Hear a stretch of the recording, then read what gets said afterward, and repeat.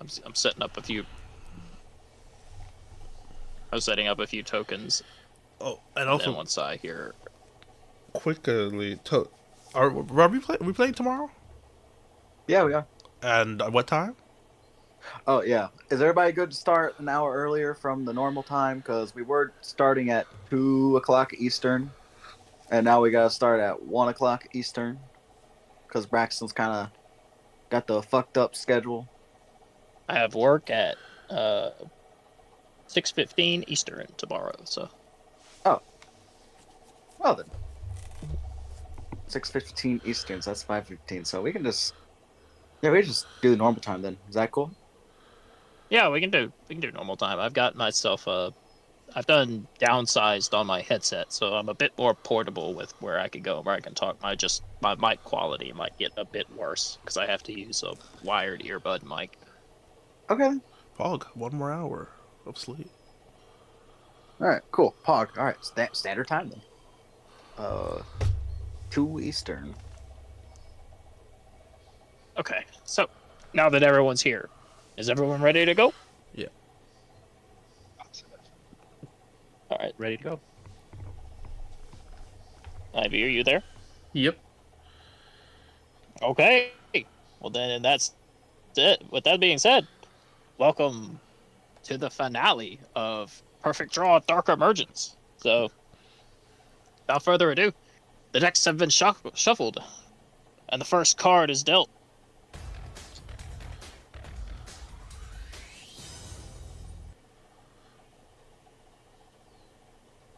Got a bit different starting music today since things are in dire straits.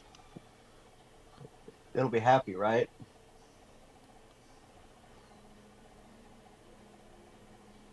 No choir music, right? Oh. So, when we last left off, a vicious duel was taking place against Nue and Blitz versus Dr. Faraday, the current head researcher of the Society, and Ran, the masked brother. We had gotten, I think, 2 rounds in, and the duel had been halted. But I guess actually before that, I kind of forgot. You raided the compound, got into a few fights, tortured a not so innocent doctor, left Fault upstairs, and Dr. Faraday was about to unleash one of his tricks, about to spice the duel up. And Lumi, since you are not actively participating in the duel, you could hear the sound of approaching footsteps as security neared the compound, or I guess neared the bottom floor of Dr. Faraday's personal lab. Meanwhile, on the other side, that duel has not happened yet, so ignore that. Meanwhile, Vicky, Carnegie, and with the aid of Sasha, the two of you, and apparently Blitz in the background, Oh yeah. the two of you infiltrated the Domino City Museum, where a strange, forbidden ritual was taking place. And at its completion, a coffin burst forth, a burly hand clasping the sides and wrenching itself out. A man weathered with age, yet still youthful enough to be considered quite strong. The legend himself, the long dead Agrippa, made flesh, once more risen to consume the knowledge of the world.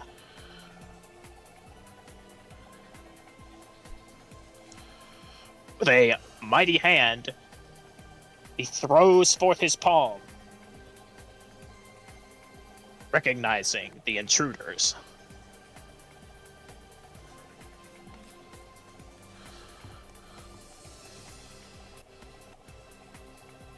And that is actually where we'll start, because it is time to set up our second ending duel.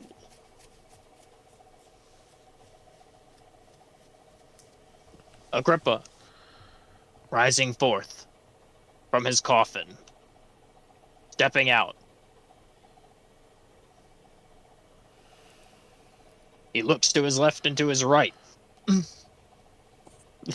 With the panic in Carnegie's voice, realizing that they have stepped into quite the foul situation. He will say, "It appears we have intruders amongst us. Some guests to bear witness to my arisen form."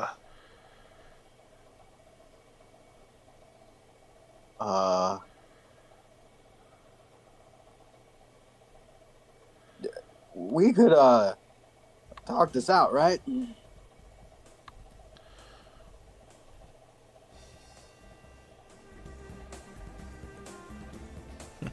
Sound like Street Fighter. He'll step up. He'll summon forth his armor. It will magically appear around his body, as fractal segments of it snap to his chest and shoulders and arms. Perhaps salvation can await you if you kneel before me now and serve forth. What do you mean by salvation? You can bear witness to the rise of the new Library of Babel and the bastion of the fountains of knowledge, gathered forth from all of the world's corners and all of its living creatures. I mean, well, I guess that doesn't really sound too bad. That sounds pretty humanitarian. Carnegie, look at the man. Okay, I'm trying to talk to it. Give me a break here. That doesn't sound too bad. It sounds pretty humanitarian.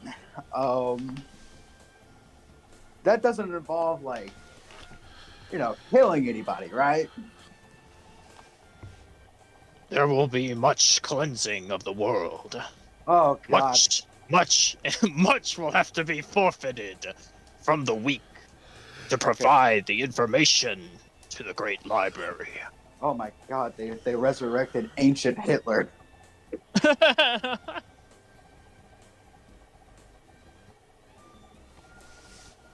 Wait, Japan was... Never mind. Okay, well, I guess... Anyway, I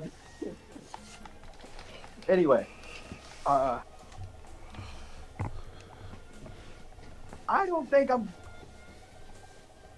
I'm really gonna want to do that. Like, can't we just do the whole knowledge gathering thing without the murder? All right, he will hold out his hand, his right hand, and a aura will start to coalesce down his armor, manifesting in it. And he will summon a spectral spear. And then he will play ads in a form to threaten you. Oh, wait.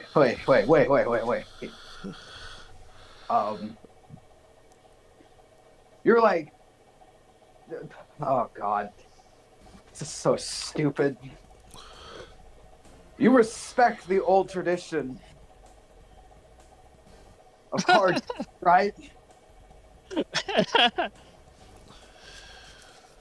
He will give you a puzzled look as you call forth to the ancient scriptures. Ah, so you are one of the chosen guardians made manifest in this current age. What?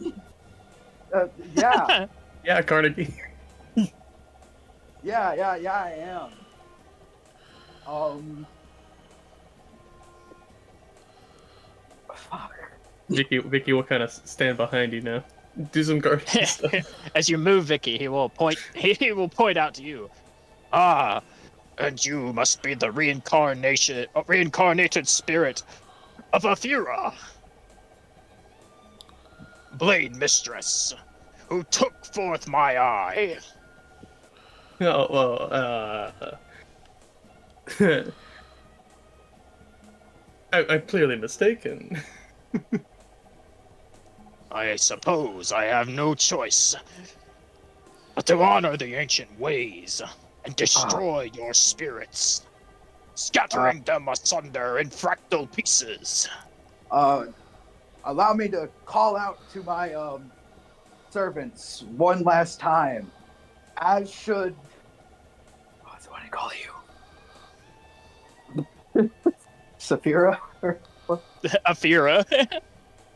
Aphira should as well, as there is one more who needs to arrive. True. Call. There was once 3 guardians. It would not be a fitting challenge to crush 2. Call Kaiba. Yes, I'll invoke the ancient right to summon the guardian. I'll say, take it on the phone. And as All well right, as Vicky. followers, I'll get out my phone too.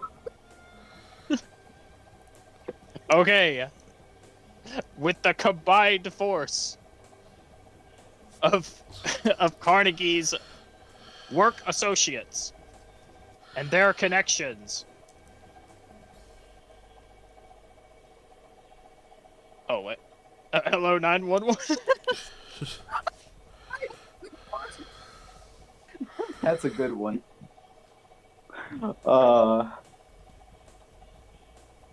But yeah. You easily manage to get a hold of Mr. Kaiba, who is currently busy on the top floor of his office, which you can conveniently see from here.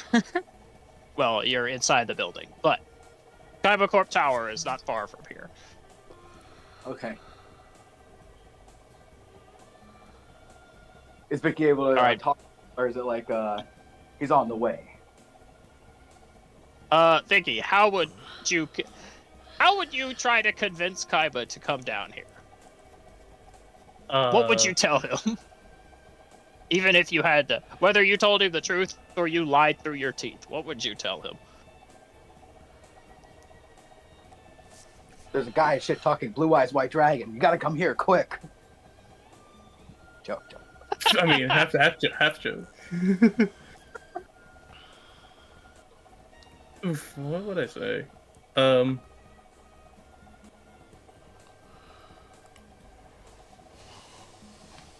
I'll probably implore about a guy gonna kill us over a. I'll use the word that I learned from Carnegie, like a shadow game. All right, as you attempt to tell Mr. Kaiba about the very real possibility of a dangerous shadow game, you seem to trigger some sort of trauma in Kaiba as he tells you to stop talking about that hocus pocus nonsense.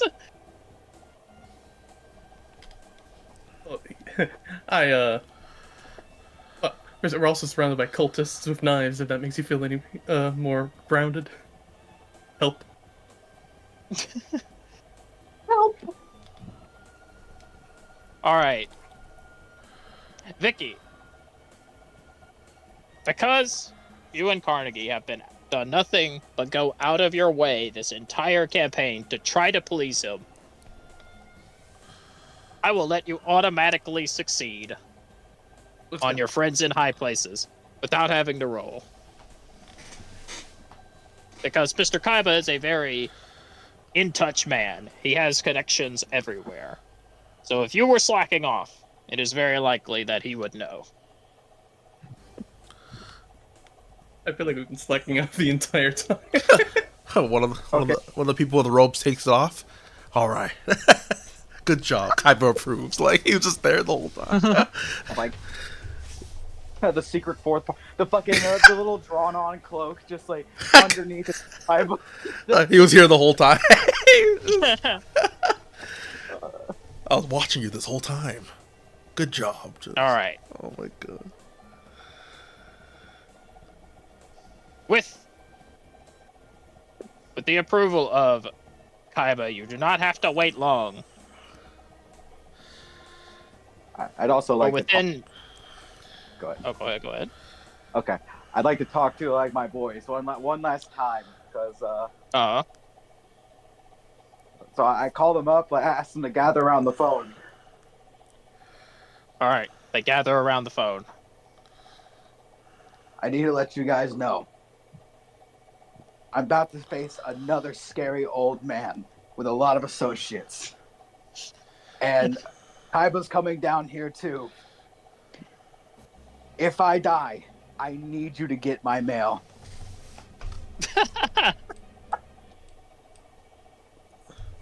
They'll tell you over the phone. Good luck, Mr. Carnegie. We'll make sure to send in your 2 weeks' notice. Thank you. You've been nothing but excellent employees to me. If I make it back, I'll make sure you all get at least a 20-yen raise. That's not much. I know. We're all broke.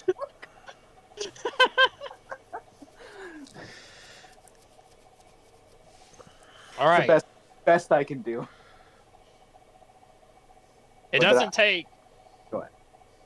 Doesn't take long before you hear what sounds like a jet engine.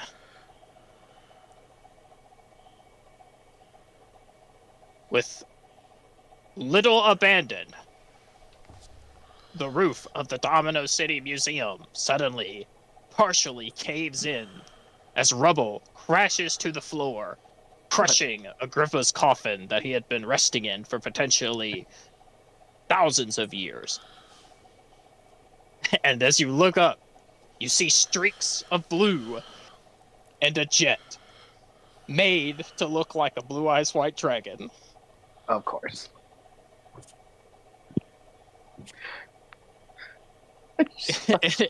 It has VTOL function, funnily enough, as it will slowly lower down and the cockpit will open,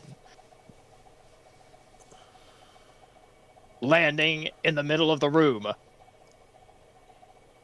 I'm not sure if you could call him your savior, but the third quote-unquote guardian will arrive. It's him. Huh. Mr. Kaiba. He just walks out with his fucking Kaiba Man outfit. He will put his dual disc on, and he will start it up, looking at the two of you, and then across at the old man. All right, you senile old fool. The only one that threatens to fire my employees is me. And he'll look at the two of you. And for both of you dragging me into this ridiculous nonsense that I've put past myself, you could both expect a demotion. I look at Vicky just kind of defeated a little bit. Okay. Is this or die? Oh, yeah, I guess so. All right. He'll look at you, Vicky, and he'll say, and after this, I don't want to hear any more about magic.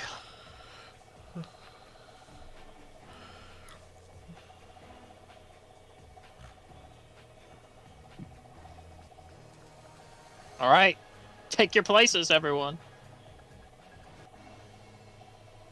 I have a feeling Kaiba wants to go first. After. Yes. Well, hang on. Let me get you two. Get you two down here. All right. So in this instance, there will be no high rule, no high roll. I'm guessing he just goes. I will use a. I will have Kaiba use a legendary. What are they called? The fucking player things. What I do you can't mean? remember what they're called. Like the feats that players could take for their classes. Max? Yeah. Well, that's Arkham Horror. Hmm. Either way, I will have Kaiba use what is essentially a legendary skill dubbed Unrivaled Talent, and he will go first.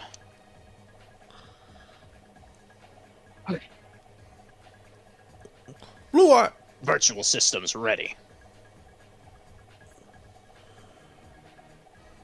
He'll draw 5 cards as Agrippa will unfurl his duel disc as it manifests from his armor. The time has come to reclaim what was lost.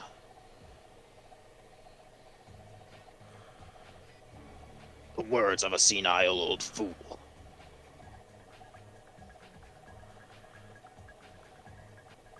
Kaiba will draw a hand of cards.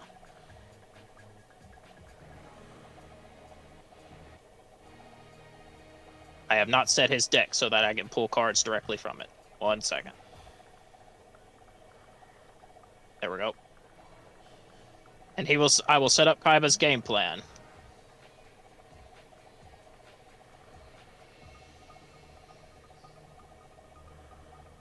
Alright. He will draw a hand of 5 cards. I'll start off with this. You'll regret challenging me to a duel. And the 2 of you will regret calling me here. I summon Lord of Dragons in attack mode. Placing this card allows me to draw a flute of summoning dragons from my deck.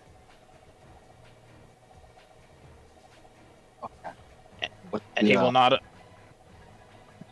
What is it, Mr. Carnegie? This is the finale duel, right? So 3 cards. Oh, this is a grand finale duel. Draw 4 cards and you get 5 life points. Gotcha. I'm sure he only has 5 life points. Oh, surely. Surely. I'll place Flute of Summoning Dragons, which lets me play 2 dragon cards directly from my hand. And I choose Blue Eyes White Dragon. And they will place... Kaiba will immediately summon 2 Blue Eyes White Dragons. I think this guy's cheating. All right. Let's go.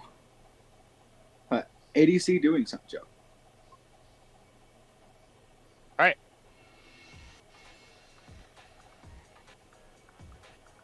That'll be Kaiba's turn.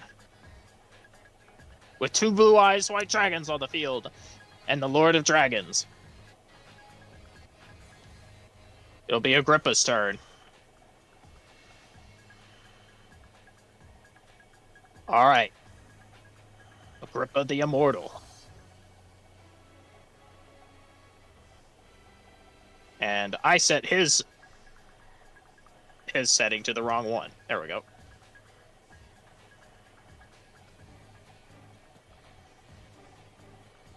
Alright. Agrippa will place an item card. This takes me back to the times when my grand city stood anew and beautiful, as it will be once more. He will play an item card. I summon Symphonius, Elder Lord of all knowledge. Immediately placing an ace on the field, you will see a towering 4-armed creature with a body akin to that of stone and a head in the shape of a U. It will hold out its hands, and it will take it will take an unmoving stance. And Agrippa will explain. Symphonius, the Elder Lord of all knowledge, will act on the field. It cannot be destroyed.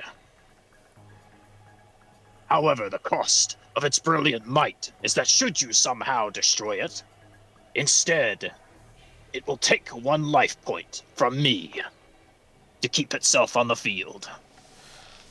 But each round it will accrue knowledge which I can use to enhance my servants.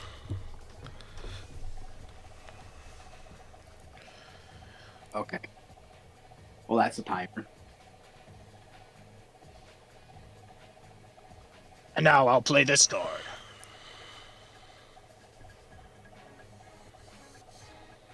Come forth, Temple of the Sun, Eagle! A creature will emerge, bearing the armor and mask of an eagle, with a stone tablet that stands behind it.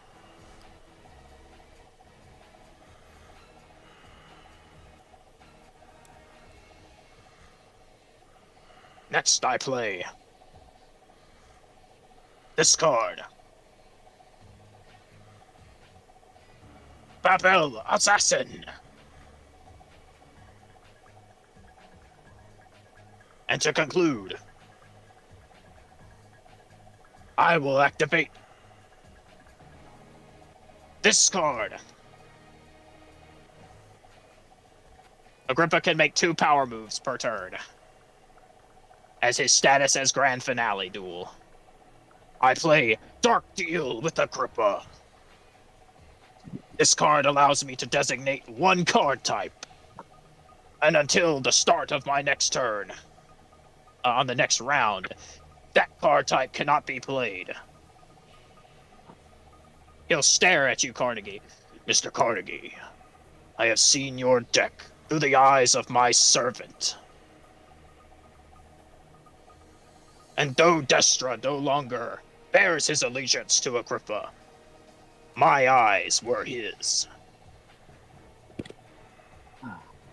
Dark Deal Agrippa. Dark Deal with Agrippa.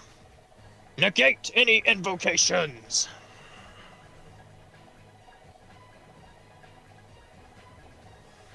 Well, that does make things more complicated, doesn't it? It is just until the start of the next round. Long ways So away. you just can't play any on your first turn. All right. That is the end of his turn.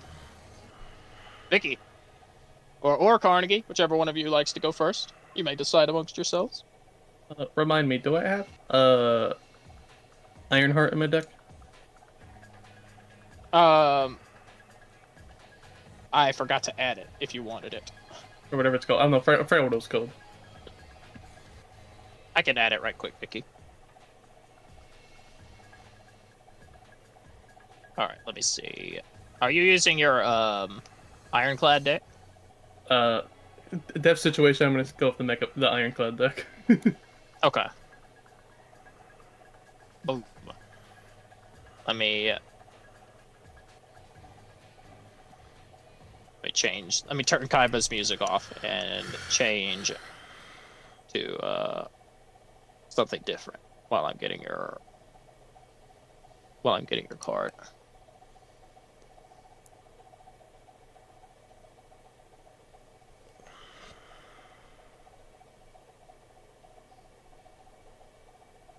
Yeah, did you want Sasha's ace? Yeah, Okay. I just forgot the name of it off top. Okay, I also forgot the name of it. But I am digging through my stuff to find it.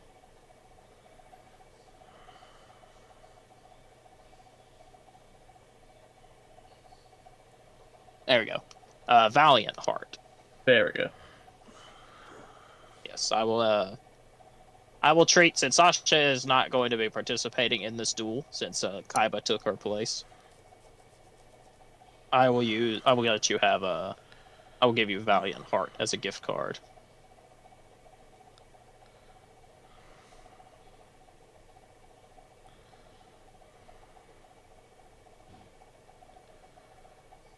If it'll load. Fuck. I forgot to get a gift card from someone. It's okay. I've already drawn my cards. Agrippa took Alright. 50 hours for one turn. You want you want a gift card in the meantime? Did you want to sneak a gift card, Carnegie?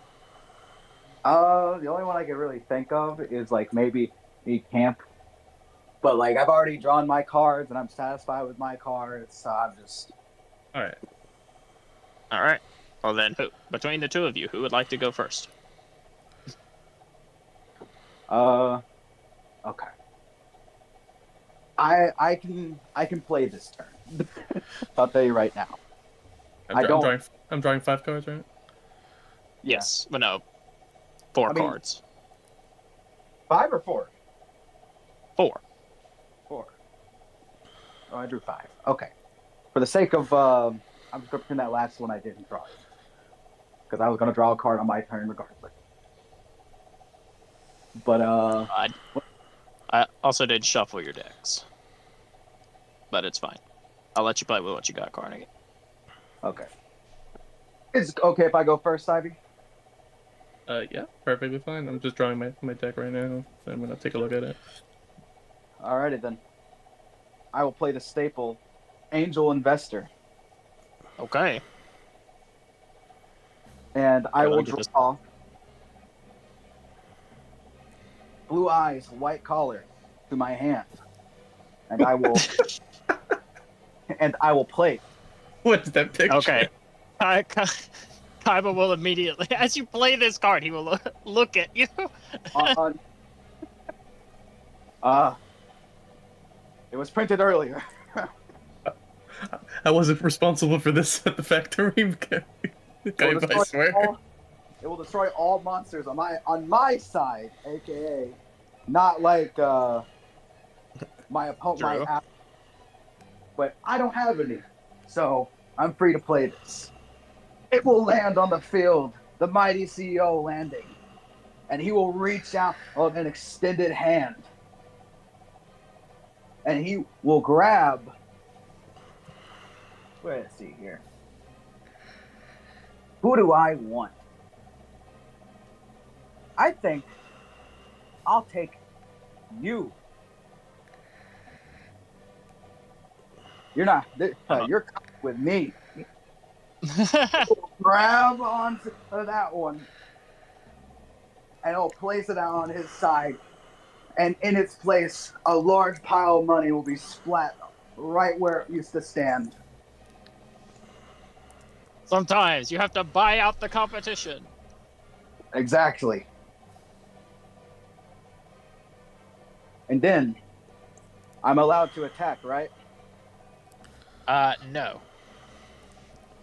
No, my first. It's always the last person that goes can attack in a multi-man duel. Oh, that's how we're doing it? That's how I've been doing it, even in tag duels. Okay. That's all right. Now I got a defender. Yes, sir.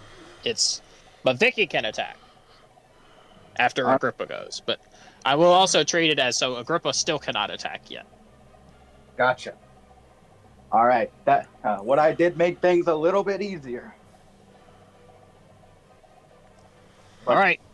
I will conclude my turn as I cannot attack, and I will pretend I have drawn because I drew 5 cards. I thought we were drawing 5. But all right. That's my turn. I concluded. I'm not allowed to attack. All right. Agrippa will go. For a power move, he will place this card. Temple of the Sun Lion. And it will summon forth the matching form of the eagle, except with the body of a lion.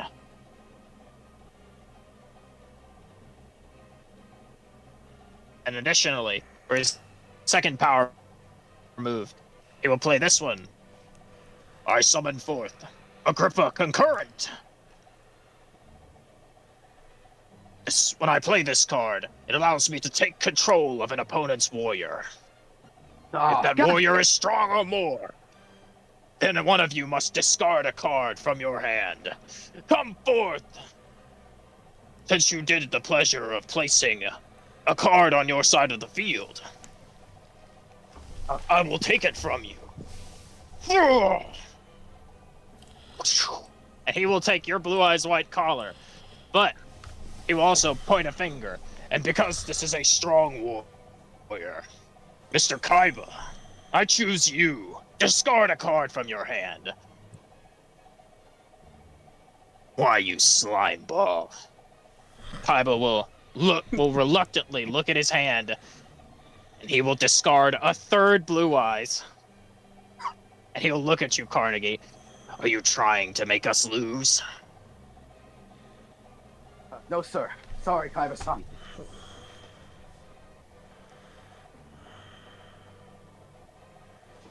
All right, that will be the end of Agrippa's turn. Vicky.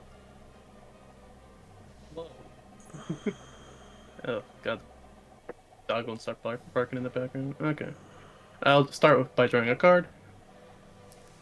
Okay. Vicky, you can attack. Yeah, I can't fucking read what that card does from here. Did you send me Valiant Heart? Send it. Yes, I did send it to you. Oh, I was just thinking if you had it on hand, now I'll have to look it up again. Oh. Yes, I have it on hand. Yeah, because I have it in my send it I have it in my hand, but I can't actually fucking read it. Oh, okay. My bad. I feel like like real- there should be a way you can zoom in on it. You can't just click on it or like zoom in on it. Oh yeah, okay. I thought Yeah. it would pull it out. Okay, I can read it now. All right. Continue, Vic. All right, I'll start by playing Dangerous Situation. So I'm gonna play.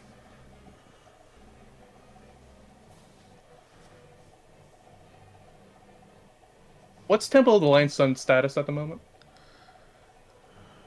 Also, is there only one on the field? Or is Oh, it is. Right now, no, it is one monster that, when destroyed, becomes an item instead of going to the graveyard. Oh, so it's Temple of the Lion Right Sun. now it and is just Temple a of the Sun Eagle. Okay, I got you. Yeah. They're both just normal warriors. One's got contender, one's got defender. Okay, I'm gonna play Plasma Pest this round. Okay. And I'm going to galvanize Blue Eyes White Collar. Wait, no, sorry. I'm gonna galvanize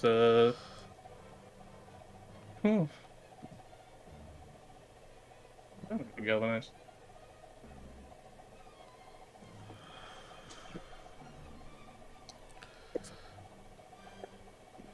Yeah, because I could.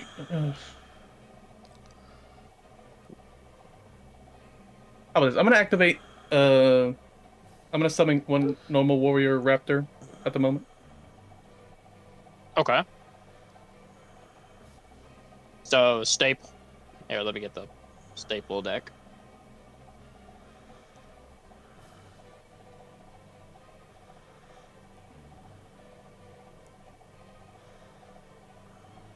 Did I put it in here? Oh, shoot. I don't think I did. That is your staple, isn't it? Which one? The raptor. The raptor is just like a regular create one normal warrior. I have a fancy little raptor for it. Yeah, that's a staple. I don't have a... I think I forgot to put the raptor staple in your deck, so... Here's just a blank warrior. My theme, and afterwards I'll with Plasma Pest's ability I'm going to silent protocol the item Symphonious. Okay. Alright, he is not going to allow that, and he is going to attempt to use a response move. You may roll me 2d6s plus tension to try to stop him.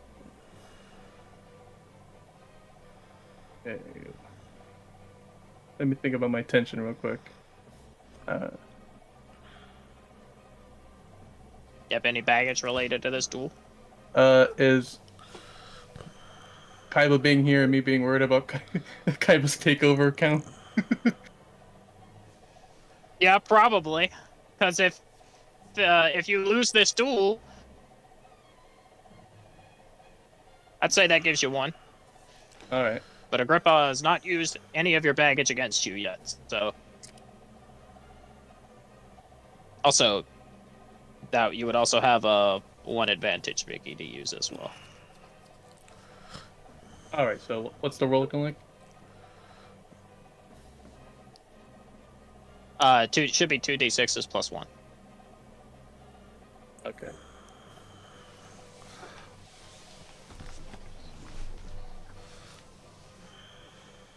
Okay, yeah, alright.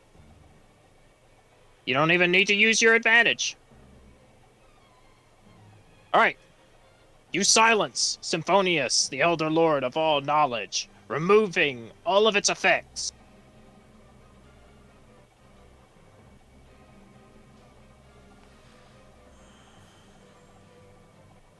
Oh shit. Okay. How long did that silence last? Next It is permanent. Until the end of the turn. End of your turn or his? Oh, never mind. It says end of the turn, but it gives enough time to potentially kill it, maybe. Yeah, let's destroy that shit ASAP. Oh, There's and no- I will what's it say, I will treat it until the end of the round is how I'll treat it.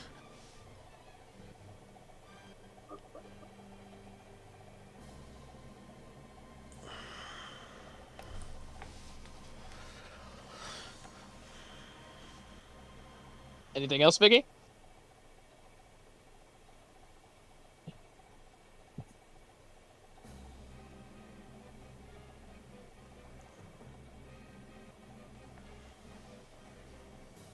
Vicky? Sorry, did you ask something? Anything else? Yeah, I said. Oh, you have I had anything nothing else. I have nothing else in the tank. I did the staple, drew a card, played the monster, used a card effect. So I have nothing else. Can you attack? Oh, I mean, I have a weak warrior. The only thing I could attack is Agrippa concurrent, and that would be Yeah. Well. Yeah. Well, I mean, if you succeed, I don't know. It wouldn't be like the biggest thing in the world. sure. I mean, Plasma Pest has done its job, so I could attack it just for the hell of it at this point. Yeah. Oh no, wait, I forgot. I have like a normal warrior. I could just attack Agrippa concurrent with normal warrior. Ooh. True. Yeah, I'll just do that in that case. Alright, your raptor will lunge forward with talons wrenched forth, and it will slash the Agrippa concurrent to ribbons, and he gets destroyed. Meanwhile, Agrippa the Immortal seems not too displeased. Such is the way of the serpent. They do their job, and then they are put to rest. I think I prefer Kaiba's employment. Blitz, I think we might need that table space. Oh God. Need that what? We might need that table space where you're sitting. Here, I'll just kind of move him, kind of like down here.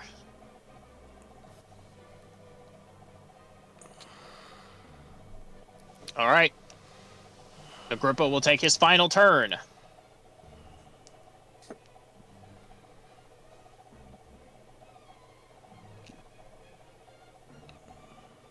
First thing, he will use a power move Oh God. to cleanse Symphonius.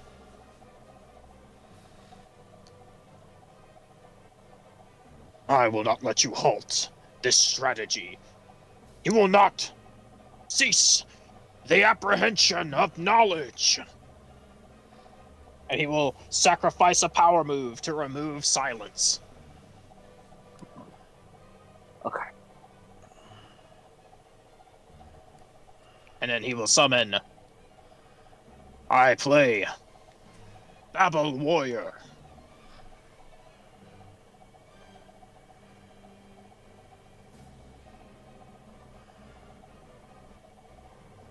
Go! My blue eyes, white collar. Destroy Temple of the Sun Eagle. Your brainwashed businessman will lunge forth, Carnegie, and it will obliterate the Temple of the Sun Eagle, and it will transform it into an item on your side of the field. Agrippa will chuckle. You may have taken my eagle, but his loyalty is still to my cause, for as long as he is on the field as an item, it will still grant Symphonius the knowledge. Oh. Perhaps short-sighted on my end. And now, Babel Assassin, attack the Blue Eyes White Dragon. The assassin will throw itself into the Blue Eyes, and it will die, exploding in a burst of well, not fiery, but electricity. As its effect goes off, I grant the Temple of the... Actually, it says... Babel Warriors. Did I put it as any warrior or any card? Said any warrior, I think. Any warrior. Okay, fair enough. I couldn't remember exactly. Yeah, I will give Temple of the Sun Lion inconspicuous. It cannot be targeted for attack until it is the only card remaining on the field. And now, Babel Warrior. Attack Carnegie directly. The Babel Warrior will lunge forward, and he will jam his spear into you. Ow. Dealing 1 life point damage. Ow. Carnegie, as the warrior stabs you, you start to physically bleed from the wound. What the? Agrippa will chuckle. Do you feel the coalescence? The dark magics flow through this area. I think we call that a trauma wound. Oh, God. You're an asshole. Temple of the Sun Lion. Lunge forth. Destroy that annoying spider. As I think conspicuous. Oh, yeah, wait. Oh, it does. Never mind. Gotcha. Got him. Got him! Alright. Fair enough. Fair enough, Vicky. Sneaky, sneaky.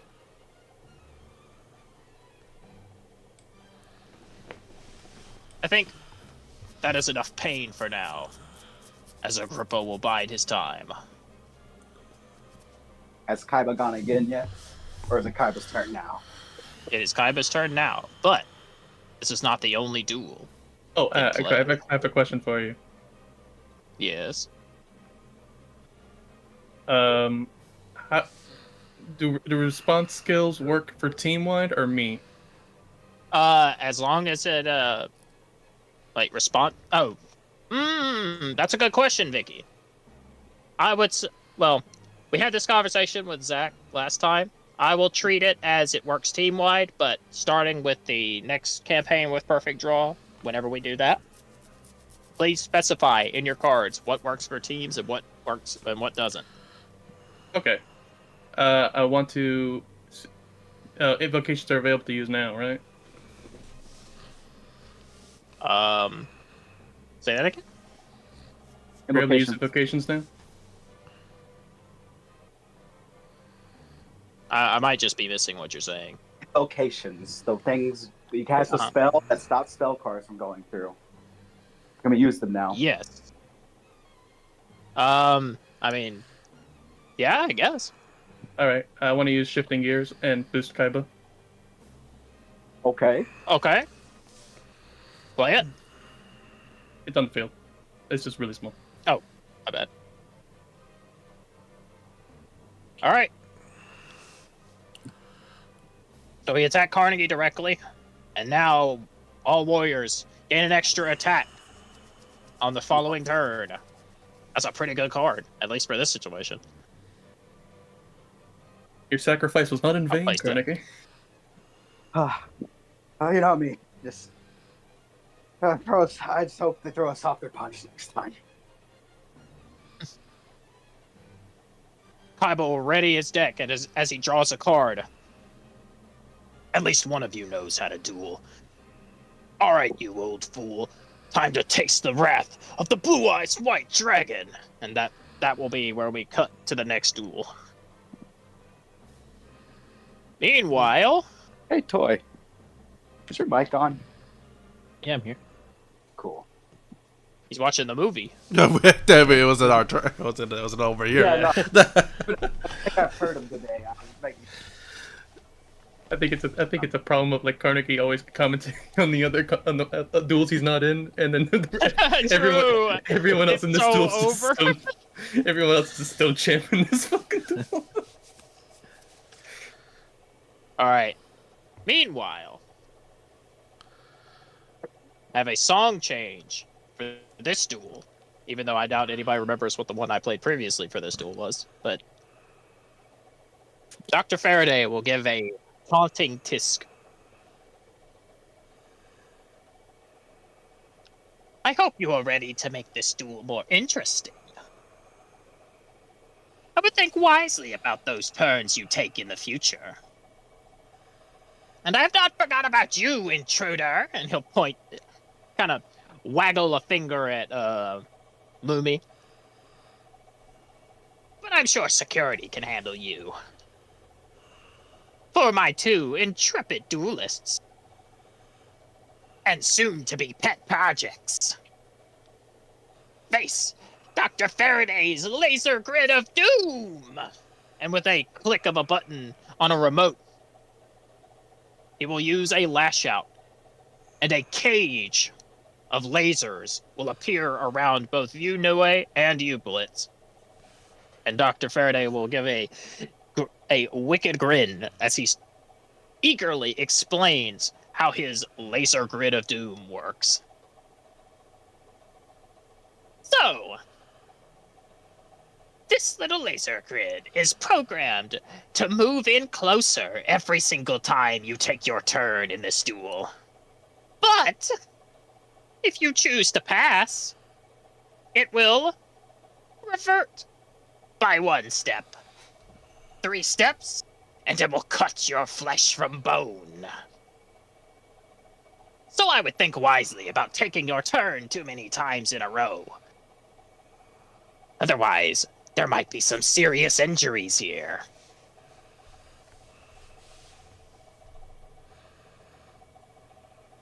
Well, Understood? Kind of sucks, yeah. Noel will just shrug. Like, pain is nothing new. Nobody's like, oh, this is par for the course. Yeah. I am electricity. You... All right. As long as our the two of you understand the rules thus far, now that his laser grid is in play, if you choose to take your turn, they will move closer to you. If you take your turn 3 times, then you will potentially face serious injury. But we have a duel to not to conclude. Well, I guess, yeah, technically a duel to conclude. So, Nue, it is your turn. We ended at the start of the round. Draw. Although, actually, did I? I think you did draw. Oh, okay, that's why. Yeah, I top deck Stormblast. That's right. So, Yes, you did. with a little You grin wish- at my hand.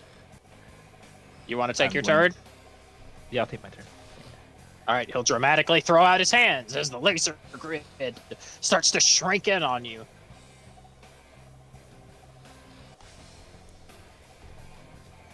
Little grin. I will play down Stormblast. Oh boy. Storm Warden's back again! Did you miss me? Just smile. Alright, let me go,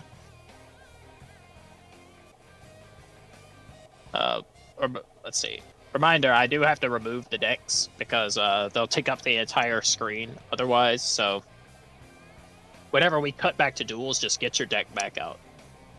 Alright. Where is New Ace? There it is. Oh. Let me find Storm Warden in there. Storm Warden, yep. Alright, boom. He's back.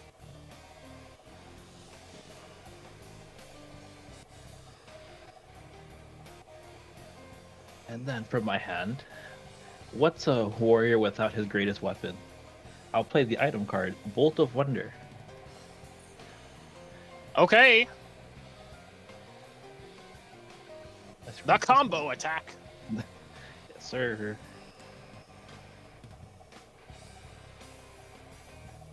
And I will equip it to Storm Warden. So he now has Overwhelm. Yeah. Yes, sir. Ergo, we decided that when it only gets Overwhelm on its turn if it attacks, right? Yes. On Dr. Yes. Faraday's turn. Alright. And Storm Warden will just survey the field and then pick Ergo as like the most, I guess, most pressing concern, and he will strike Ergo. All right. With a thrust of its lance, Storm Warden will immediately pierce the experimental freak, sending it to the graveyard. And also heal one life point. Yes, sir. I think I'm back to full because I spent to You did reroll spend my one to deck. shuffle your deck, yeah. Yes. But Blitz is down to only 2 left. No. As he did take a direct hit, I'm pretty sure. I think. Yes. Did I? Did something happen to you, sure? Because that's when I think we were deciding if Storm Warden blocked for me. Oh, true. All right. Fair enough.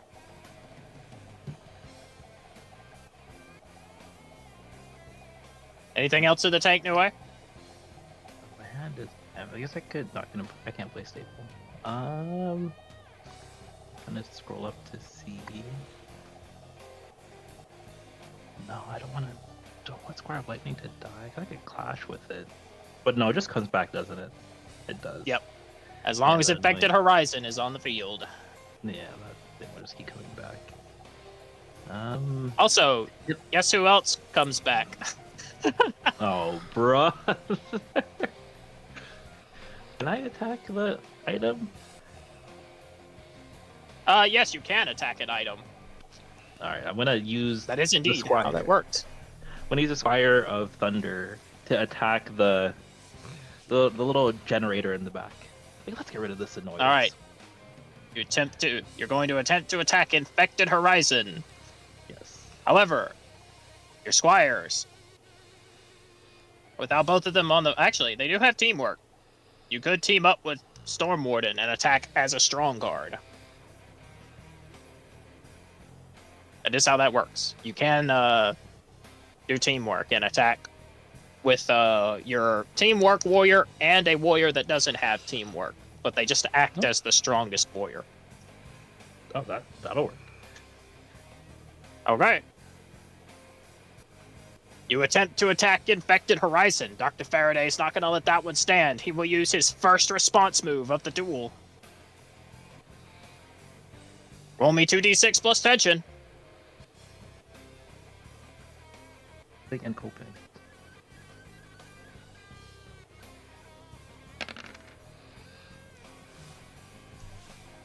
What's your tension?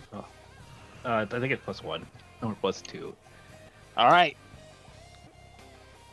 Well, I do not believe Dr. Faraday has actively used your baggage against you yet. Not yet. This whole duel, yeah. So that is just 1 tension, which means that is a fail, sir. Darn it. All right. What is his response? He will obviously stop your teamwork attack. You do not think I will just let you do that. Reveal face down card.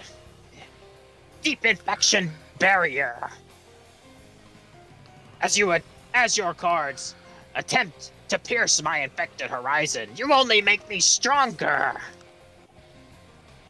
As you strike the infected horizon and are repelled, Dr. Faraday's trap card initiates, allowing him to summon forth a new experimental freak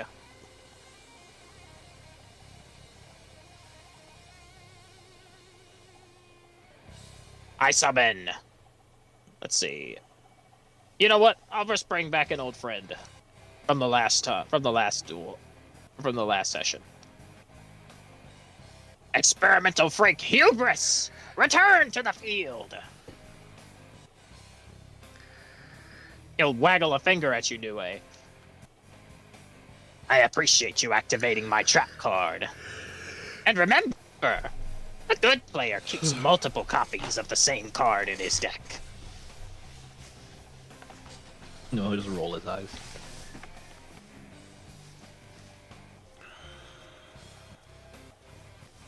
Alright, and I think with that, I have exhausted all my options. So I'll end my turn.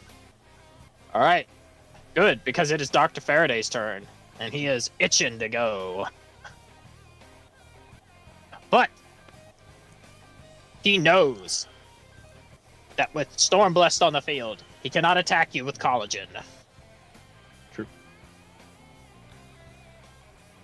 So instead,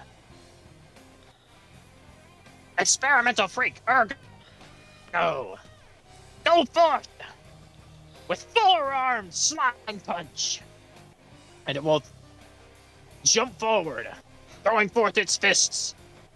It will punch the Squire of Lightning, sending it to the graveyard. Or was this the one that had Resilient? No, I think this one has. I think it Did I had do Resilient. Other than arms last term, I think I did. Yeah, I think it did. I'm trying to zoom in. I think Squire of Lightning is the one that had Resilient. That's why he didn't attack. He didn't send it to the graveyard before.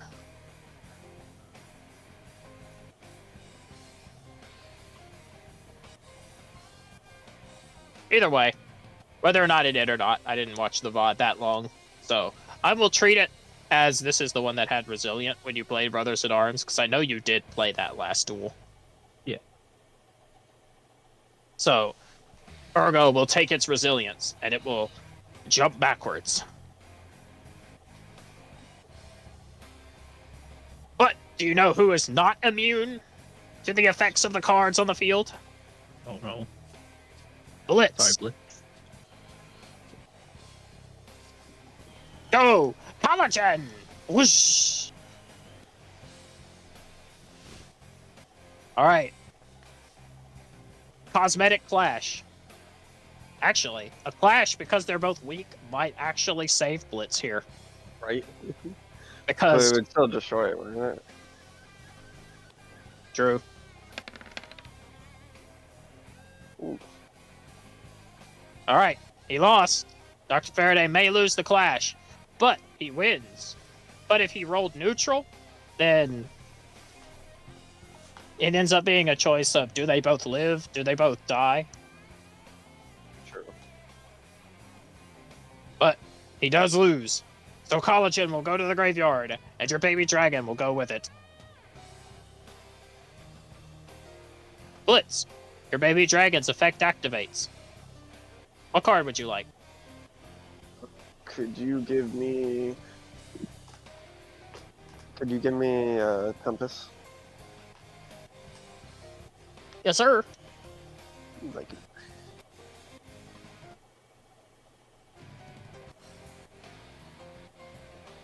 Unfortunately, though, Dr. Faraday does not have a warrior that can attack you. my God. They are weak. Even though Collagen does return to the field, they're weak.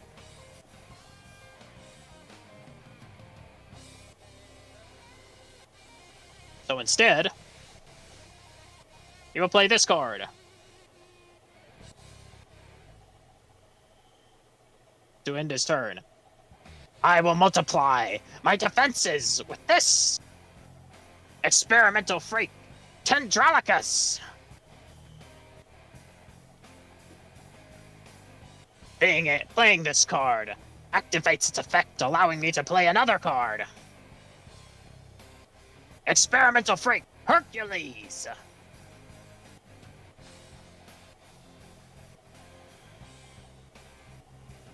This card becomes the strength of my opponent's strongest warrior and allows me to check your hand. and copy its keywords. All right, boys. Nue doesn't have anything in his hand. The Blitz, it's time for me to change your deck so I can gaze upon your hand. Gotcha. Dr. Faraday will thrust out a pointing finger. Show me the card in your hand. Do you want me to say them or? Oh no, I have a thing that I can enable that allows me to see the cards in your hand. Okay. So, let's see. I just gotta find the setting.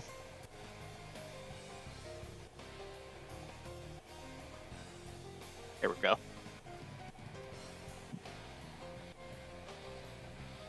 Let's see. Well, why didn't it work?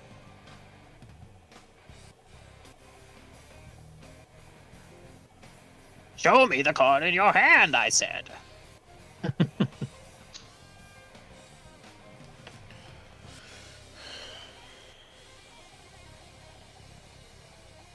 Ah, there they are.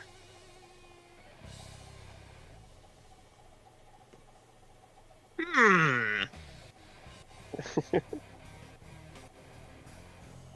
Oh, I'm accidentally stealing them. Just deny that. Don't let me take them. Okay, I gotcha. I was like, wait, what? Yeah, ignore that. I was trying to zoom in on them, but it's okay. I actually can't see them. They're too small. What cards are you holding? Because since it won't let me zoom in on them, you'll have to tell me. Rayquaza and Tempest. Neither of those have really good keywords to copy. See.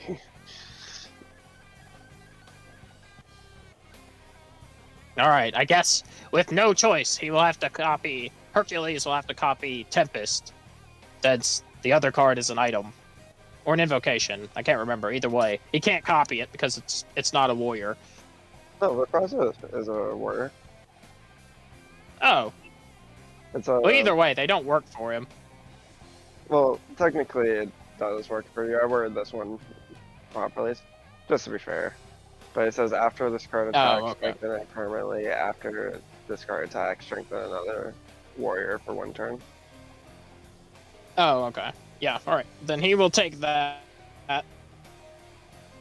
Even if it doesn't really do much for Hercules, because it copies the strongest warrior on the field. Yeah. On his turn, fair. So. Alright. Now. You're about to. You're now bear witness, Nue, to the ultimate experimental combo! Go, Tendralicus! Sacrifice your life for the greater good!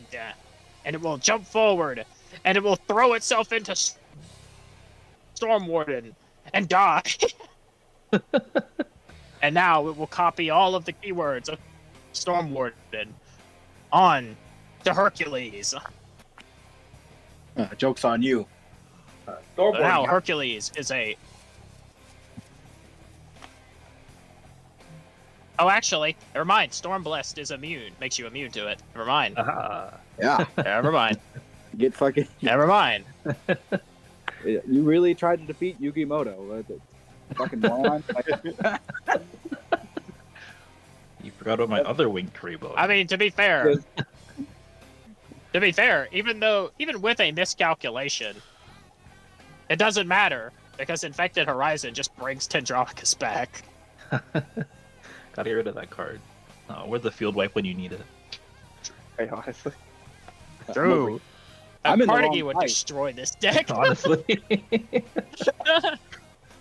That shit would slap. I would slap the hell All out right. of it. Matching blow for blow. Experimental Freak Hercules.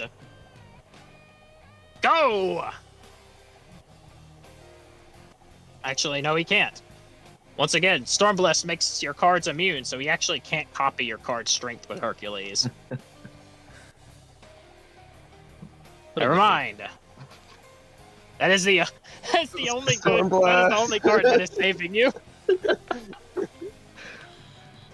Oh man, I think somebody should That is the. have said something about that one.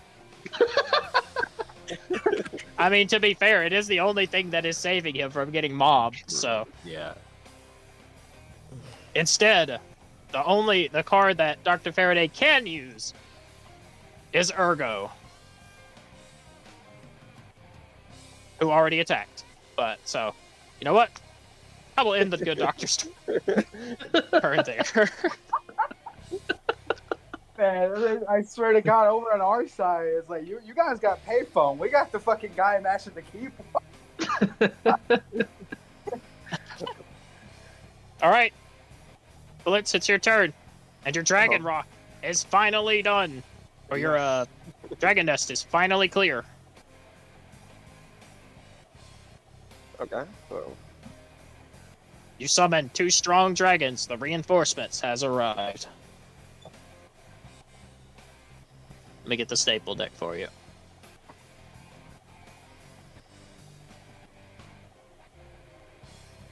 Here we go. I will get you 2 strong dragons. I did not mean to click that. How do I get rid of that? Hey, what did you do? I clicked on Dr. Fairway's deck. Oh, did you just flip the card over? Yeah, why is it keep going? What the hell? I didn't know I could do that before. No, just leave it. Yeah, just don't stop, bro. You're top decking.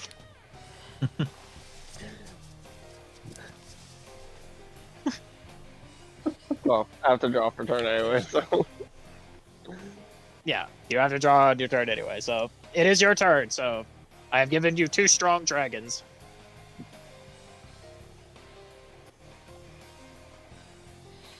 Oh, I didn't even draw the card. Okay, but whatever. Oh, that's actually not good. Are you out of cards to draw? No, I should have one more card to draw after this. Okay. It won't matter anyways. I am going to summon Tempest to the battlefield.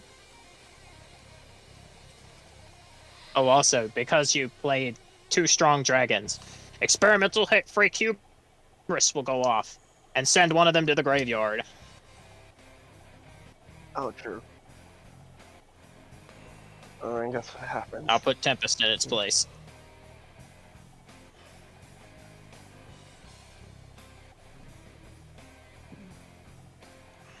All right.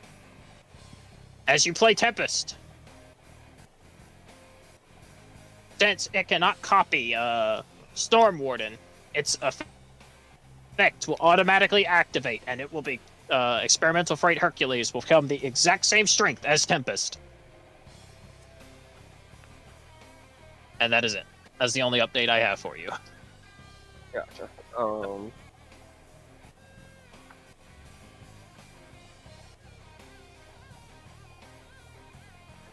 I will then do my staple summon dragon. Okay, summoning a strong dragon. See. I will just copy it and paste it. That is I'm pretty sure that has exhaust on it as well.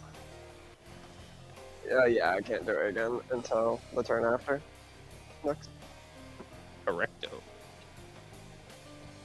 Means you can only play 1 card next turn.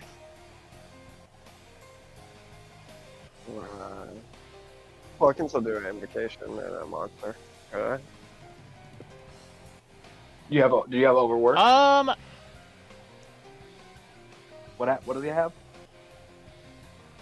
He played a strong dragon staple. That has overwork on it, doesn't it? That means you cannot play staple. I think you can play a normal card. If you still have like your play monster, play invocation action, but you can't use your play staple or invocation action. Okay. Yeah. So Yeah, so you can only play 1 card next turn. Yeah, what Braxton said is very accurate. Okay. I will then go into attack. Okay, And attacks. He's going into battle I phase. will. I'll send a strong warrior at the item that keeps rezzing him, Infected Horizon. Okay. Dr. Faraday will grin as he uses another response move. All right. Blitz, 2d6s plus tension, and Dr. Faraday will say, I warn you if you... This is going to be quite lethal. Do I have any tension? Nothing really changed, right? Below half. Does this... Yeah, you are both... Well, Oh, he's- true. he said he wasn't, so... Oh, okay. Oh yeah, no, yeah, I'm at 3. Play has bag, nope. Has put away, nope.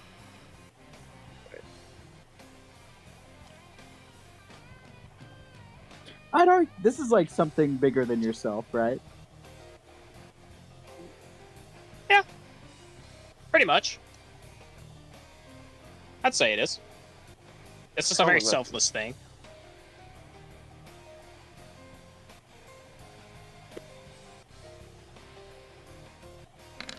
Okay.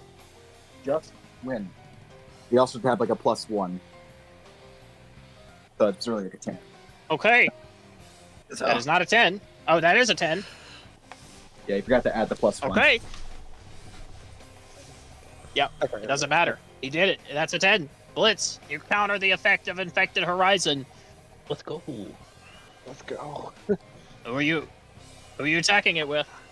I'm attacking with a strong, one of the strong dragons. All right, soaring overhead and breathing down a burst of fire. It burns the giant city cocoon to the ground, leaving smoldering ash in its wake. Dr. Faraday will give out a bit of a screech. No! Oh! Thank God. I told you this would be quite lethal! And not to take that sitting down, he will pull out his remote and he will manually shift the laser barriers closer to you, Blitz, in response to that. So you took your turn, and now Dr. Faraday is actively cheating. So if you take your turn next, on the next round, you will face real harm. Oh. I wouldn't be able to use my Mark of the Destiny to just like beam out Scotty, right? Of like the Not this cage. time, no. No, I'm not gonna let you do that this time. Okay, fair. Are cages connected in any way? Like You can cheat too. Say again. I'm wondering if are the cages like connected anyway, or they're like on like a central system? Oh, wait, boy, ain't you the ref? Oh, they're like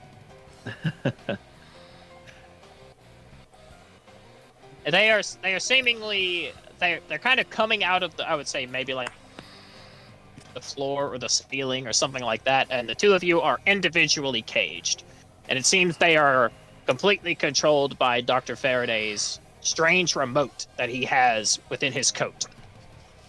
Is this a shadow game? Toy? Yes.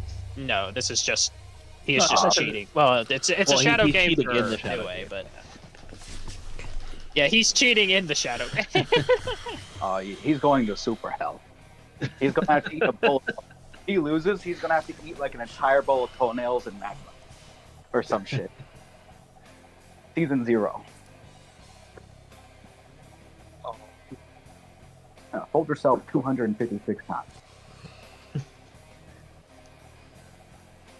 Well, Continue your turn, Blitz. I will use my second warrior. Being terrified, I will send my other dragon towards the college room. Okay. Your second dragon will attack it, and it will sacrifice itself as they both go to the graveyard. Collagen dragging your dragon down with it.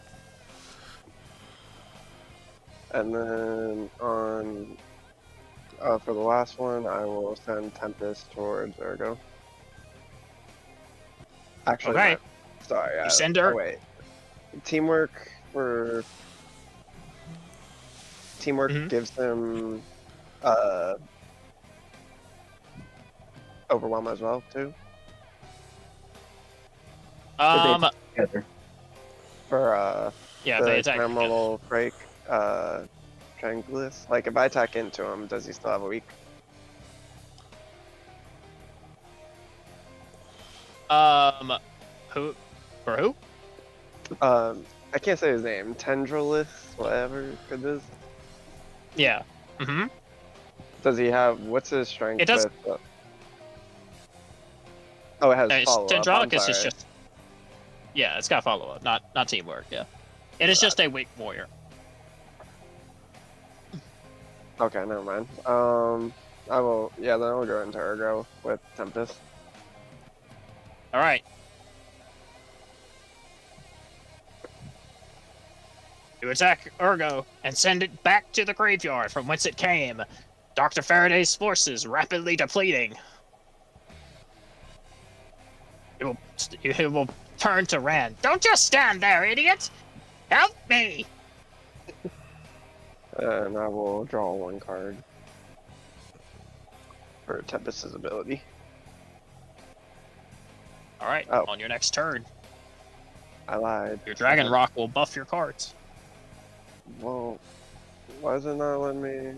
Okay, I should have my last ace in there, but it's not saying that it's in there.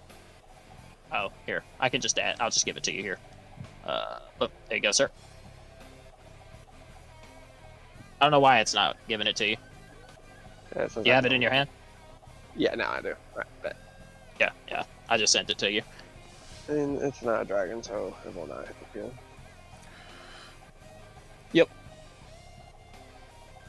All right. Well, it is Rand's turn. But before that,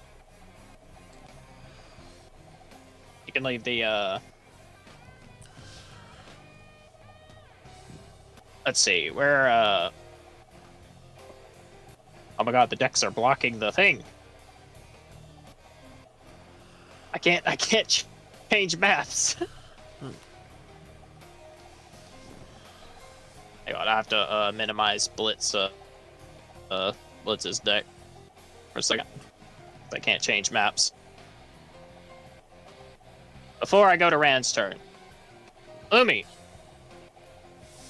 Oh. you can hear the sound of thunderous footsteps approaching. Security is running down the hall.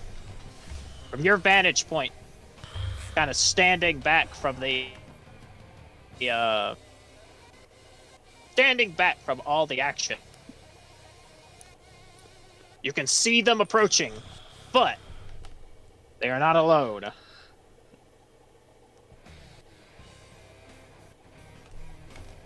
Lamar. Seems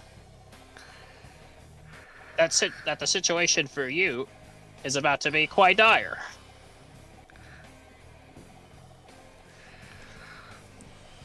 Running down the halls,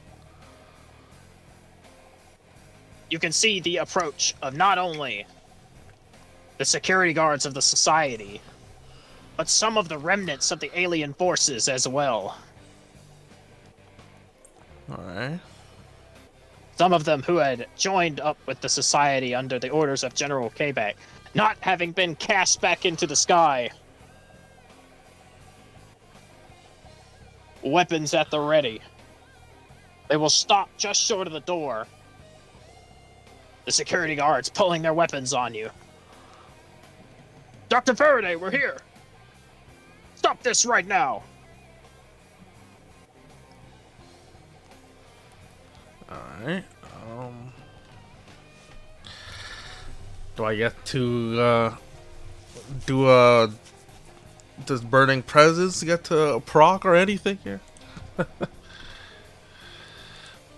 I will say that with your ancient aura kind of emanating forth, leaving some trails of, I don't know whether it would be light or fire or something of the sort on the ground, kind of beneath their feet. You can see there's a bit of trembling amongst the humans, but the aliens have no fear. They hoist their futuristic weaponry at their shoulders. And while the ordinary people tremble, they are ready to fire with intent to kill. Alright. Well, I mean, do what, actually, you said there's a bunch of like test tubes and everything that people or cells and all that. Did y'all get released already? Absolutely, yeah. Or they're still Well, I would say that there's not really cells down here, but there are like large test tubes that like people are inside of that were experimented on. They're kind of floating in, but no, they have not been released. Might do a bit of shattering. Just throw out the wings. Yeah, see if I could shatter some of these. At least create more diversion than other problems for them to deal with. So. All right. You throw out your wings, focusing your burning presence not simply on the security, but on the environment around you.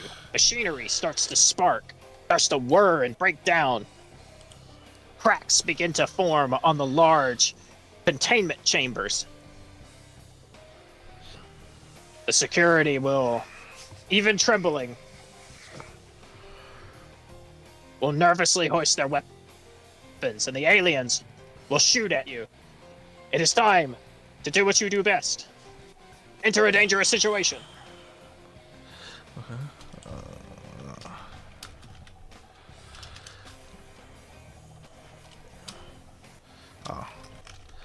Forward slash.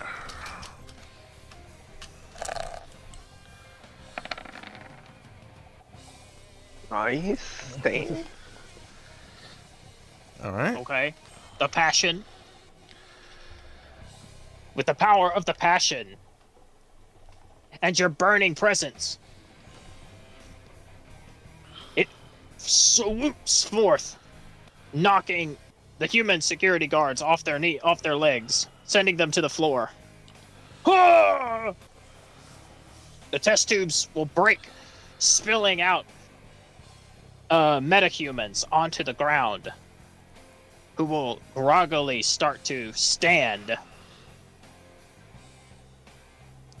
The remaining human security guards will look between each other, and then the aliens will look at you. The prisoners! The experiments! They're breaking free!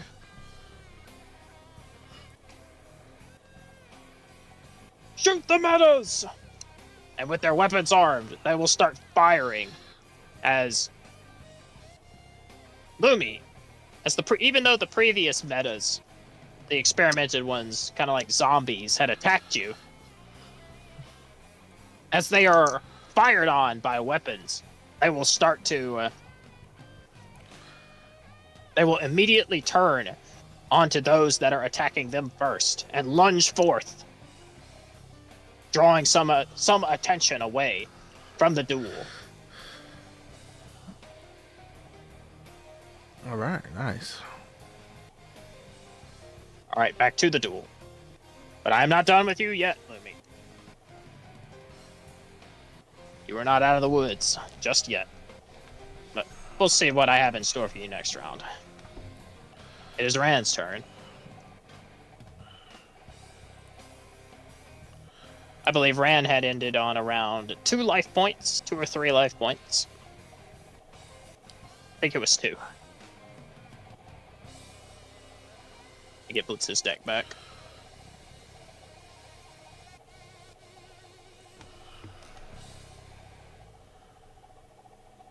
It's time to get this tool into high gear.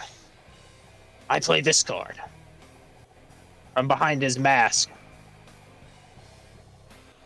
he will gutturally throw down Blaze Mark's Sealing Sword, Dark Knight. And he will equip it onto Infernius. It will go from a normal warrior to a strong warrior, adding pressure.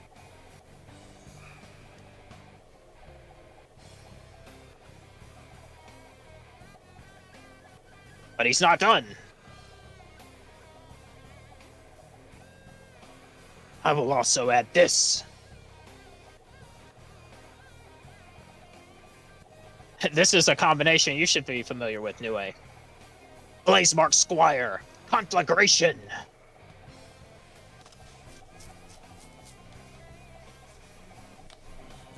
With this Squire on the field, it grants Infernius the ability to attack twice per turn. And considering he can already attack twice per turn, Infernius can now attack up to 4 times a round. That's a lot of damage. And also, since it is his turn, Infernal Sealing Swords, Twin Sapphires will also heal him by 1 life point, giving him back 3 HP, or putting him back at 3 HP from 2.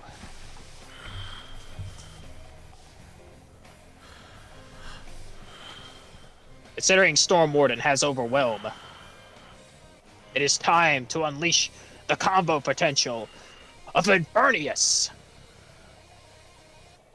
Infernius will dash forward, destroy the Squire of Lightning, and with its bladed arms, wielding both the Sealing Sword and the Twin Sapphires, it will strike your Squire of Lightning down with a single blow, erupting the field in flames. Just because your cards are immune to effects against them, doesn't mean they're immune against Infernius. This is just natural buffs.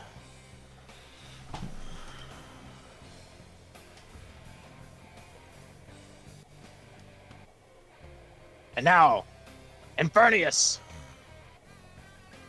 attack! Destroy that dragon! Blitz, Infernius will lunge forth, thrusting its blade out. Rand will pay 1 life point to destroy Tempest without a clash. With a piercing blow, fire will erupt out the back of Tempest, sending him to the graveyard as he explodes in flames. Oh no! It's about time to wrap this duel up. Infernius, attack that strong dragon. And now it will clash.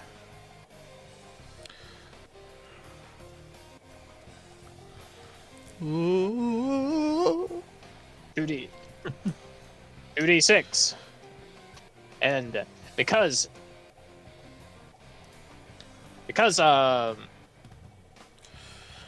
Blazemark's Sealing Sword is on the field, it adds pressure. 2d6 plus 2. What is that? Die. What is... Die. Oh, so you think. Rand will pay 1 life point to negate the clash and destroy your dragon, leaving him at 1 life point. I don't know, man. I don't know, man. Yeah, just maybe FFGG could go next. Do you need me to join? All right, that leaves lasers Rand at would 1 be life good. point remaining, and he will end his turn. Actually, no, he has technically 1 attack left. So fuck it. Let's see how you. Let's put you on these same stake splits. And now for my bonus action. Infernius! Downward flame strike! Attack him directly! Leaping over your dragon rock. In a hallmark reminder of yours and Blitz's duels, you are struck by a card of similar iconography. As the warden comes down with his infernal arms, dealing 2 life point damage to you. Someone And a save. pillar of fire erupts beneath you. Although considering this is not a shadow game where the monsters are real, you don't actually take any injuries, Blitz, but it is very dramatic. And in Yu-Gi-Oh fashion, you can't help but kind of fall backwards. Bro, y'all ain't even fighting real fucking injuries and shit. Yo, tag in. Aliens and zombies. I don't want to hear it. Oh, I'm sorry. I'm fighting God. Like, what? What do you mean? I'm fighting. Fucking What do you mean? Fucking You got- ancient You history. got fucking Kaiba. Hitler. It's okay. Kaiba had a You little got- god card. I mean, sure, you're fighting Yu-Gi-Oh God half joke. Like, come frame 1 to double Blue Eyes White Dragon. Just Yeah.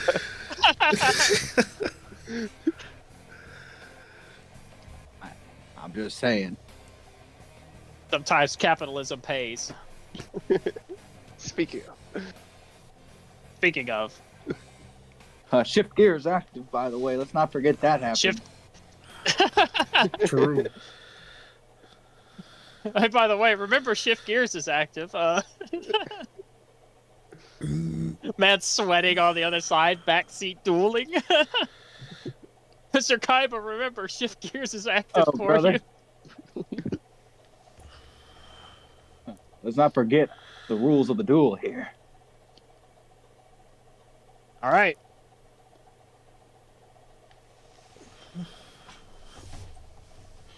Let me get the thing ready.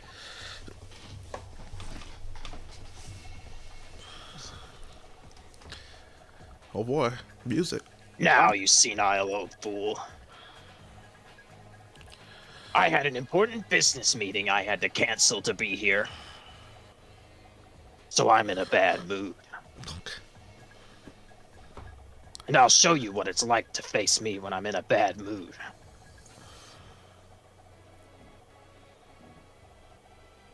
First,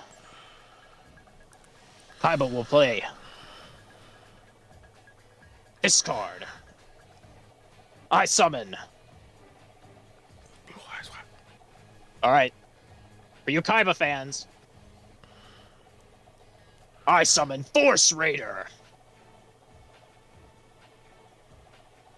Staple. All right. yeah, that's pretty much what it does. I know, Now I'm it counts a as big two Kaiba fan. two tributes, so you can summon a blue eyes. Okay.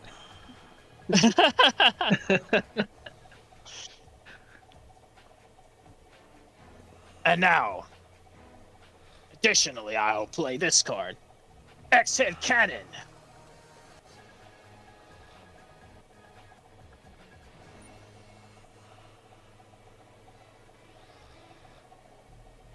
Go!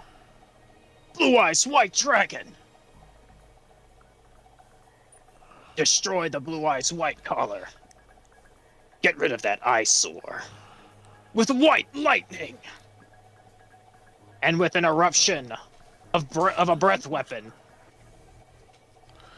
The first Blue Eyes White Dragon will sweep across the field, destroying the Blue Eyes White Collar and the Temple of the Sun Lion, sending it to the item zone.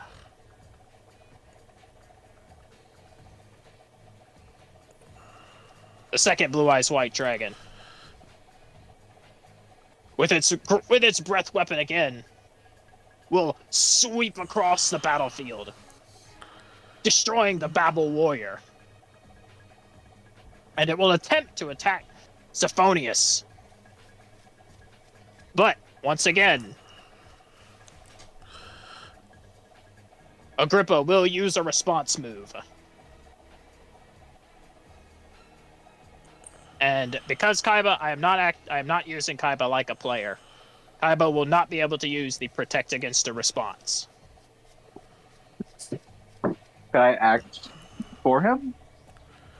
No. I bet you wish. But we're a team. Go team. Actually, never mind.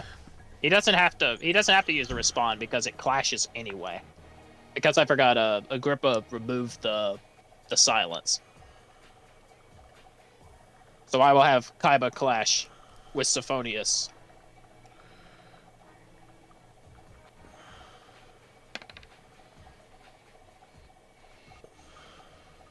Alright. Neither of them are destroyed. Kaiba is not willing to give up the life of a Blue Eyes. I don't think it can be destroyed. It's an item, right? Well, yeah, it technically can't be destroyed, but if Sophonius loses a clash, it deals 1 damage directly to Agrippa. Yeah, that just means like he couldn't lose Blue Eyes there. Oh yeah, he can't lose Blue Eyes there. Well, unless he lose. Oh yeah, you're right.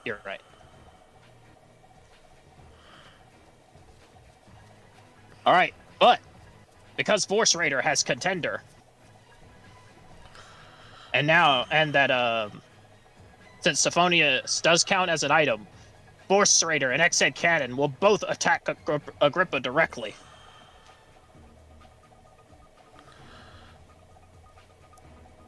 With a bestial slice from its twin blade and the firing of the shoulder cannons of X-Head Cannon, Agrippa takes 2 life point damage. And Kaiba will kind of throw back his jacket in annoyance and end his turn, frustrated that he still lost his 3rd Blue Eyes. Have they already attacked twice? Yes, they did. Okay. That is why Agrippa's field is empty. Sorry, I had to go. Lord of Dragons should be hitting him. Do no damage. No, it's yeah. Yep. But that is that will be the end of Kaiba's turn. But as Agrippa takes damage directly, dropping his life points down to 3.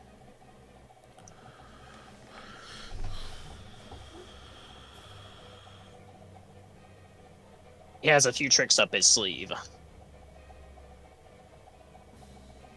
First, Agrippa will use a lash out. It would seem I have underestimated the Guardians of this time.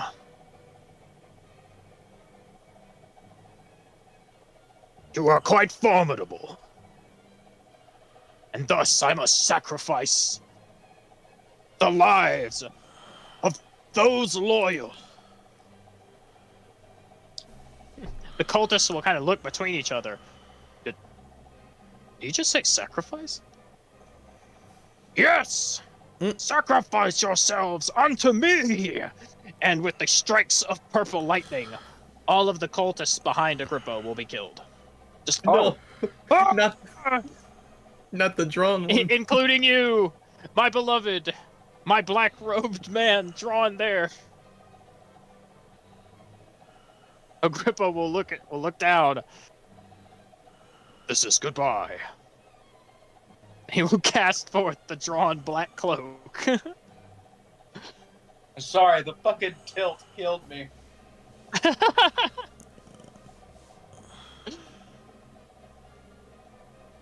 For every life lost, you can see the acclamation of knowledge bear fruit. Agrippa will hold his spear to the sky, and he will throw it forward. It will pierce through Kaiba's entire back line. For every single cultist, it will send 1 card to the graveyard. It will send Blue Eyes to the graveyard. Lord of Dragons to the graveyard. The second Blue Eyes to the graveyard. And Vicky, he will target your normal warrior, your raptor, and send it to the graveyard. Oh.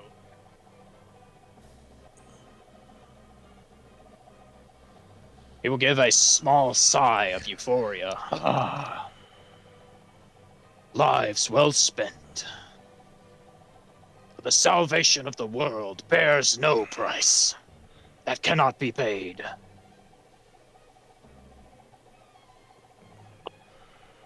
Those were your own men.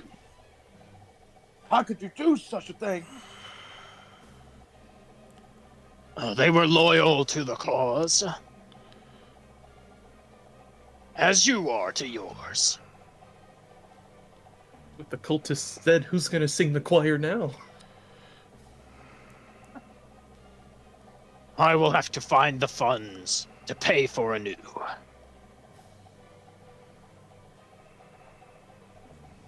But, as you can see, with the destruction comes new life. And now that both Temple of the Sun Lion and Temple of the Sun Eagle have been sent to the graveyard, it allows me to play this card. One of my ultimate warriors, Gilgamesh, King of the Golden Sun.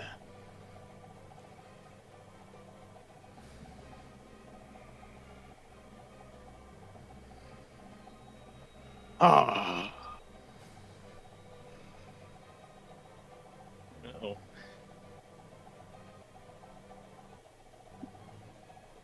And I believe it has been an entire round. Temple of the Sun Lion, Temple of the Sun Eagle. Transfer your power unto Symphonius. And Agrippa will gain 3 knowledge. Well, Symphonius will gain 3 knowledge.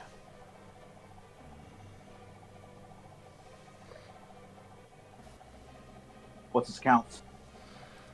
It is 3 now. Is that his turn?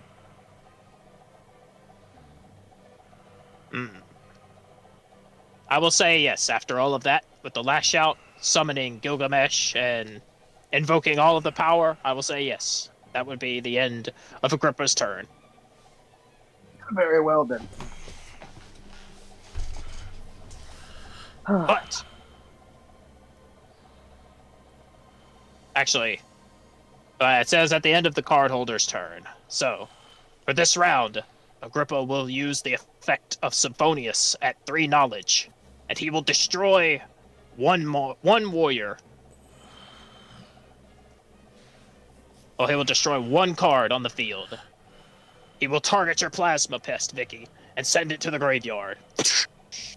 Feel the might of Symphonius! And now Agrippa cannot use that effect again until next round. So it's my turn then, right? Yes, sir. All right. I will bring up my card. Hold on, I gotta reset or refresh. Cause it's always weird every now and again. I don't know Like if shifting gears works on you if you're gonna play any warriors. Oh, I have a plan.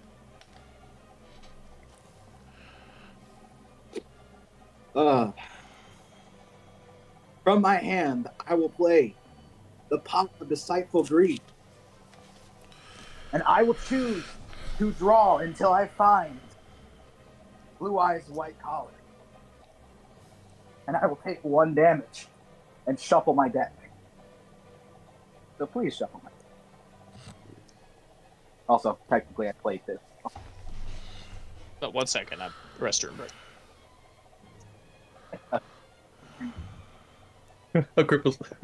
I must use the facility. Points me to the nearest laboratory. Hold on, tea break.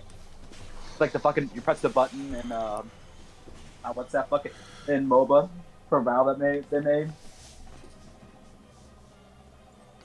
Fuck, what was it called? It's popular. I'm not quite sure. It's a MOBA that. Let me shuffle your deck. Alright. Shuffle. All right, Carnegie. You are shuffled. Discard. There it is. Okay. I play it. And I choose to gain control of Gilgamesh. Oh. Agrippa will look surprised.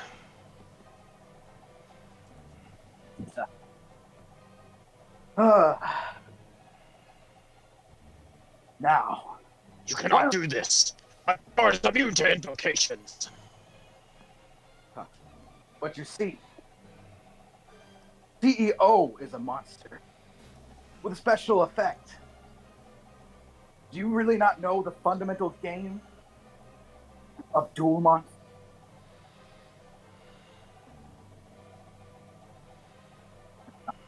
All right. With it. Well, Both. as you admit, well, before you do that, he Okay. is going to use a response move. I will attempt to To roll not, again. attempt to not lose control. Also, Carnegie, now he has used his baggage, or used your baggage against you, because, were you still afraid of not being able to save someone? Yeah. I would say Well, so. he just murdered 4 people. I just murdered 4 people.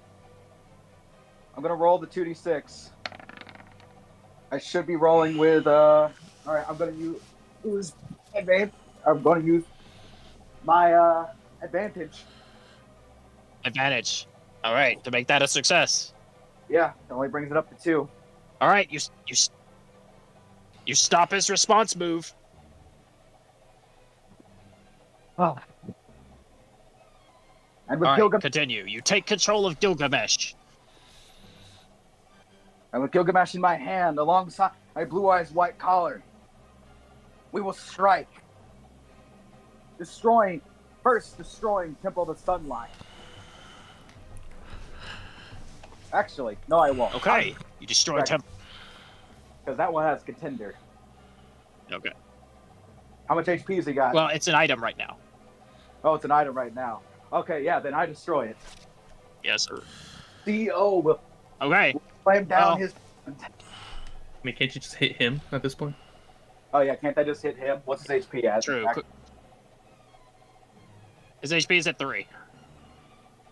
Yeah, we'll go for the kill. Okay, going for lethal. All right. Gilgamesh and CEO will both shake, and they'll get ready to both. Well, one with a karate chop, the other one with a sword, to slice down on him.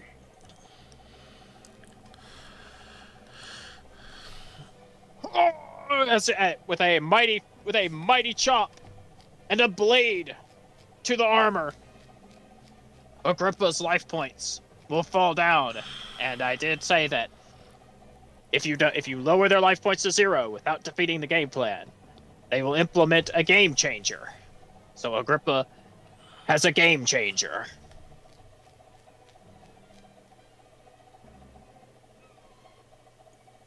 All right.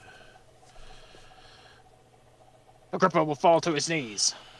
With a seismic slam of his hands upon the ground.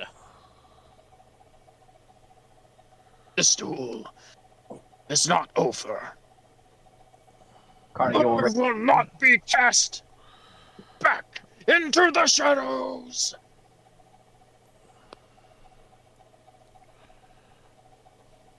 Go ahead, say what you were gonna say. It's always something with you people. Just lay down and die. You've lived long enough.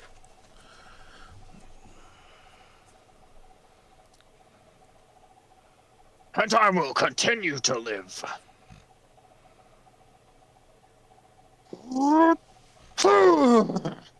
He'll slam the ground, and he will regain 3 life points as he fuels the dark powers within him. And he will play this card.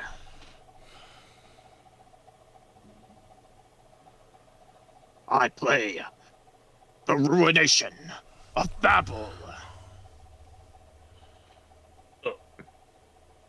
His game changer will play. Oh, wait.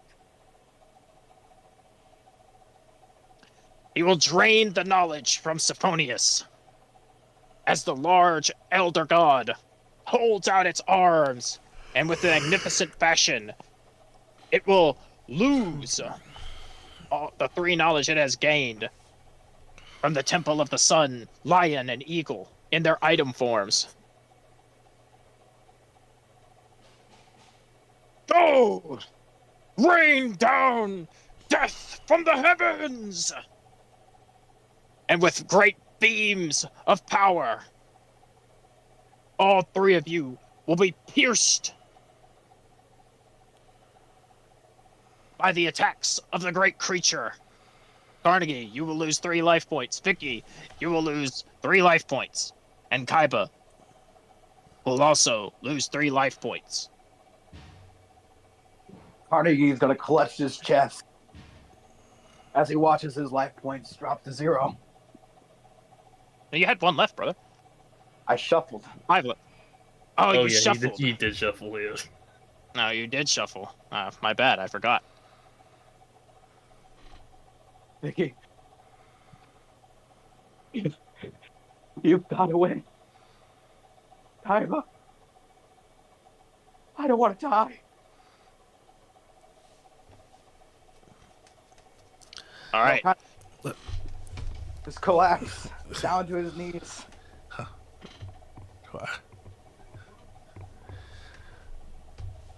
You'll fall to your knees, Carnegie, and you'll fall limp. Agrippa will look assured of himself. What is it? What is it? What is it? I was about to say. I hear you. I guess it's touch problem. I was any possible way I could know that happened. Well, they say if not, that's fine. that. Well, this is the world of Yu-Gi-Oh! And in the world of Yu-Gi-Oh!, the power of friendship reaches bonds beyond the shadows, and sometimes even death itself.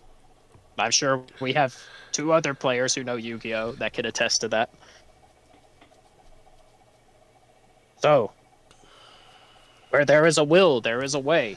Because you are his closest friend. While, Vicky is the work associate, she might not call herself Carnegie's friend. She might just say that, she's doing it for work. But because you are genuinely friends with Carnegie,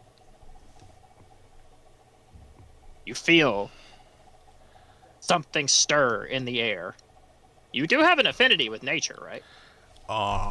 That's the thing you took. Yes. Yes. You can feel an important soul in the life force, or I suppose in the life stream of nature, start to ebb away and become faint.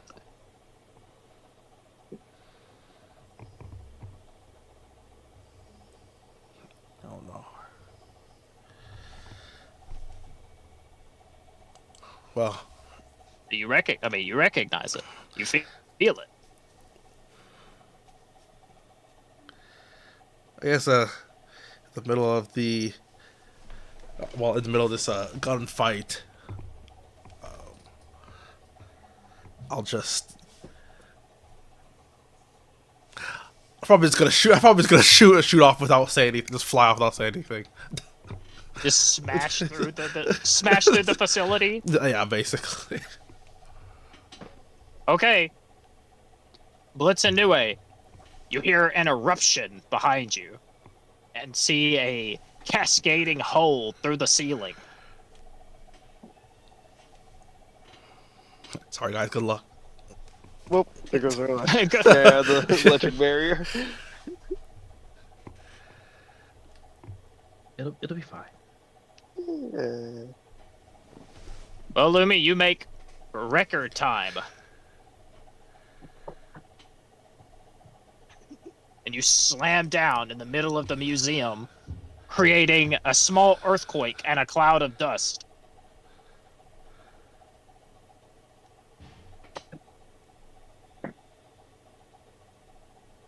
I'm just, I guess I'll just eyes are gonna be a bit wide. Just not really looking at Vicky. I'm just saying, what?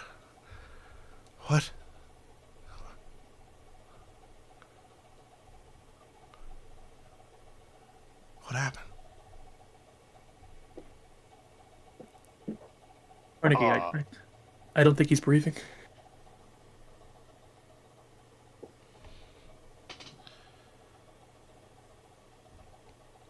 Agrippa will give a smile of self-assurance. Ah, you are the ancient, with whose eyes I have seen. I saw you cross the boundaries of destiny itself.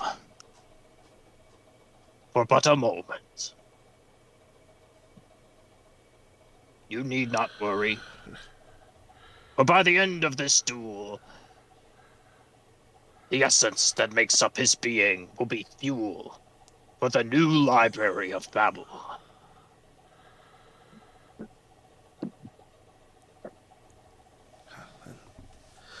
Let's just slowly turn. Then you also heard my warning. As she's gonna immediately take out her deck. Okay. Lumi joins the fray.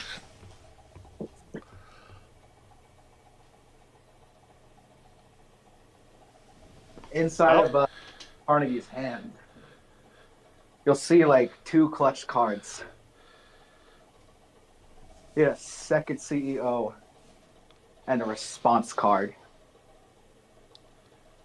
He could have won. Aww. I had an ability that let me play a second CEO, which would have destroyed a card, which would have triggered a response, which would have been enough to win the duel. But good luck. If only this motherfucker didn't cheat. True.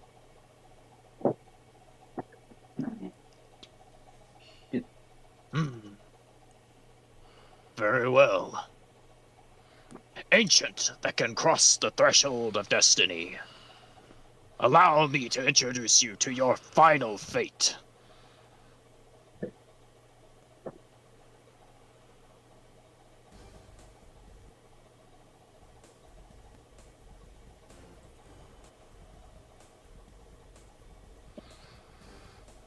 Does a Temple Alright. of the Sun Eagle go off the field too? Or-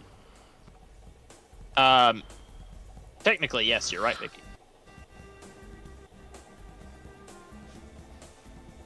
After the activation of a game changer, Agrippa is allowed to immediately set up his new game plan, but he is not allowed to do anything else.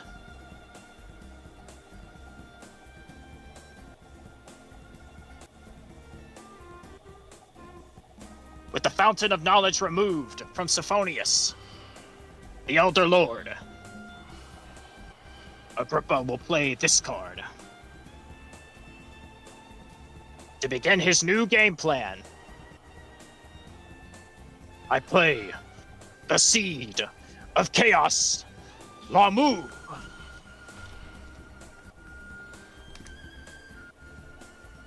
This card can only be played once the ruination of Babel is sent to the graveyard. As I said, when things are destroyed and death abounds, life is born anew. In the Seed of Chaos.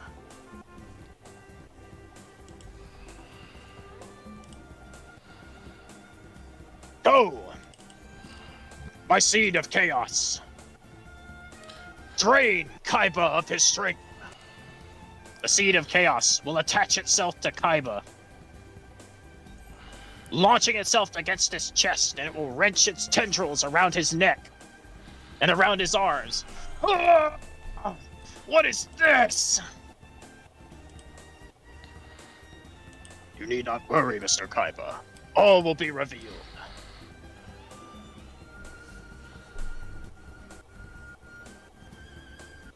But first, I play this card.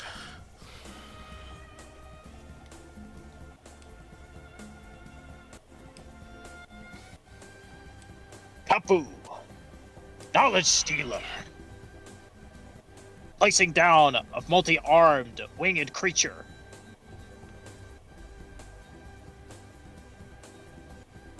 This card is able to copy the strength. And oh, my mind. It's failing me. This card is able to copy the strength and all of the powers of one card on the field. And I choose Mr. Kaiba's Force Raider.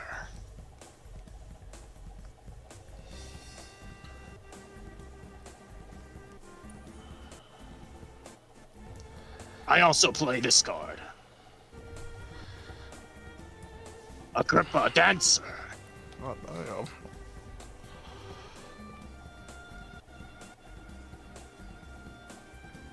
As long as this card is on the field, it gives another warrior the ability to attack twice.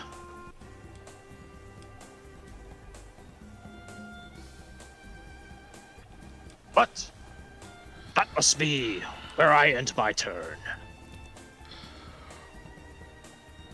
Alright, because Lumi joined the duel in accordance to the rules of Perfect Draw, Lumi, it is your turn. All right. Ella advantage. True. Probably like 2 or 3. All right. Is my deck there? Oh, my bad. Yeah. Let's see. There you go, sir. All right. Let me shuffle it for you.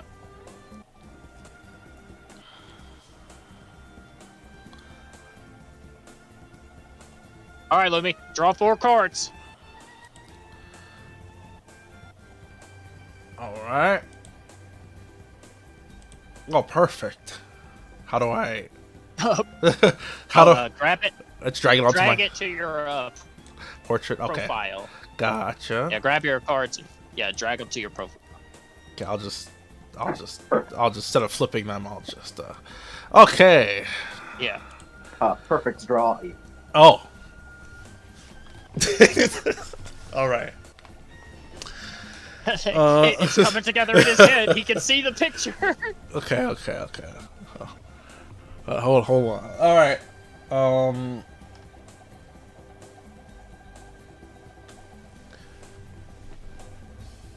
Okay, so I could use a staple and play a monster. All right. That is correct. Okay.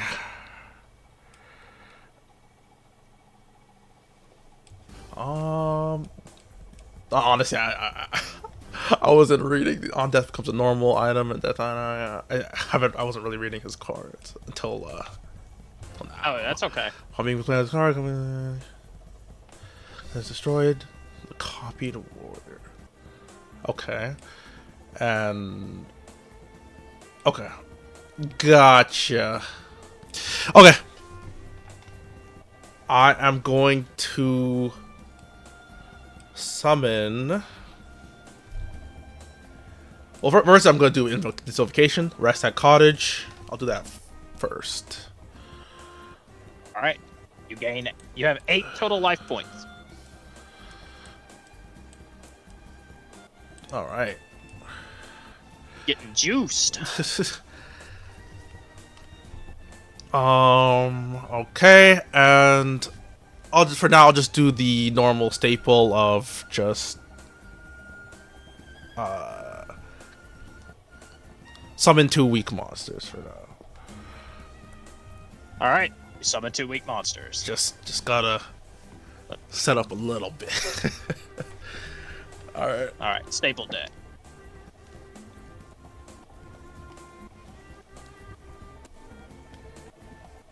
Let's see.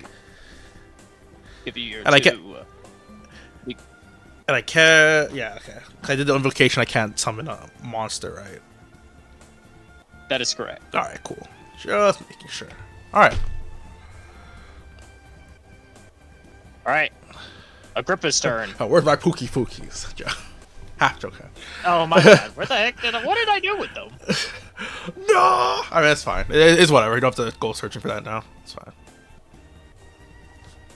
I know I had them. Did I forget to actually put them in the staple deck? I think I did, and I just brought them in manually last time. Damn. My bad. Alright. Play 2 weak warriors. Is now Agrippa's turn. Oh shit. Oh, I thought my team was gonna go after this. Oh no. Where is my Okay. turn?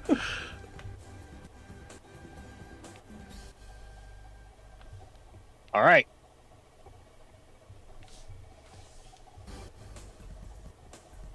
First.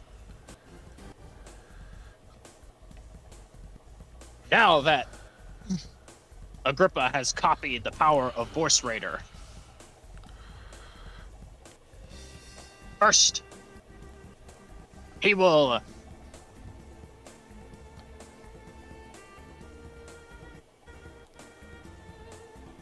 I have to do the thing that he would do.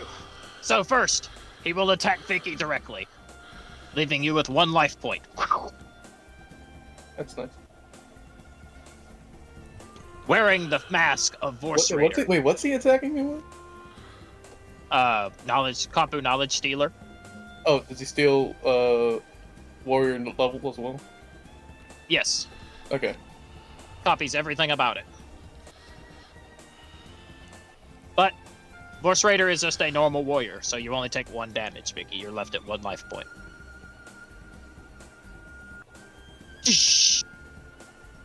Wearing the mask of Vorse Raider, it will shed that skin just brief enough for you to see its true horrifying visage, Vicky. And it will attack you directly, dealing 1 damage for jumping backwards.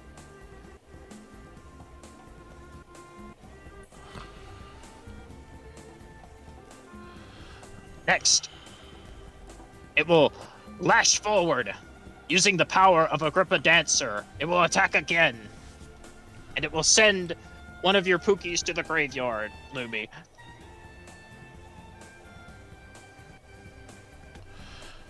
Alright.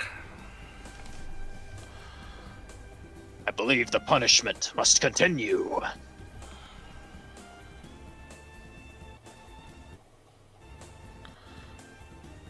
Because he is not done yet.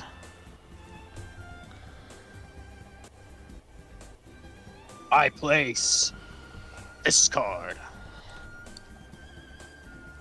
An old friend will return to the field. Temple of the Sun Eagle. Oh lord.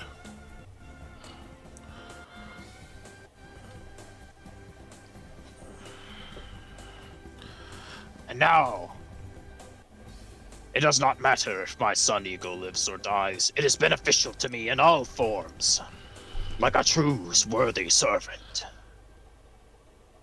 Now, attack the Vorse Raider. And he will clash with the Vorse Raider. Does he have overwhelm? Vorse Raider? No, Yeah. he doesn't. Oh, yeah, he does. Shit, never mind. Forgot. I gave Vorse Raider overwhelm.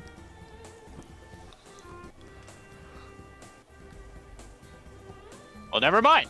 I suppose there is something else. I guess he can destroy the other weak warrior. I mean, he could have made the mistake and accidentally killed Sun Eagle. That is true. That is true. No takesies, backsies, I suppose. I've never done that before. Whenever I make a play error, I always punish them. Also, you did say it didn't matter if it lived or died, so... He will destroy Temple of the Sun Eagle and add it back to an item for his pool in an attempt to bring forth the Age of Knowledge and end the game with Symphonious. Vicky, it is your turn.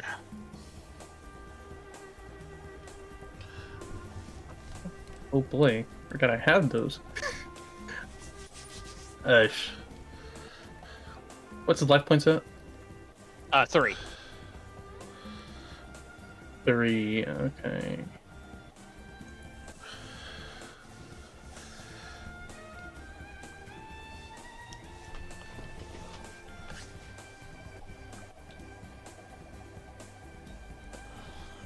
Okay, I'm going to...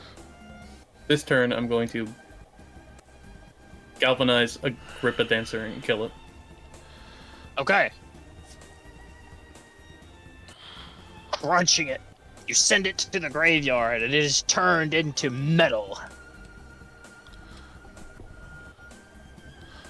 And I'm gonna play from my hand. Oh, you know, I'm gonna draw first. How about that? That sounds like a pretty good plan. Where's my deck?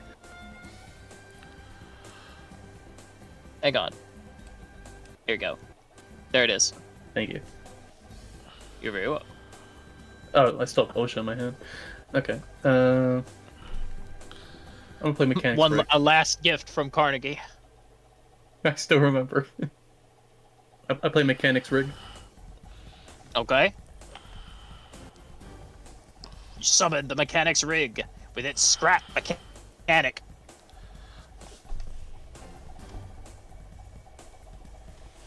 And I'm going to...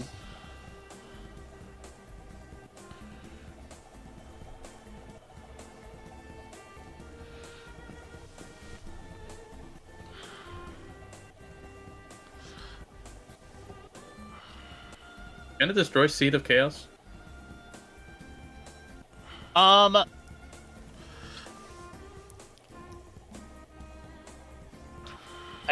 Yes, you can actually. Yeah. I don't think But- there's anything. I don't think there's anything on the. Its effect has already taken place anyway.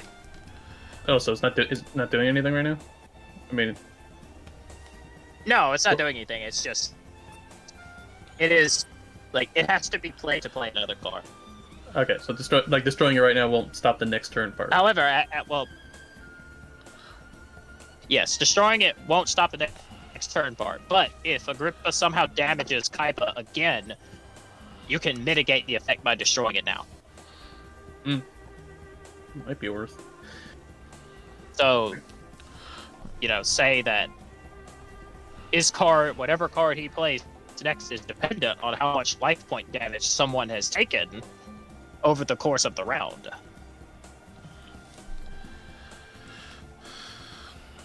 Okay, whose turn is it next? It is Agrippa's. Hold on. Well, Agrippa again? And then Kaiba's. Okay. Yeah, Agrippa goes after every one of your turns. Oh, okay. But on your team, it is Kaiba. Okay, I'm gonna spend 2 scrap, and I'm gonna buff up X head cannon. Okay. The Mechanics Rig's gonna scuttle over and start building on top of the X head cannon to make it stronger. Oh boy. You're gonna like what comes out of that. And I think our Yu-Gi-Oh fans know where this is coming. Where this is headed. and with that, I end my turn. I don't think I can do anything. By the way, don't forget Can't play can play, any cards effect. Sorry, what was that? With advantage, one of your counters is you can mitigate a card's effect. Oh, okay. Okay. Forehead. All right.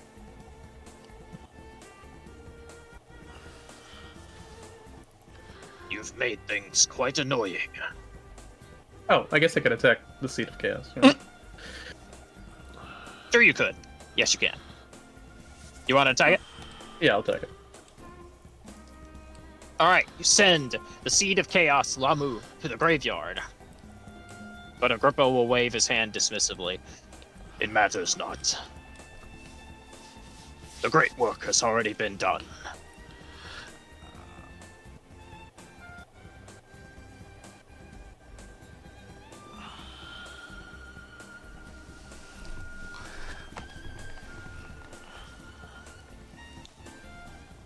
All right.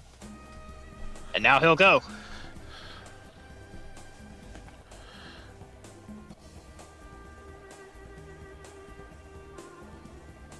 It will play this card.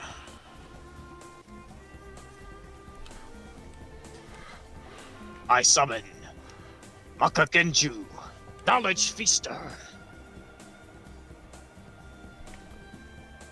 While I may have no knowledge stored at the moment, this card gains additional effects based on the amount of knowledge is accrued within Sophonius.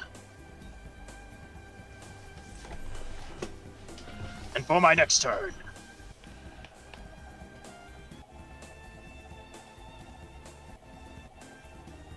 I will complete the Trinity Oh. and place Keeper Astolfos, who gains additional effects based off knowledge.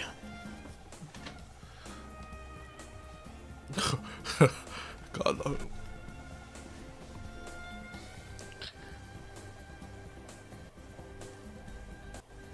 It has no knowledge at the moment, but he can still attack with them, even without their effects.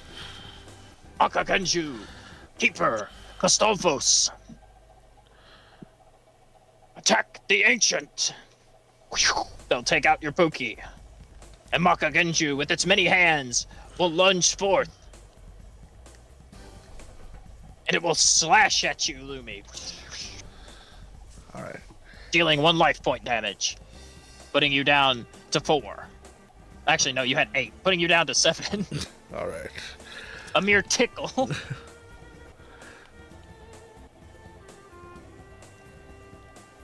And that will be the end of his turn. Okay.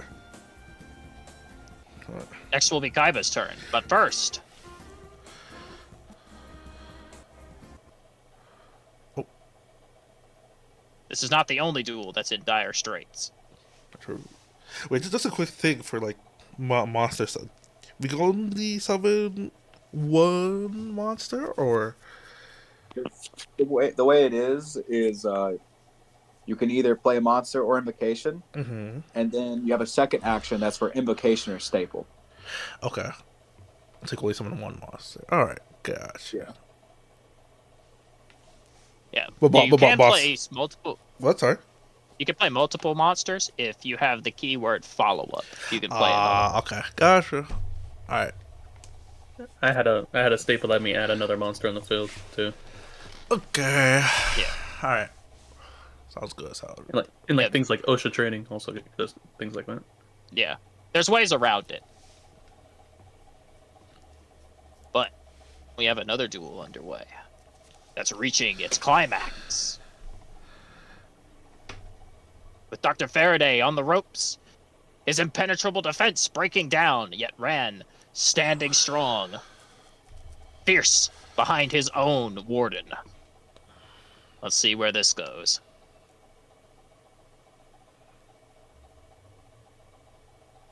Find my music.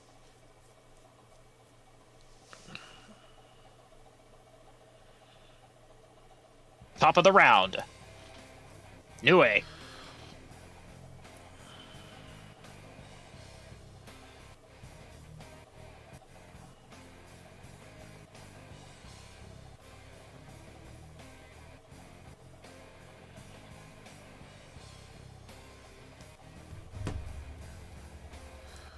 Nue. Oh, sorry, I was speaking. There we go. I will draw. Right. He draws. How will you get out of this one, my friend? Let's see. All right, I'm gonna play a staple. Okay. Favorable wins. So I'm gonna basically sacrifice 1 HP to draw 2 more cards. Alrighty. For some reason, I remembered to put this in the staple deck. Oh, is my deck empty? Oh, well, that's awkward. All right. Well, what does that do? It's favorable wins. It doesn't do anything unless he would like to spend another life point and putting him down to 1 remaining to shuffle it again. Oh no, you have 2 remaining. Not what it does. Roll my dice. Oh my god. That is what it does. Sorry. You If have, we're gonna just get slightly more breezy on the battlefield, just like what the. Nue, would you like to lose another life point to go down to 2? I forgot you did get healed, so would you like to go down to 2 life points remaining to draw another card? Yeah. Who knows? I might All just right, top deck Storm Blast again. Man, y'all Oh, play. Good thing. Toy's the gambler, and man.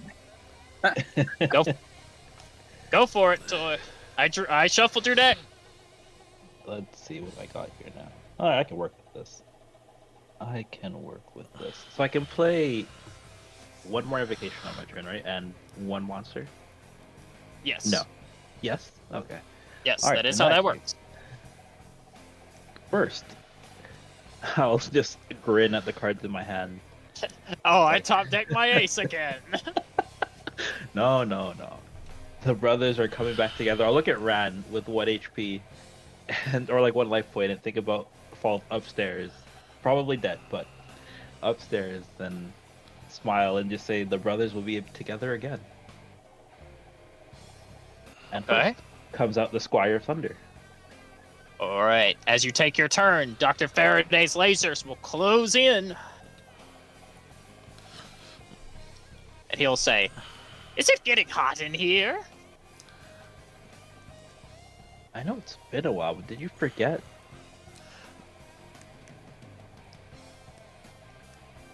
I'll just stare at him. I guess he forgot. Alright. And then I will also play Brother in Arms Okay. as my invocation, which allows me to summon another monster from my hand, which then brings out the Squire of Lightning. All right, the combo. So with everyone out on the field, I guess Stormwarden now has Blocker and Piercer. Squire of Lightning is resilient, and both Squires are now strong monsters because they've been strengthened True. with teamwork. All right. I'll glance over at Blitz, and you did great work getting rid of that stupid infestacy. I'll take it from here. You're welcome. you probably will have to. All right, let's just start, and then I start swinging. I start swinging. I guess I could. I guess before I start attacking, I will look over at Ran. Hmm. This, I guess, brother, this is, I guess, I'm reaching out a hand 1 more time. Forfeit, give up here. Turn your back on that man, and I promise you won't feel any more pain.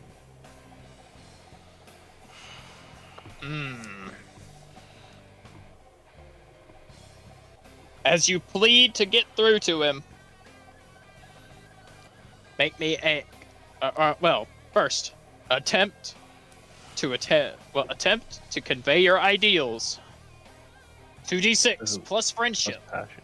Friendship. Oh. No. And that's a -1. So it's a 4. Alright. All right, These are my 5. good rolls the last time. So you said that's a -1, so that's 4. Yeah, the minus was 4, yeah. All right, you gain baggage. That's true. Like, you gain baggage. Alright. All right, and I will say that your baggage is the fear of having to leave behind your other brother. And he will look at you from behind his mask and say, "It seems that you have not realized yet This duel is far from over.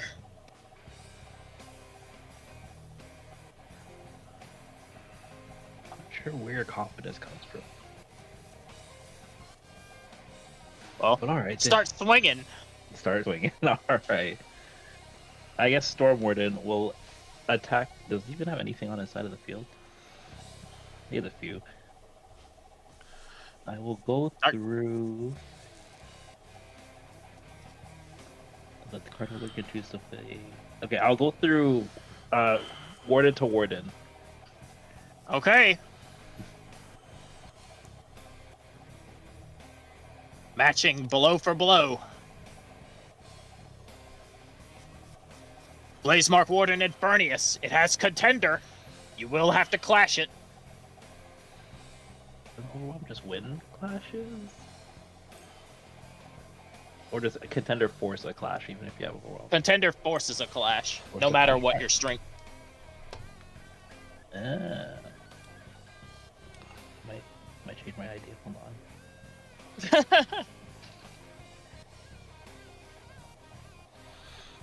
Well, in that case, I'll let you- I don't want to risk it, so I'll go after the Squire instead. I thought I would just win. All right, take out the Squire of Conflagration. Gracious, yes. All right. Are you attacking with your squires? They're strong, so they can I'm thinking I will just use Stormwarder because he has Piercer now to just also Okay. hit the last life point that Rad has. All right. In that case, it's time for a music pause. Uh-oh. As Storm Warden thrusts his sword through the Squire of Conflagration, it will pierce through, creating an arc of electricity that will shoot into Rand's chest, knocking him to his knees.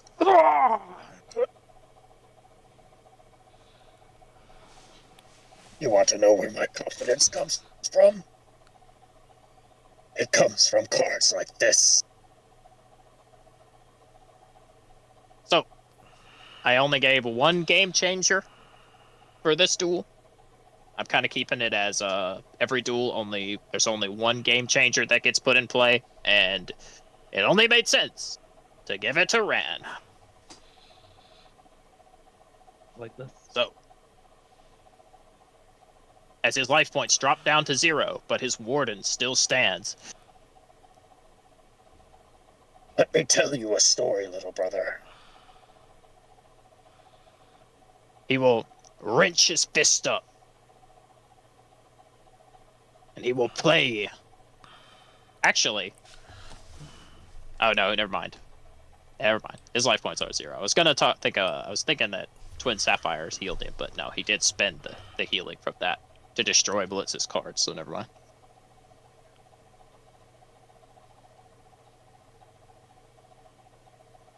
The reason the Blazemark Knights stand in waiting and in fire is to protect their kingdom from a beast that far surpasses anything that a warden could stand to face.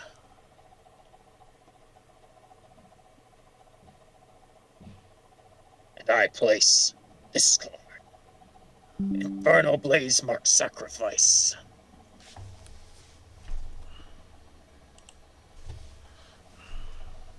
He will sacrifice all of the components necessary. Infernal Sealing Swords, Twin Sapphires, Blazemark Sealing Sword, Dark Knight, and Blazemark Warden Infernius. To place a card that he did not have in his deck when you may have faced him at a younger age.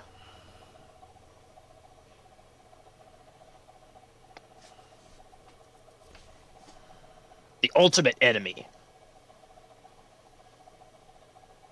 I'll say probably the ultimate enemy of all of the Warden decks. Or maybe each deck has their own version of it. But Ran is the only one with the will to use it.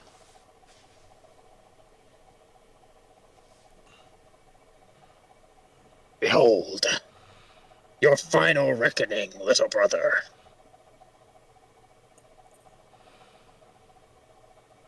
Infernal Night Flame Dragon!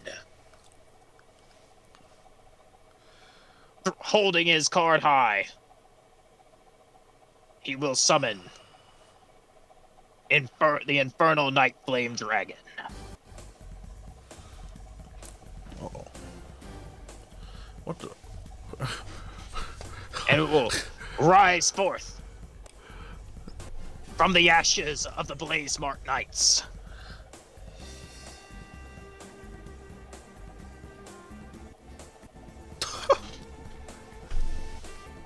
Bursting in a plume of blue flames from the sacrificial lambs. As his card, Infernal Blaze-Mark Ritual, restores his life points for every component of Night Flame Dragon that gets sent to the graveyard. Which will put him up to 3. Healthy number.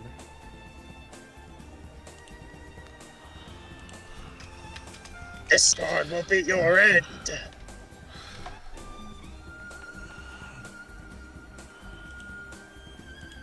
You may continue your turn, Nue.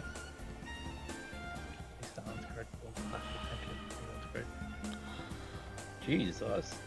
Okay. That's a scary looking dragon. I'm sure Blitz is admiring it. Yeah. It's a scary looking dragon. It's time to swap to a Warden deck, brother. I just did that. Oh, well, I can't even summon without Warden, so. With a little, I guess a look of shock on Nue's face. It's like, oh, you really have taken after him. Oh no, not Dad! Or are you talking about Dr. Faraday? Dr. Faraday. Oh. Yep.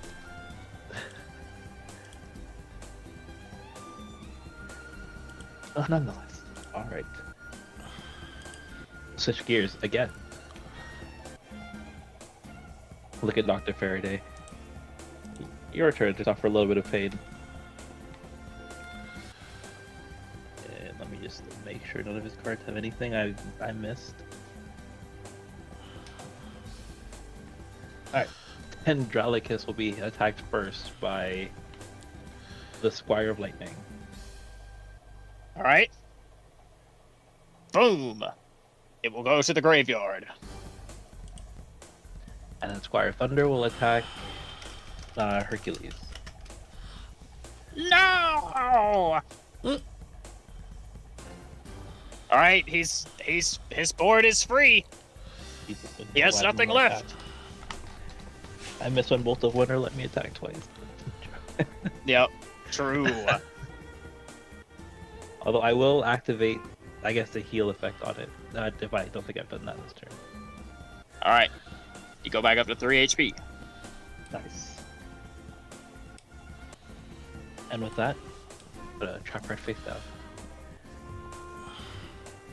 Alright. You're not gonna like this, Blitz. Yeah. Leave him alone. It's Dr. Faraday's turn. And while he does not have a game changer, and he has used his lash out, you have met all of the conditions. Finally, the long con is complete. It is time to put you back where you belong, my boy. You have sent... No, actually. No, you haven't. No, my conditions! No! Alright, well, either way, he can do this. As a response move to attacking and destroying his cards, he will play Experimental Freak Orthodox. Wait, are we still considering Blocker is gonna stop this? True. Yes, yes. Storm Warden does have I blocker don't- right now, so. All right. And now, experimental freight orthodox. Also, you don't have Storm Bliss active anymore, so I am affected by card effect. Sure. yep. Orthodox can copy Storm Warden, Yeah. and it will attack it. Ah! I think this brings it.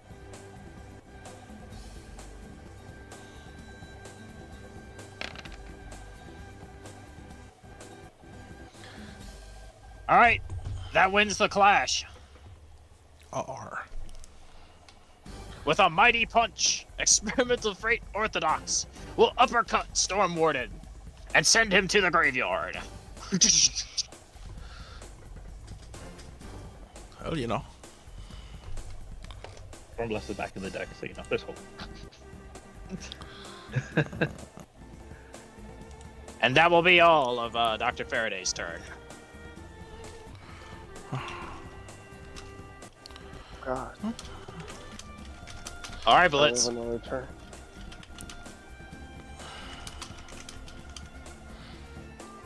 And this card is infected. Okay. Ignore the Pyro Phoenix thing. That was the beta name of the Blaze Mark deck. I just didn't want to change the name of I didn't want to change all the stuff in the card they had already made. Yeah. I can't draw for turn, so I will.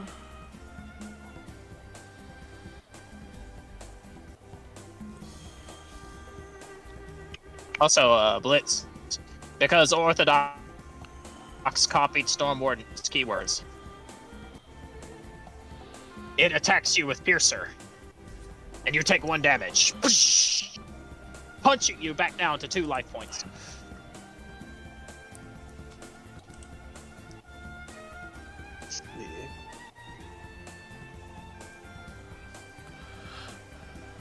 I'm going to.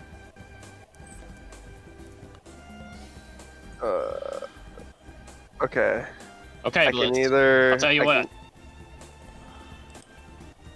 I mean, there's stuff you can do. You have options. Since Yeah, Mr. Carnegie is. Oh, go ahead. Well, I mean, I can either try to. I'm gonna ask him. I'm gonna give you the option. I can either try. Yeah, Yeah. Anyway. I'm gonna either try clashing with the Infernal Dragon and hopefully win, or I can buff one of your fires to strong.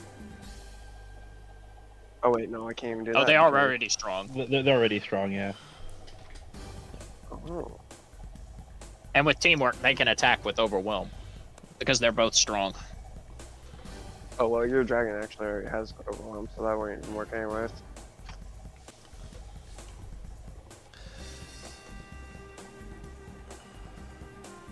Okay. Alright, what were you gonna say? I was gonna say that you do have options that you can take. If you would like to ask Mr. Carnegie about the interesting decisions, the risks that you could take to attempt to do more. Since he is incapacitated. What up? Let's feel it, but Let's might be feeling like he's in a bit of a bind, Mr. Carnegie. Tell him about the kind of meta options that he could take as a duelist to turn it around. There's a few things you could do. You could always put yourself in harm's way. You could say something really fucking crazy that would make everyone probably like you a lot less. Or you could, I don't know, really just do some crazy shit and you'll make a roll. And you might just get baggage, but you might get advantage. And baggage. Although, while you can choose to risk it all to win, you are below half HP. You have Nue who believes in you. And you have drawn your ace. So you have one advantage, Blitz. Okay, you're right. You could overcome, Ooh, and you could potentially overcome a weakness. you kind of get the hacks a little bit, just a little though. I can't remember the. How would thing. overcoming a weakness kind of work? So just Do you have somebody that believes in you? Do you have a weakness do you have a baggage that's relevant? I don't think I have any You have baggage that's really relevant, other than like the old world was taken over. Well, That's- Yeah. to be fair, that's your serious baggage, isn't it? yeah. Well, Well, damn, you got options. while the aliens have been cast away, that gives you the opportunity to overcome your baggage. Like, here they are. They are in the arena. I mean, Lumi left, but they're still here. Now's your chance to overcome that, if you want to try. Someone believes in you. You're forced to do it, and you're facing your problems head on. So Yep. you I guess fulfill I will. all conditions. You have a variety of options. You can choose to describe a situation and what you want to happen, and it kind of just happens outside of just law winning, I think. It's still GM discretion for the most part, but you kind of get free reign. Or you can get like +1 to all your rolls for the entirety of the situation that's happening. Or I forgot the third one is, honestly. I'll tell you what. Maybe this will give you a bit of motivation, Blitz.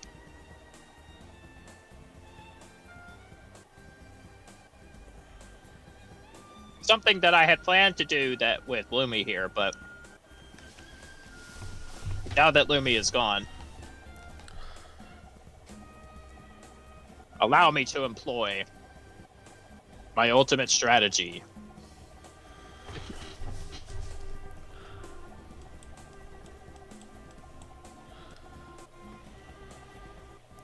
And give you the opportunity to overcome your weakness in a way that might feel earned. Because I did already plan this, and I just didn't get to do it. Because I Lumi do have left. another question that Yes, I sir. probably shouldn't bring up, but what about the lasers? What about him? Isn't this technically the laser for me? Yes, it is. But that's why we're talking about this right now. Okay. Is because you have options. You just have to be able to see them. And you have to know the rules. yeah.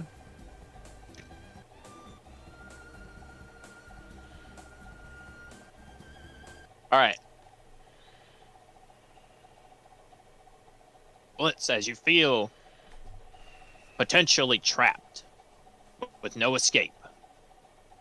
Dr. Faraday's lasers creeping down on you, knowing that if you take your turn and play a card, bad things could really happen to you. Putting your body on the line. But as you think about your decisions,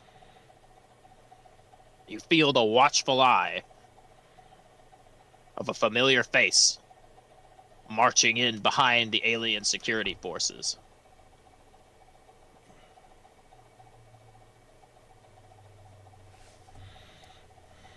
He does not say anything. He just stands at the entrance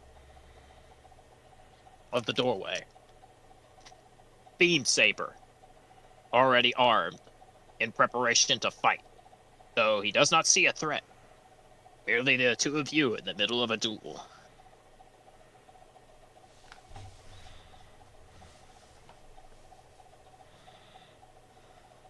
Blitz, you can attempt to overcome your weakness. Face your fears and your threat head on, with those that believe in you at your back, putting it all on the line, or focus on the duel. You can risk it all to win. Sacrifice, potentially, life and limb for the chance to make a move that can turn everything around. So I'll break it down for you. If you want to try to overcome your weakness, it will involve facing your fears of the alien race that took over your home world. Or if you would like to try to risk it all to win, you can face Dr. Faraday's traps. The potential injury from the lasers, or from the laser grid, in a bid to change the fate of your duel.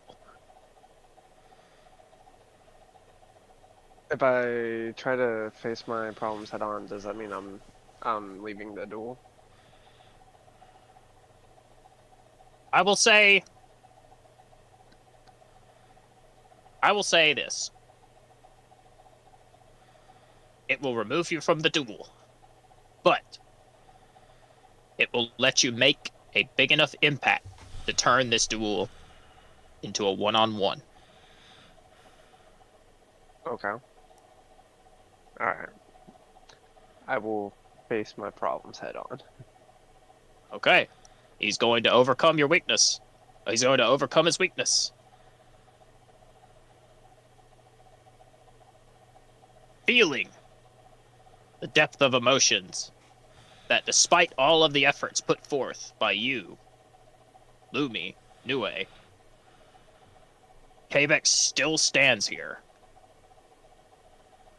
Whatever ship the reptoids had up in space that was able to pick him up and beam him back down here, you realize that it is never going to just be over. No matter how many times you throw him out to the stars, or cast him off to another planet, or jump back in time, you have to find a way to end it for good.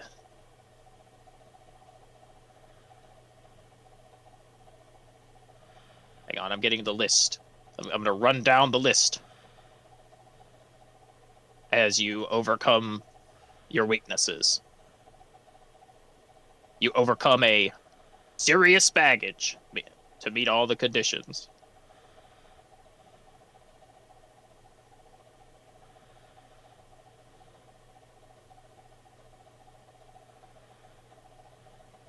Let's see. Where the heck is it? Oh, there it is.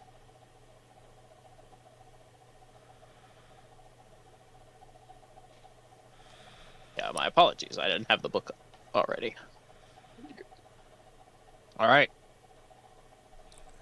You're facing it head on. You're going to exit the duel. Is that correct? Correct. I'll look at Lumi Overcoming. and just be like, trust me. Overcoming this baggage is necessary to help someone my bad. or something dear to you. Do you think it does Nue mean enough to you for this? See. Save me like Nue. 3 times. Alright. Nue, do you believe in him? Always have. You put your effort that he alone can do this, that you trust him. Whatever crazy plan he might have cooked. He hasn't led me astray yet. All right. In that case, I believe there is only one thing to do. I will close your deck, Blitz. And I will also do this.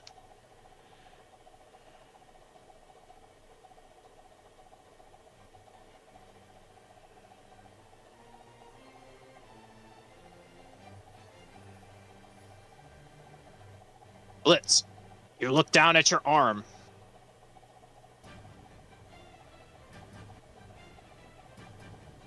You flip open the panel, undoing the circuitry in it that attaches your cybernetic arm to your dual disc. And you start to tinker with the mechanics beneath.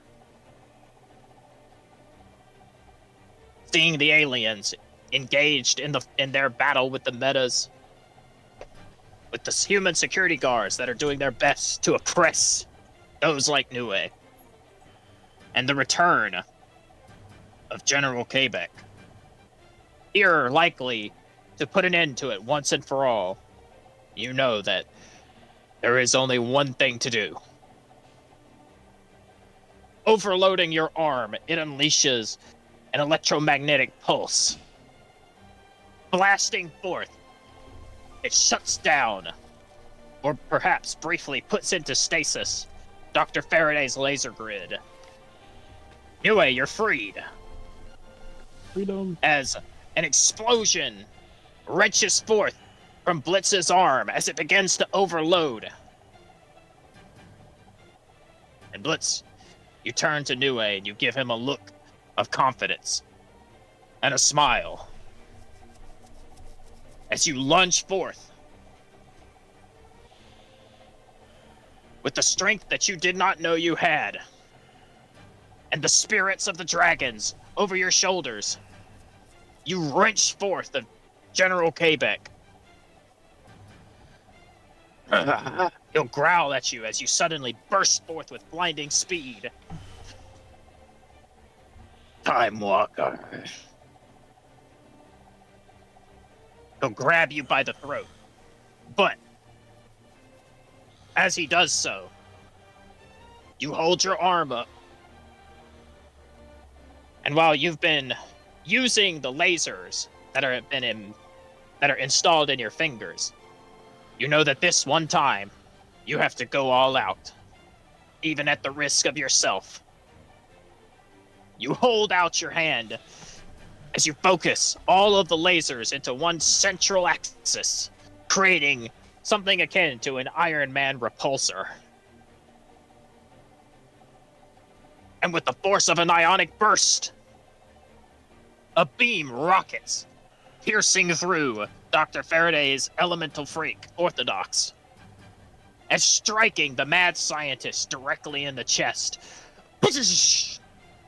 Not killing him, but sending him into the wall. You can hear the crunch of his bones as he screams, "Ah!" and smashes, leaving a dent with his body. And as General Quebec raises you into the air with his beam sword in hand, you grip on to the reptoid as a massive pulse of energy erupts outwards from you. And leaving, akin to a Terminator time bubble, the two of you and the aliens all around you are enveloped in a sphere of light. And you all blink out of existence.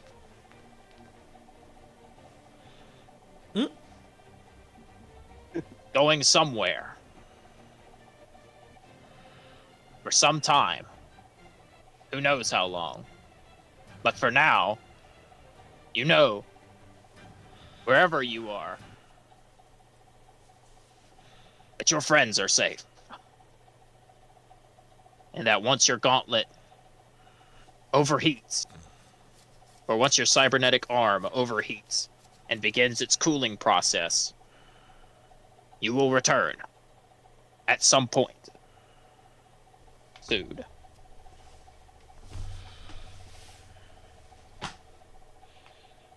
And Nue, all that's left is you and Ran. As Dr. Faraday lies in kind of a crater against the wall created by the force of the blast against his body, Ran will look to the incapacitated doctor and then at you. You can see that the masked man's resolve has not wavered. And it is your turn, Nue. You can do it. Well, let's draw and see what happens. I'm gonna put my deck back out. Oh, would you look at that? Summon Storm Warden joke. I swear to God. Let me look at the time of day. Fucking storm warden. Oh, those weather forecasts. Let me pull up. Oh, Star Warden. Look at that. 100%. Fucking Jesus. Let's see. My deck hasn't showed up for me yet. There it is. Alright, let's draw into my hand. Hang on, I gotta change the music though.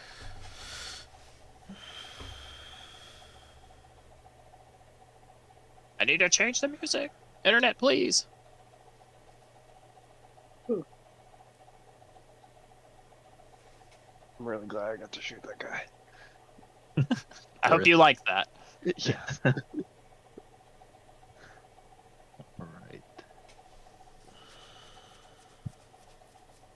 Just like the good old days.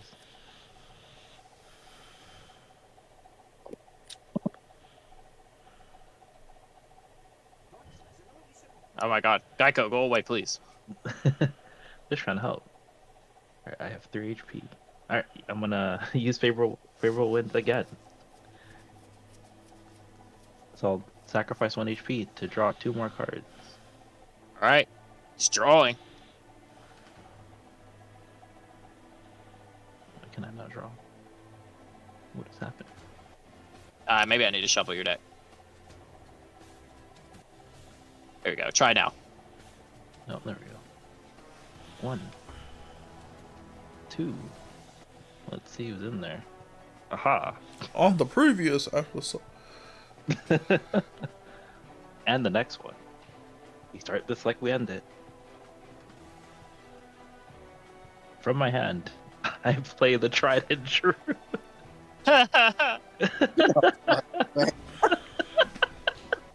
Make him stop!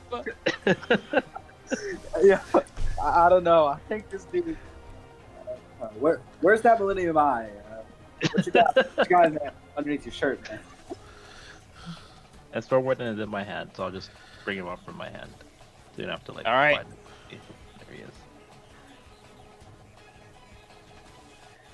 Right, the brothers have reassembled. I think Bolt of Wonder is gone because I guess he would have died with it, and I haven't drawn a new one. Well, no, an item just stays on the field unless it's destroyed. Oh, all right. Well, he will pick it back up.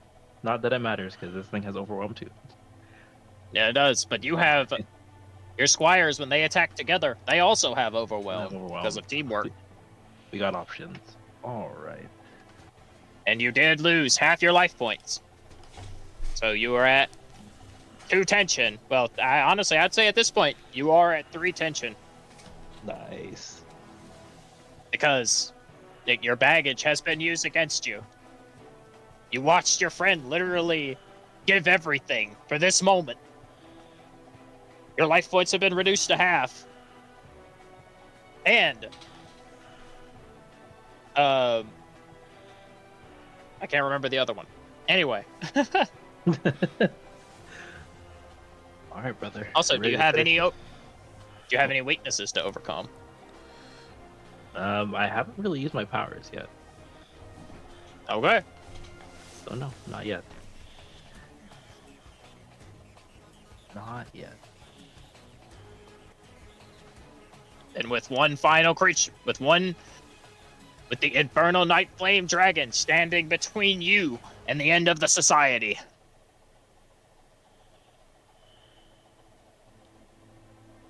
Let's end this. And we'll start with Storm Warden. Overwhelm the overwhelm. Let's clash.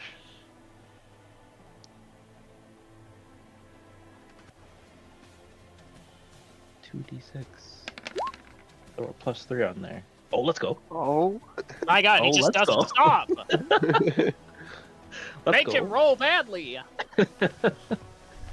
when it matters. I mean, I feel like with Millennium Battle playing, I feel like there's no better time. As the Infernal Night Flame Dragon stands between you and your brother. You know that it has to end like it began, right here, in the depths of the Society's lair. Channeling the power of the storm into your ace. Well, he might as well be your ace. Storm Warden grows in size matching the grandeur of the infernal night dragon. But one thing Rand forgets, that though the infernal night flame dragon is powerful, and that all of the dragons that the wardens must face are strong in their own right, do you know what it is that they'll never be able to match? Friendship. Tell me, Dewey, what is it? Our friendship. Exactly. A brotherhood that the knights have together, and their bond, and your belief in them.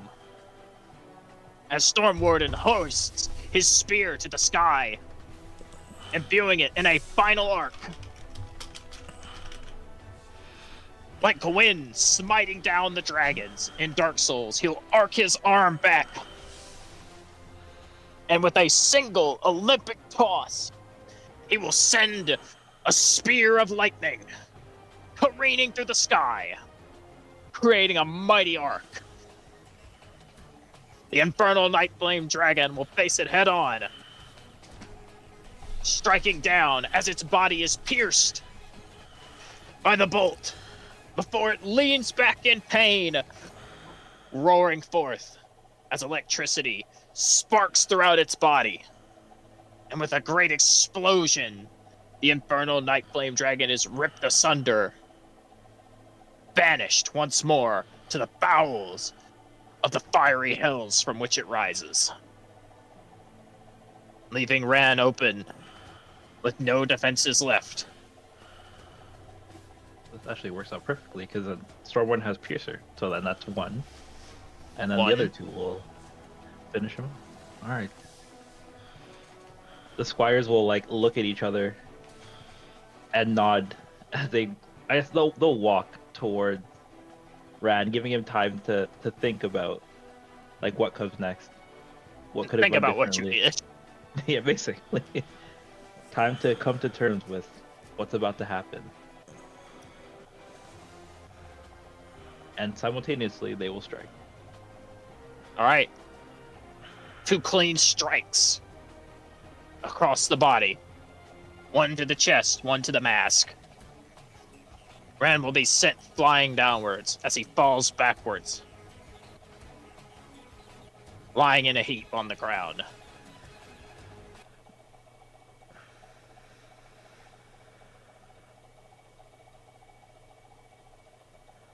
His arm will fall limp. I mean, he's not, he's not dead. Because I don't believe your Shadow Game rules actually involved him, did they? No. Yeah. Just So- Saturday. Rand will lie upon the ground, speaking from behind his mask.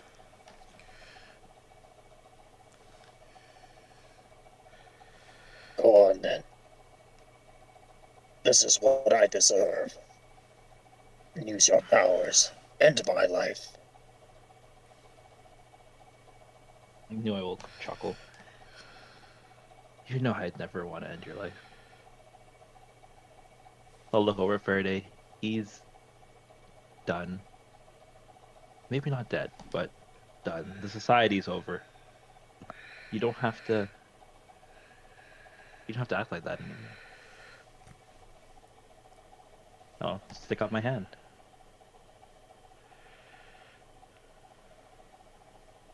He'll slowly sit up, looking up at you. Perhaps for the first time feeling some sort of burden lifting off of his shoulders. His hand will tense up, and he will reluctantly take yours. I'll hoist him up. Then I'll look back at the battle going on around us. Like, oh, wait. Our transportation's gone. True. But to be fair, Both of you can them. teleport. Yeah, exactly. Alright. Let's go check on our brother. All right. I wasn't gonna kill Falth. You make your way out of the society's depths, grabbing a hold of the injured Falth and hauling him to the surface.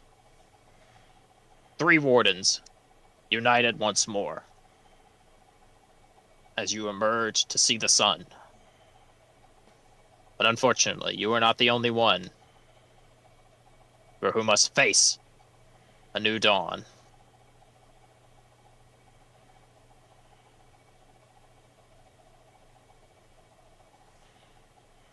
Back over here.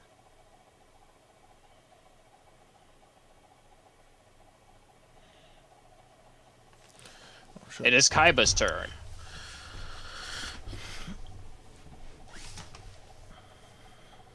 If I can get my music back up.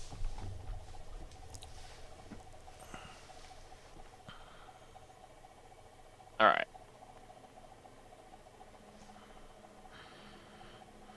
With the tenseness of the situation growing,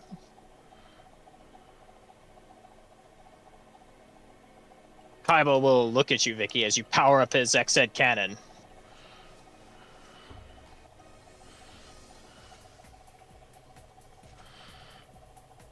And he will draw from his deck. Now, I activate the magic card, Pot of Greed, which lets me draw 2 cards. It will pull 2 cards.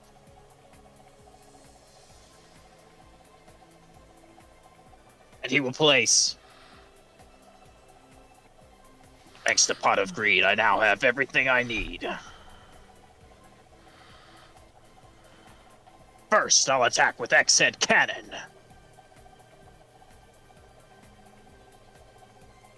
Fire! Destroy his Knowledge Feaster.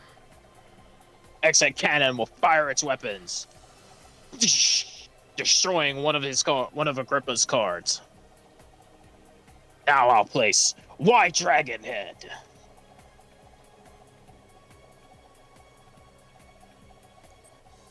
And with the 2 of these cards on the same side of the field, they can initiate contact fusion, becoming XY Dragon Cannon.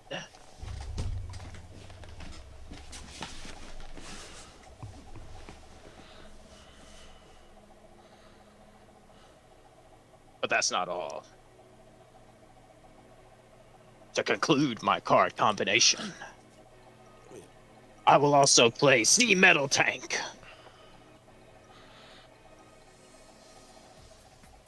And with contact fusion on all 3, it allows me to send them to the graveyard and summon XYZ Dragon Cannon. It's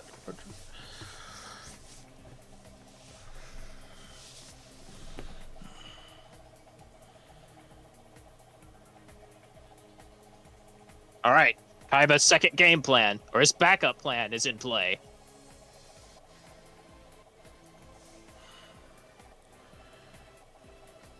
And now that XYZ Dragon Cannon is on the field, I can destroy 1 card on your side of the field.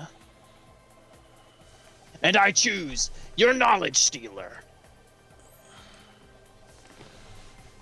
Holding out his hand, the 3 components of XYZ Dragon Cannon will fire forth a barrage that will destroy the Knowledge Stealer, sending it to the graveyard. And of course, Knowledge Stealer's effect will also activate. And it will destroy Voice Raider.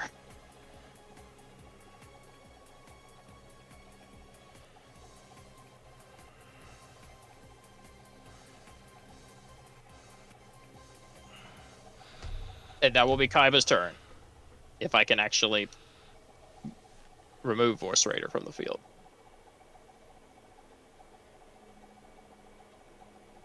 There we go.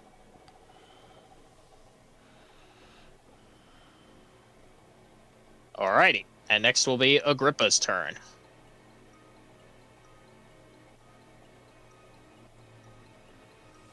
Agrippa will play, well, he will finally reap the fruits of his labor. He will look dead at you, Lumi.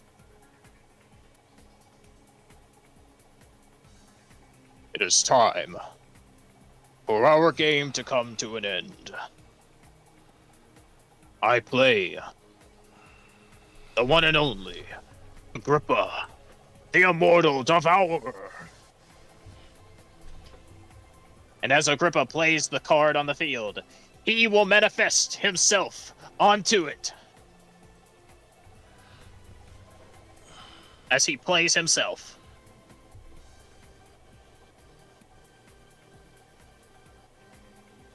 All right. All knowledge gained from Sophonius will go back down to 0. And since Agrippa has gained 3 life points, well, since he has collected the damage, a total of 3, he gains all of the effects of himself.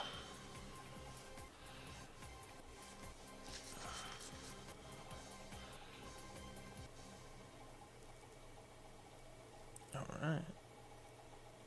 And now I will target you, Mr. Kaiba. I believe it is time we put an end to your part in this. And then there will be one less guardian of this world to stand in my way. Agrippa, the immortal devourer, will launch forth an attack.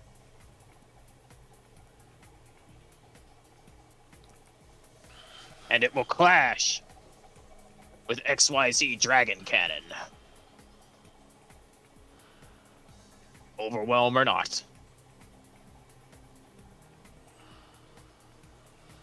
And now that Agrippa has played himself, he will always clash at tension 3. 9. Never mind. But it will still deal 1 direct damage to Kaiba's life points, even though XYZ Dragon Cannon is not destroyed. As Agrippa the Immortal Devourer thrusts his spear, and it pierces through Kaiba's monster, attacking him directly, leaving Kaiba at 1 life point. Both Vicky and Kaiba on 1 life point left.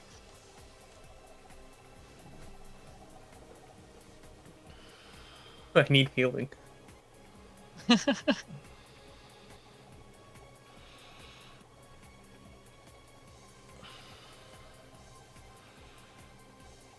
Alrighty. I don't believe that is all Agrippa can do. And after that clash, Sophonius gains 1 knowledge.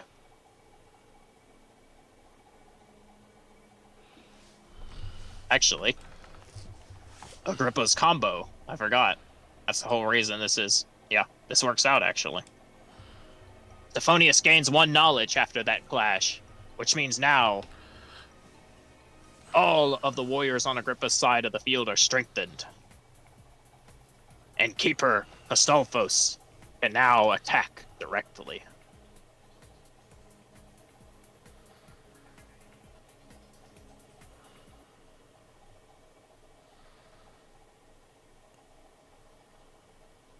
Okay, this is it.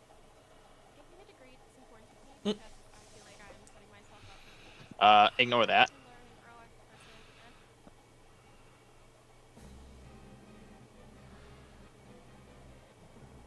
Agrippa will confidently hold out a hand.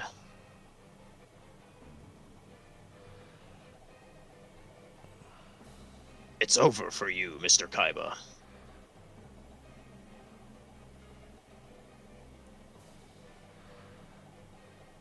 This duel will be your last, just like it was the other Guardians.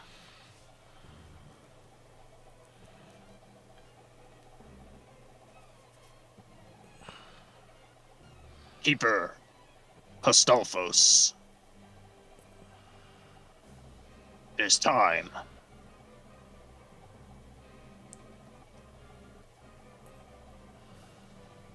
Attack him directly.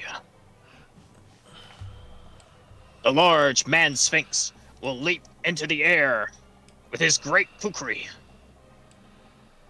coming down with a bladed weapon to strike Kaiba.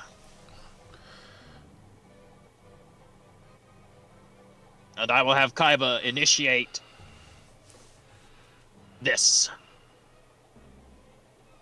as a response. Not a respond move, but a card.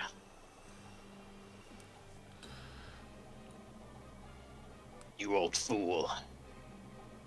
I could see all that time in that coffin gathering dust certainly hasn't exfoliated your brain. I play this trap card. Ring of Destruction. You might attack me directly, but you're going down with me one way or another.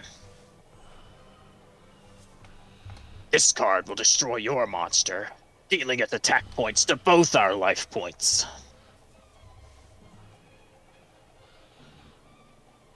And as Ring of Destruction lunges forth, Kaiba will attempt to use a response move. He will use Ring of Defense. By activating Ring of Defense, it will protect Kaiba's life points, meaning that only Agrippa will take the damage of Ring of Destruction. But I will allow it, I will hinge it on this.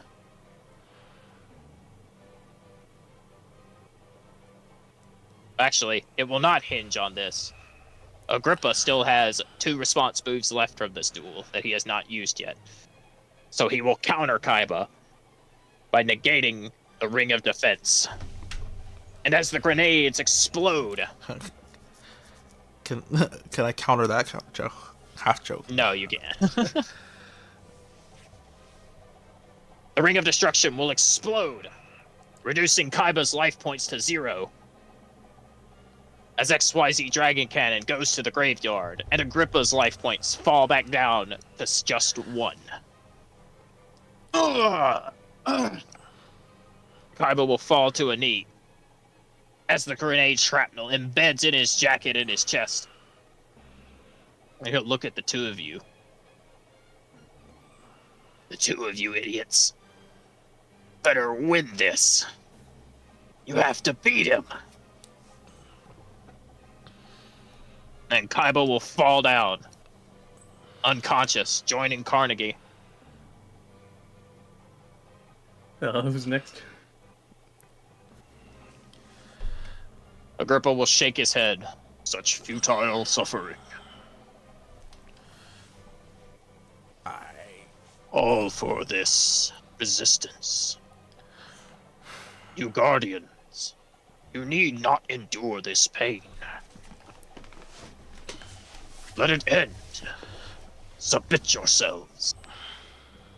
Lumi, it is your turn. Lumi. Okay. I don't want to die. The fact that not playing, not being able to summon 2 monsters, but he can summon 6 before I go once. It's just, it's just like, oh, all right. You have more options besides just playing your cards. Do you have any sort of clerical, perhaps healing thing? But like the thing is, my cards aren't specified to work for allies or something like that. I think it has a specify. No, you can't. No, you don't have to specify. Not until the next campaign. Oh, I mean, if I knew that, I would have used my healing invocation to Look, help. if you keep me alive, I can finish the duel when my turn comes around. I just need to stay alive up to that point. Just make a card, forehead. True. To be fair, Lumi's probably got like how much baggage do you have relating to this, Lumi? Let me check. I have, well, pressure to help others. Overprotected. Anything serious? Yeah, overprotected of my monsters. I mean, that's my serious are baggage. you willing to overcome that? Are you willing? Yeah, to because overcome... the one thing that's on the line. Yeah. Like, are you willing to like understand that basically I'm saying is like, to overcome this weakness, you will need to understand that sometimes you have to risk your creatures, even if they can see and they can feel. It is right to protect them, but not to shelter them. Sometimes struggle and hardship in combat can mean growth, so long as their spirits persist and are not cast away. Yeah, I am willing to overcome that, or to. Yeah. Look down at your cards and profess and play them. Let them taste the field. All right. Well, okay, I'll just summon this monster then. Well, I guess Oh, no. I could make I could make a True. card, right? Yeah, if you make a new ace, it will replace one of your old ones. Well, it will replace your old one. Okay. The way I kind of work it is like you make it for this duel, and you can choose whether or not, whichever ace you want to have going on in the future. That's kind of the way I run it. Like, it's supposed to like intentionally be like, oh, you just replace your ace outright. But I kind of run it to where it's like, oh, well, now you can kind of, choose which ace you want to have per duel. Okay. I think Hang on. I think I'll make a card for this instance.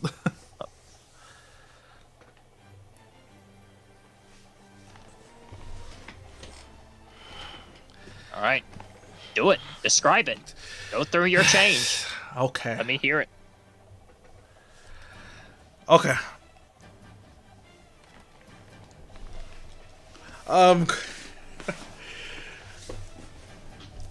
Sacrifice. I guess.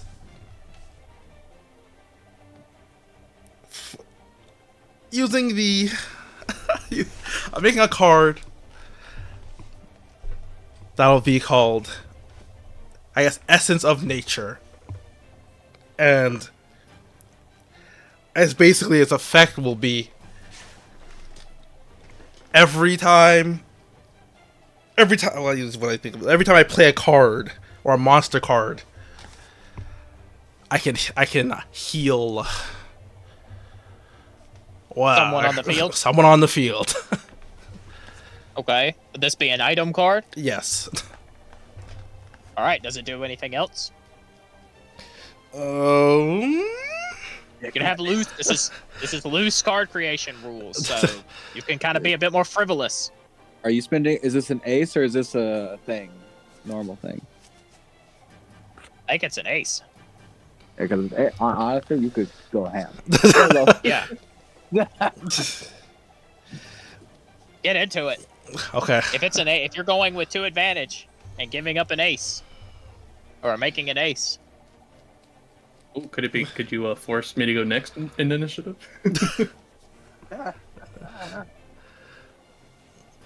Well, I don't know about all of that. I don't know about the healing and the like skipping the opponent's turn. I don't know about that. I gotta shoot my shot. Okay. Okay. I'll make it heal, and also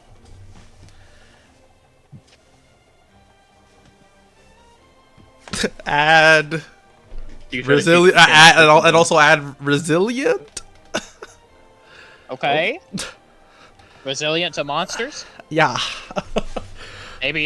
Or if you don't want to do resilient, maybe it makes your allies and yourself immune to direct attacks or direct damage. I mean, shit. If I could just put that paragraph on there, yeah. Yeah. I thought paragraphs were just boss exclusives, but I mean... No, bro. You are making a you are basically get to make a boss card. This is loose card creation rules. Yeah, so I'll just have impervious for what I guess for that turn. You heal. For someone I heal, they are impervious to direct damage. Yes, that'll be the. Okay. All right. Pulling it from your deck. You hoist it into the air. Rules be damned. I guess if I'm replacing I'll replace my that death card. Basically the dark one. I will. Yeah, I will. I got something for that. as you draw the spirit, the undead spirit, and you look at it, channeling in your belief that something new must grow from the old. That peace and virtue can find a way through the darkness. You channel all of your hopes into your undead spirit, into the vengeful spirit, and it begins to glow a brilliant, radiant green as you bleed your heart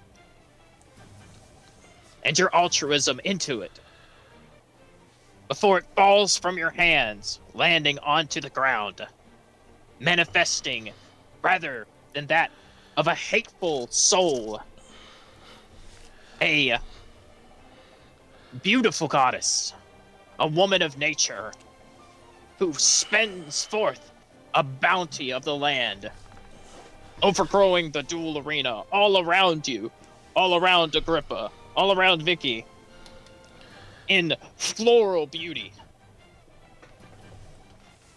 as gentle, soothing vines envelop both Carnegie and Kaiba, growing outwards as your card gains a new effect.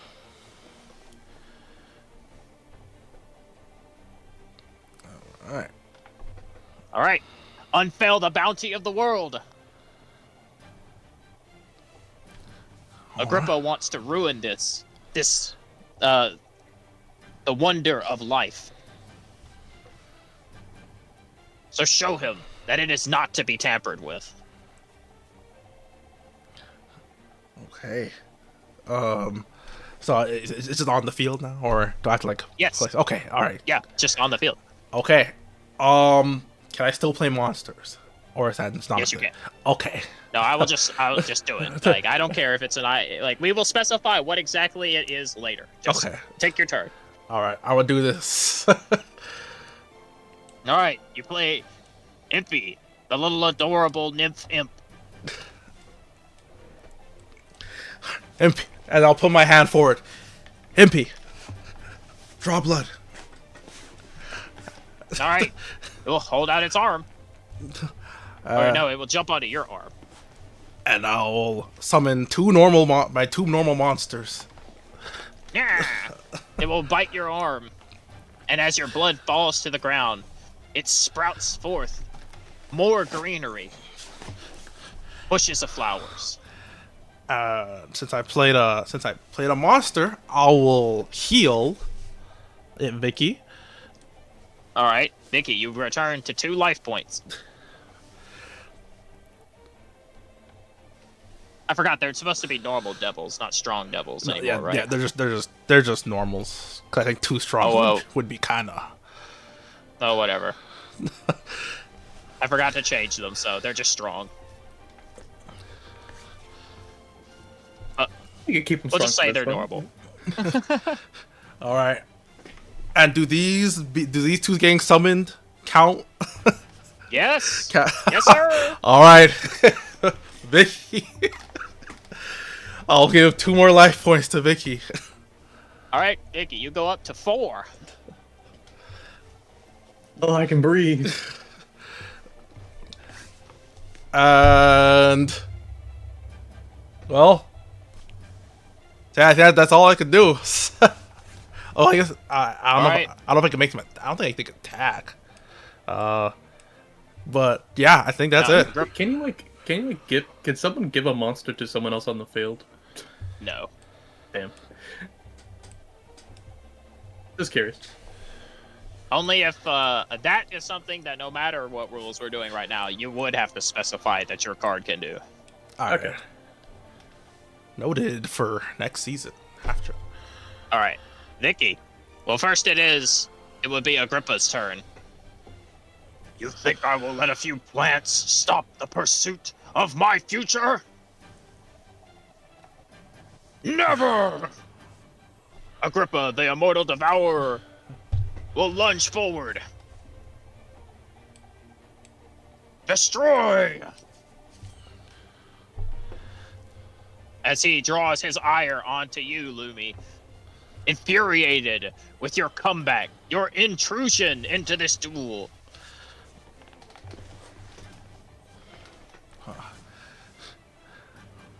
And it will strike one of your normal devils. But rather than a look of fear, one of your devils will hold up its parchment and it will give a little smirk, a joyful smile, as it knows that even though its life will be passed on, it has sown the seeds for the future, for life anew. True. And you will take 1 life point damage. All right. No! This can't be! Vicky, your turn. Right. I draw a card. Oh, wrong deck. Ignore that.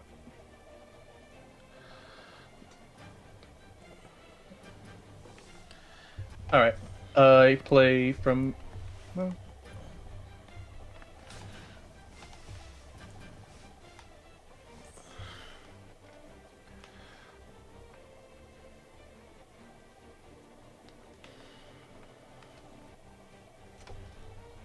What are you playing? alright, I was looking over the things in the field. I play from my hand the Valiant Heart. Oh, Sasha's card.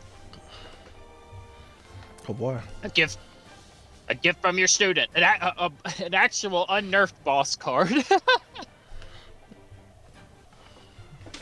Alright, and I'm going to spend the remaining scrap to buff it.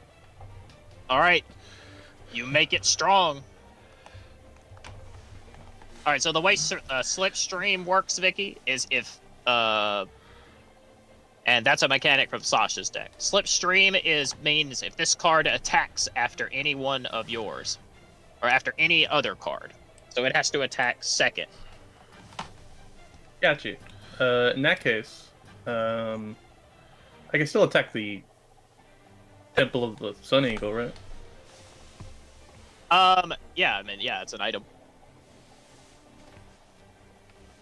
All right, then if I attack that item, then I can use Valiant Heart. Yes, you can. All right, in that case, I'll do that. All right, your Mechanic's Rig will smash into the stone tablet of the Sun Eagle. As the tablet breaks apart, it will reform back into its humanoid body.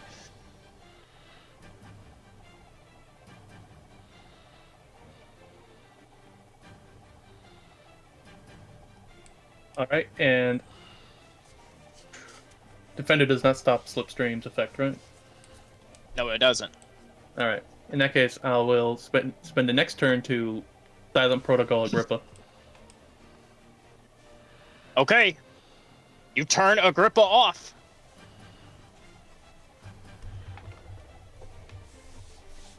He loses all of his effects.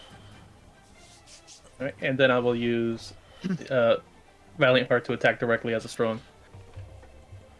Okay. Valiant Heart will leap over his defenses. With a beat of her wings, he will come down with a crescent kick. As Agrippa sees the high-heeled boot coming straight for his face, he will rear back, looking at all of you. Well, looking at you, Vicky, and you, Luby. No! No! No! And he'll be kicked right in the mouth. As Valiant Heart boosts off of him, backflipping, embedding her heel into his face, and sending him falling back. She'll land back on your side of the field, Vicky, as Agrippa stumbles backwards, his life points dropping down to 0. And not only his life points dropping down to 0, his life itself fading, ebbing away as the duel ends. No! My resurrection! I paused that ad. Why are you still playing? Get kicked in the mouth. Add about teeth. Yeah, true.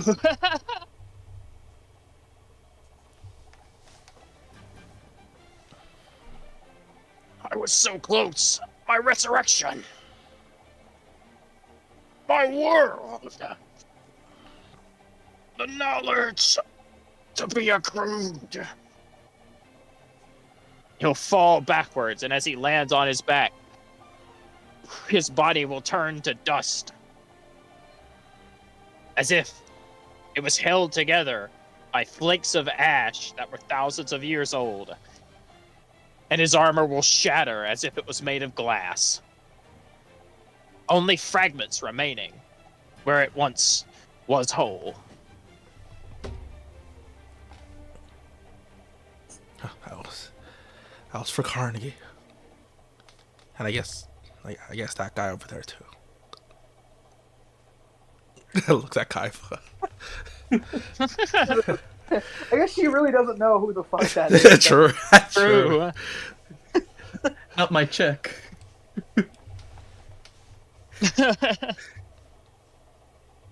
And as Agrippa is no more, Umi, as you kneel over Carnegie, you'll see his wounds slowly start to merge back together as the duel ends in a victory. And the shadows do not take him. And Carnegie, your eyes will shoot open. Oh God, Lumi. Oh shit, am I in heaven? Oh, Marty. You're back alive. Oh, I am. I Wait, headbutt. You Well, not, I'd give him a hug, but I had headbutt first. Not painfully. Yeah. All right, Carnegie, you get headbutted a bit. You're a lot taller. So yeah, I'm guessing you're still in your fucking Giga form. That's true. I mean, I don't know what's gonna turn. I don't know when I'll turn back because I draw that one flaw, or I mean, downside thing. So, yeah. Wait, what about Pegasus's card? Oh yeah. Well, as you say that, where the hell is his token? What have I done with it? The DM lost the plot device. Got him I know forever. I know I've got his token around here somewhere. Let's see. What screen is it on?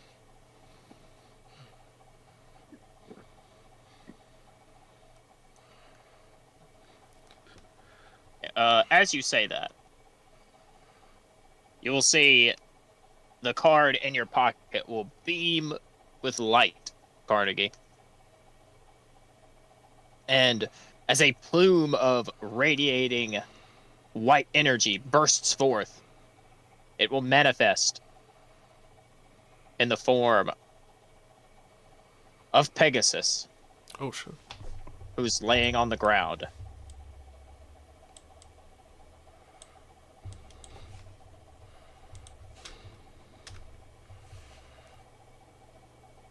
He'll slowly come to and eventually sit up, placing a hand on his head. Are you alright, Mr. Pegasus? Oh, my, yes. I believe I am. I think you transported me. There you go. Oh, my bad. Oh, I'm moving my bad. I'm not trying to move the ribbon around. I'm trying to gather up everything I need for this scene, so I was trying to get a hold of Kaiba's token. You don't just have it in the journal? No. It's on the field, so I have to go. Yeah, I didn't make journals for this. I didn't know about journals, so. I would have if I had known, but Anyway. yeah. Anyway,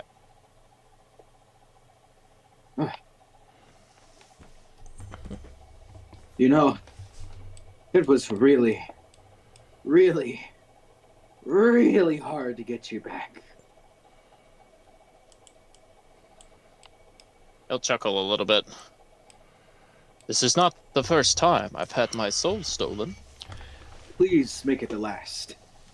Respectfully. He'll chuckle a little bit as Kaiba starts to stand up.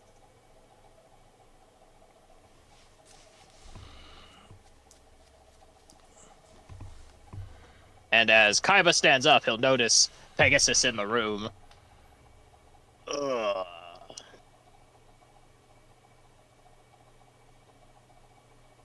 I don't even want to ask what all of that was about. But what is he doing here? We procured a contract with Mr. Pegasus. And as you say that, Kaiba, you what? I thought he was keeping tabs on us.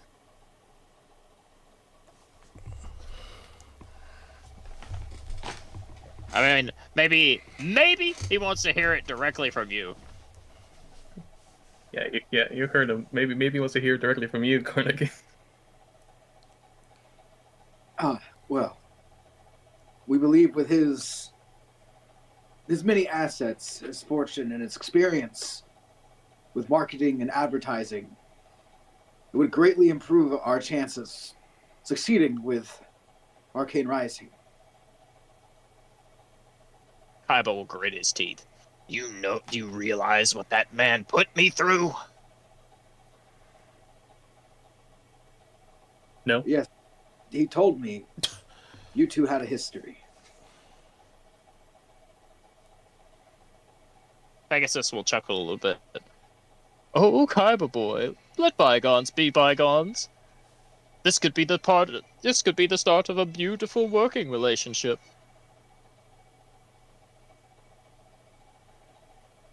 Ugh. I have a company to run. And next time you think about calling me again, think about the demotion that you're going to receive. Kaiba will pick up his briefcase full of Duel Monsters cards, and he'll take his dual disc off, and he'll walk for the door. Surprised he didn't go back through the ceiling. You'll hear his jet land outside.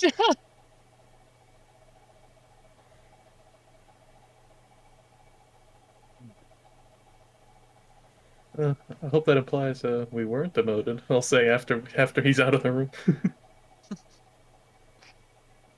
All I know is I've done my job.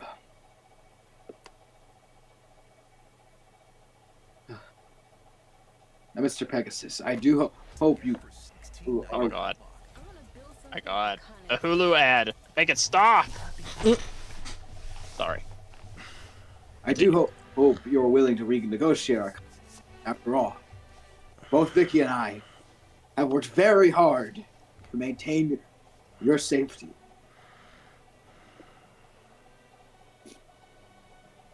Oh, yes, I do suppose some consultation is in order. He'll stand up slowly and look down at the remnants of Agrippa.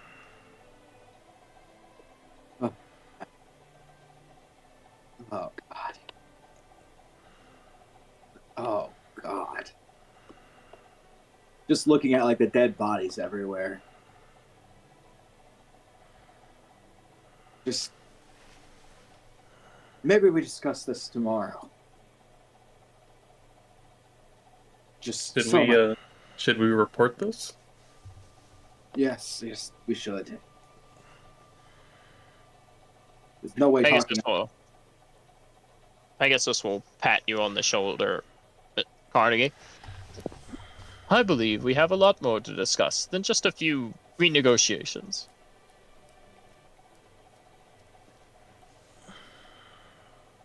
Come. Let's go somewhere else for now. Perhaps to a cafe. Or a bar. I could use a glass of wine. Ugh. I could go for some fine Japanese whiskey right now. I'd right. suggest a change of clothes first, Carnegie. I'll say, motioning to the bloodied outfit he's wearing. This, I've worn this suit for like the past 2 days. I don't think it's any better. No. Ugh. Wait a minute. Where the hell did I put my car?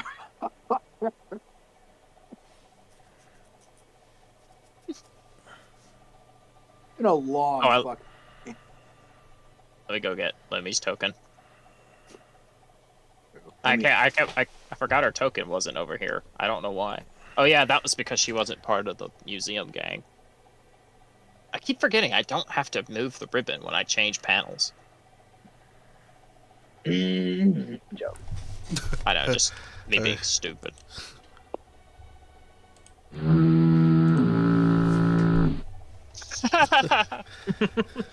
True. There you go, Lemmy. Alrighty. Because, I'm in the alleyway. Alright. Oh, wait, oh, shit, I was down there. Oh. Never mind. You can come up here. Kaiba will just ignore you, Lumi, and like he would make his way out and just leave. Because he doesn't know who you are, and he doesn't care about your magic. It was like funny. Kaiba looks at something like that and just scowls and leaves. Basically. I mean, that's what he does all the time. Inhuman, but like fucking massive thing. It's like, okay. He's got a company to run. What can he say? But Pegasus will look down at you, Lumi, and he'll say, I suppose, do I have you to thank for all of this as well? I guess. No thanks is needed. Well, it might be a small thing, but I am Mr. Pegasus J. Crawford, creator of Duel Monsters. If there's anything I can do for my rescuer, please let me know.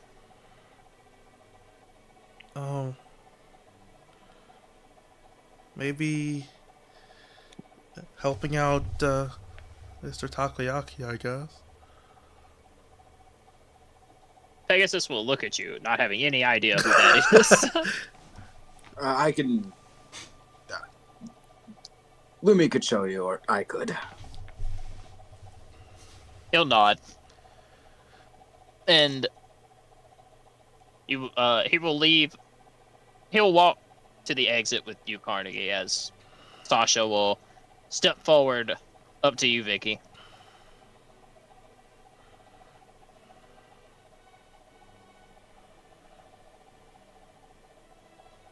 She'll put a hand on her hip and just say, hey.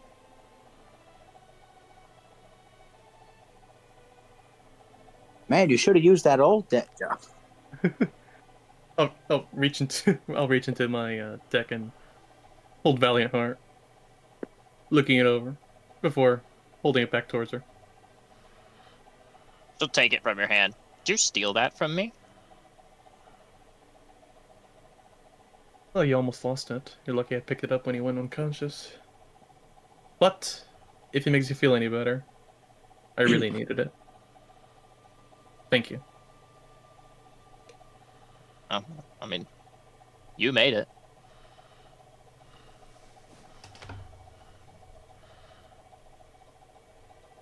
I make a lot of cards, I'll say, with a chuckle, considering my career. Anyway, what you gonna do now, Teach? I'm gonna go fucking home. Not a half bad idea, but when you're done, fucking around at home, you want to catch up sometime? I'll see you later, Sasha. All right. You walk past her, heading down the stairs, and she'll watch you leave.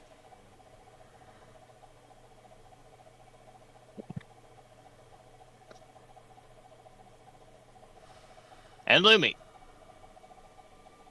As Carnegie talks with Mr. Pegasus,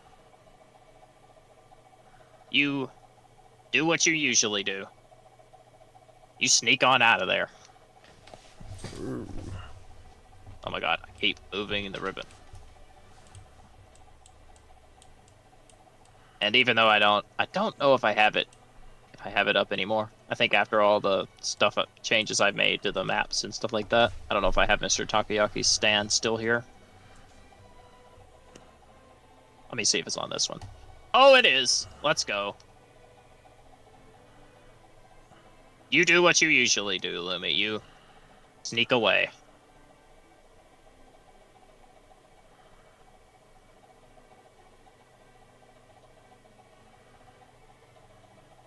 And on your way back home, Mr. Takoyaki sees you walking by. And he'll wave a hand. Lumi!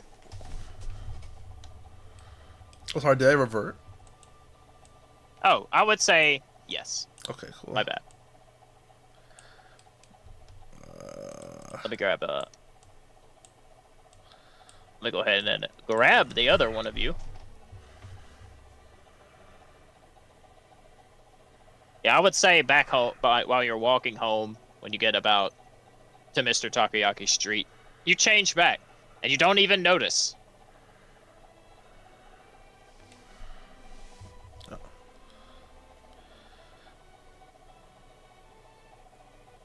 Perhaps comfortable enough with yourself, and maybe resolve that things are okay now and in a better place, and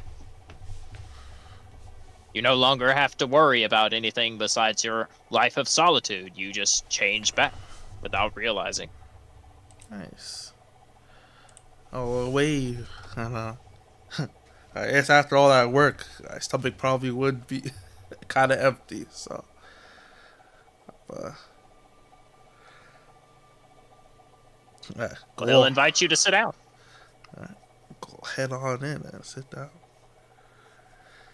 Big smile on my face.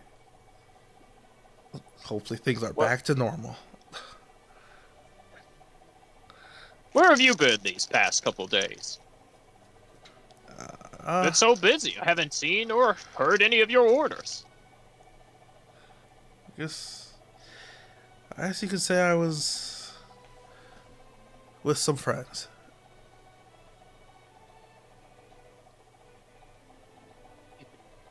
You mean up in your cabin with the animals? Not just them. I think I made some new ones. Well, look at you. You look different than when I last saw you in here.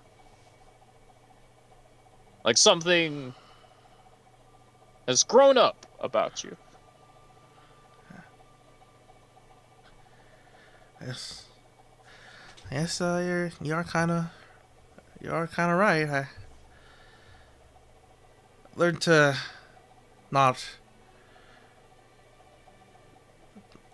maybe not hold on too tight, I guess would be a simple way of putting it.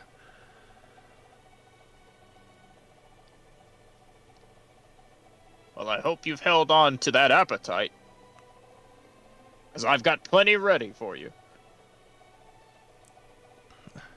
Sounds good. And he'll start serving you plate after plate, never knowing all of the danger that you put yourself through. Not just for him, but for others. For the animals, for nature, for people that you've never even met. And you will be treated to a hero's feast, even if Mr. Takoyaki wouldn't call it that. That's a lot of temp HP.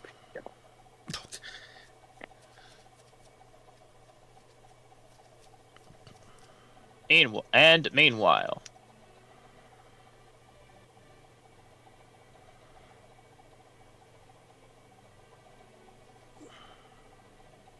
the society having crumbled, stray metas running amok. Dr. Faraday still unconscious, knowing that he'll probably lose his memories. Or knowing that he will lose his memories. No way. Yep, clean slate. You take your brothers and head back to the surface. Able to breathe in the free air. I'll just move you down here. Where, even though you're not technically in the city, but I'll just move you down here. To a more sunny map. Able to breathe the free air for the first time. Knowing that now, no one is chasing you. You can go, be anything you want. But before you're too comfortable, a large bubble appears not far from you.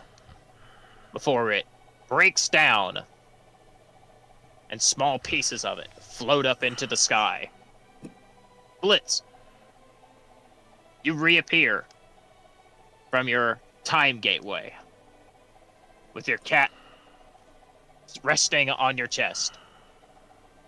You're lying in the middle of the dirt, staring up at the sun. Back in your current time, or back in the past, I suppose. With Niue not too far. Well, that was eventful. It was, wasn't it? Good to see things worked out after all that. Surprisingly enough. Nah, I'm just joking. I always believed in you.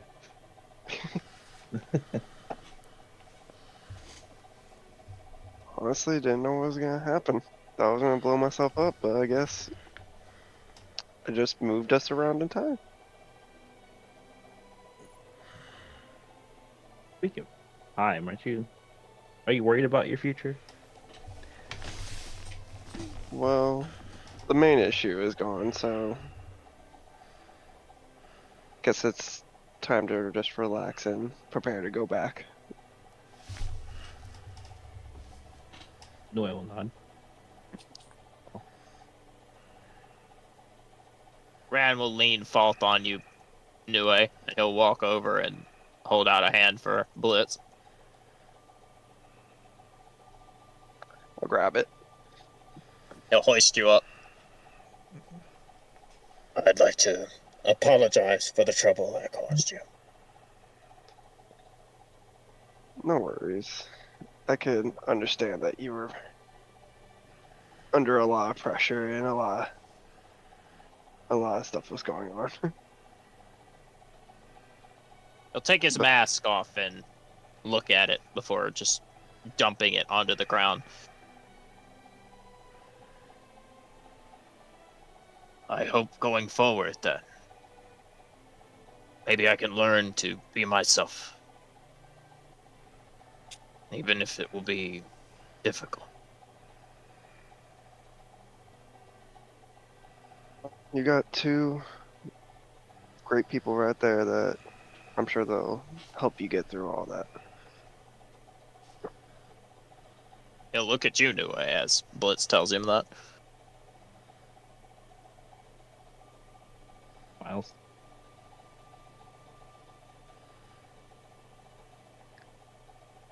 But before that, Oh, brother. Mhm. go ahead. No, you go. Now, This is your ending, sir. You have to say something very, very, I guess, out of character or in character, I guess, but not Okay. unimportant. Unimportant. Well, Fault will, as he's, leaning on you, still sore, will say, so, where are we going next? What do we do?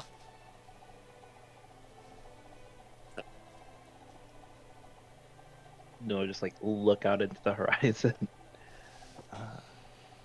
Whatever we want, I guess.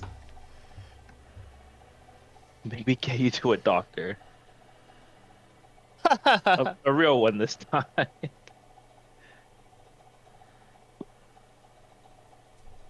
He'll laugh at that. Like he'll slowly start chuckling and then beginning to laugh, and Rand will laugh along with that. And as the sun reaches its apex, the midday sky blooms on a new day in Domino City, shining down on the city rooftops. As one adventure ends, and another begins. And before long,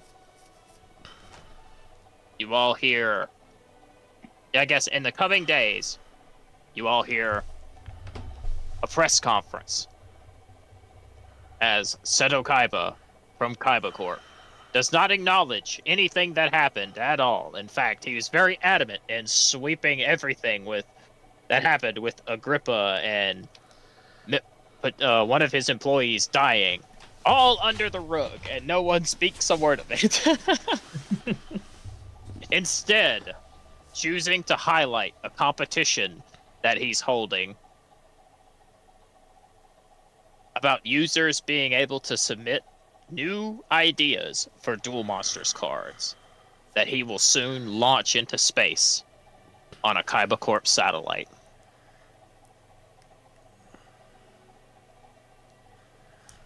And Carnegie, you're there to witness it firsthand and see the first draft of that commercial.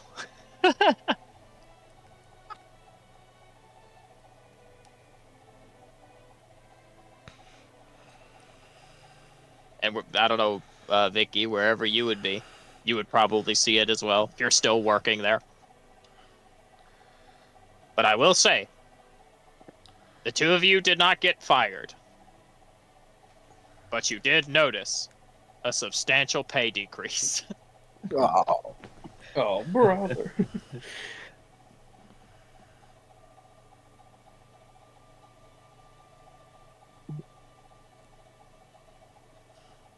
And that is where we'll call the session.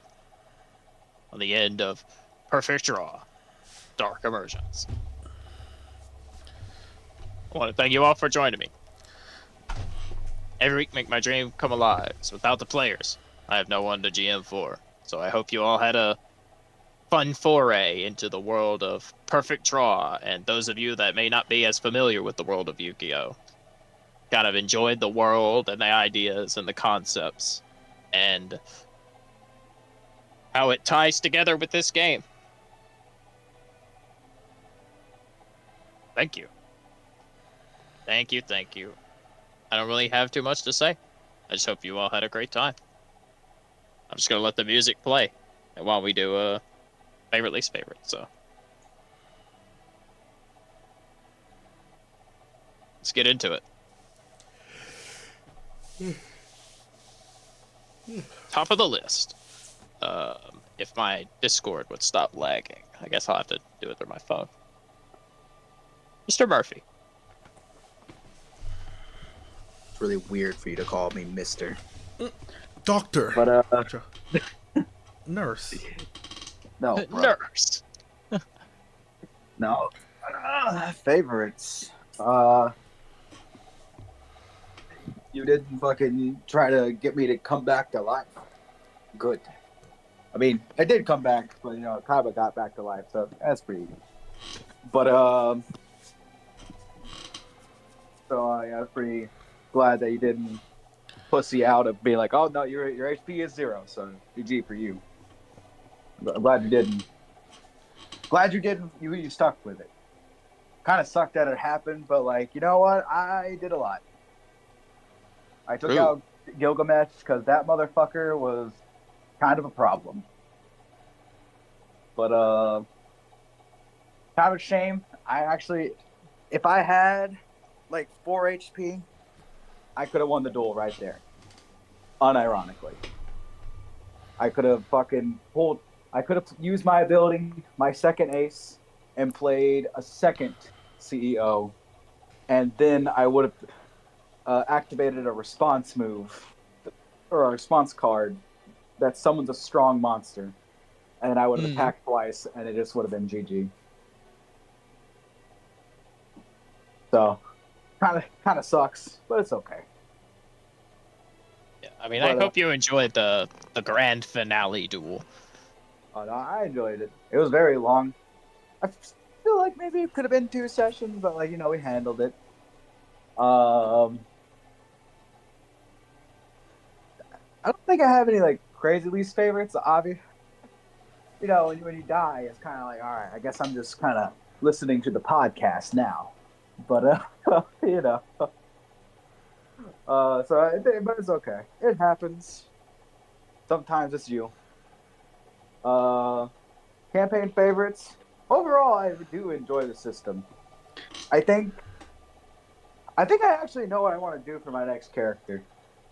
But I think I'll have like a card that because like you had that one card with Kaiba where it's like I don't know what it was called, but it was Contact Fusion. Yeah. I think I'm gonna have like a card that just you can fuse it. It can fuse with other stuff just instantly the second something's played, but it can't attack. So whatever it's fused into, it gains all properties, but it can never attack. I think Pretty I cool. might do something like that. But anyway, favorite overall. I don't know. I just really enjoyed the system. I think there's still some hiccups that I think you need to work out, but it's all right. I think the biggest thing that sucked was whenever there were a lot of movies this campaign. I feel like everybody watched a handful. But I hope in the future we do more tag duels. I think 3 people in a duel is too much, but 2 seems to be like a good number. But it also, to be fair, we had like an NPC duelist, so like it's probably just gonna take longer regardless because they don't. We had a cheater on our team, Mr. Kaiba. But I look forward to seeing what you do next with this game. I'm still looking forward to whenever we do play it next again. But I did have a good time overall. I will talk about my plans for the future of Perfect Draw very soon when it gets around to me. Oh, and I know this is a moot point, but I do want to retire Carnegie. You let him have his. Well, GX is like 10 years in the future, Yeah. so Moot point. But let him have his happy ending with Arcane Rising. But yeah. Oh, damn, he still thinks it's gonna make it. Joke. But yeah, I enjoyed myself. I think you are actively working on stuff you want to do different. Yeah, that's about it. I don't think I can think of much else in the moment. So I'll let the next person go.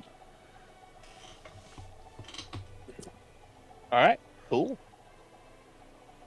Then next would be Ivy. Hello. Session overall, I enjoyed it. Different fights, you can have movie parts, but that's just how it is with ending off with 2 big fights.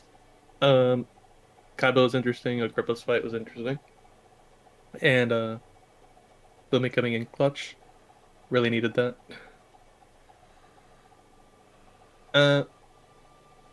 Campaign overall, I enjoyed it. Of course, there's going to be hiccups as we get adjusted to the system, even with the one shot. But I thought overall it was okay. I'm looking forward to see how it will progress. I doubt that our understanding of the system will improve as we continue along. That will really help. No, the funnel is not the word I want to use, but streamline certain mechanics, and we can be able to go about it better. If that makes any sense. Yeah. Apart from that, enjoyed all the characters. I enjoyed Carnegie, Lumi, Blitz, Newland, and I'm looking forward to see what GX will bring about. I already have some ideas of what I want to do as well. So we will see what we will do. Mm-hmm. Thank you. All right. Hi. I saw you kind of getting into it there. I saw a flicker of you getting into it when you were making your own ace. Yeah, overall this shit was ass. No, I'm joking. So it was And so this session, yeah, it was pretty good. Everyone got to do the conclusion to all the duels. Got to. I'm glad you let me go over to Carnegie. At least like, oh, you could actually tell. Like that was cool. I'll do a thing, overcome the serious baggage. Yeah, that was all good. Agrippa was definitely threatening, so that was good too. Glad those guys over there didn't. It worked out where thing is, but then like on the back of Stormward, we shall win. Just so, never have to worry about New Age. uh, I mean, to be fair, if he just rolled bad in that clash, it's like the duel is like probably over. Yep. that's just The man he's just good at coin flipping clashes. brother's destined without being destined. Just yeah, it was pretty good. I like the conclusion's a little like tiny, like conclusions to everyone's like individual thing, sort of. Toward that was good. Yeah, good session, a good little wrap up. Didn't really feel like awkward. Well, maybe besides when I was trying to make my card, I didn't have an exact idea, but it felt pretty smooth for the most part. And yeah, I think overall, for the campaign, it was all right for our first time. I think it was all right. I'm neutral. I guess neutral on the system. It's maybe as things get better and kind of figure out stuff more, and maybe I make a character that's more active. Maybe it'll be more enjoyable. A lot of movies, definitely throughout the whole campaign in general. But no, I think yeah, that's about it. Just kind of neutral on the system. It was a guy, and the campaign itself overall was I think was decent. I will definitely be there for the GX. I already have my character like basically made, so I know what I'm going to be doing, the idea and everything. I was also going to ask if I could. Might. Fuck, we never really. I don't know if I heard it. Did you get a conclusion to what happened to the metahuman and the things fighting out? Maybe I just missed that part. But I was gonna. I didn't really give a conclusion, but my idea is that like with the society falling apart, the metahumans that were still like sane of mind and complete, Nue and his brothers probably freed on the way out. Okay. Okay. And you said the GX happens 10 years in the future, right? So. Yeah. Over 10 years or like just exact, like almost basically 10 years exactly? Just like 10 years, yeah. Okay. Just All right. flat out. Okay.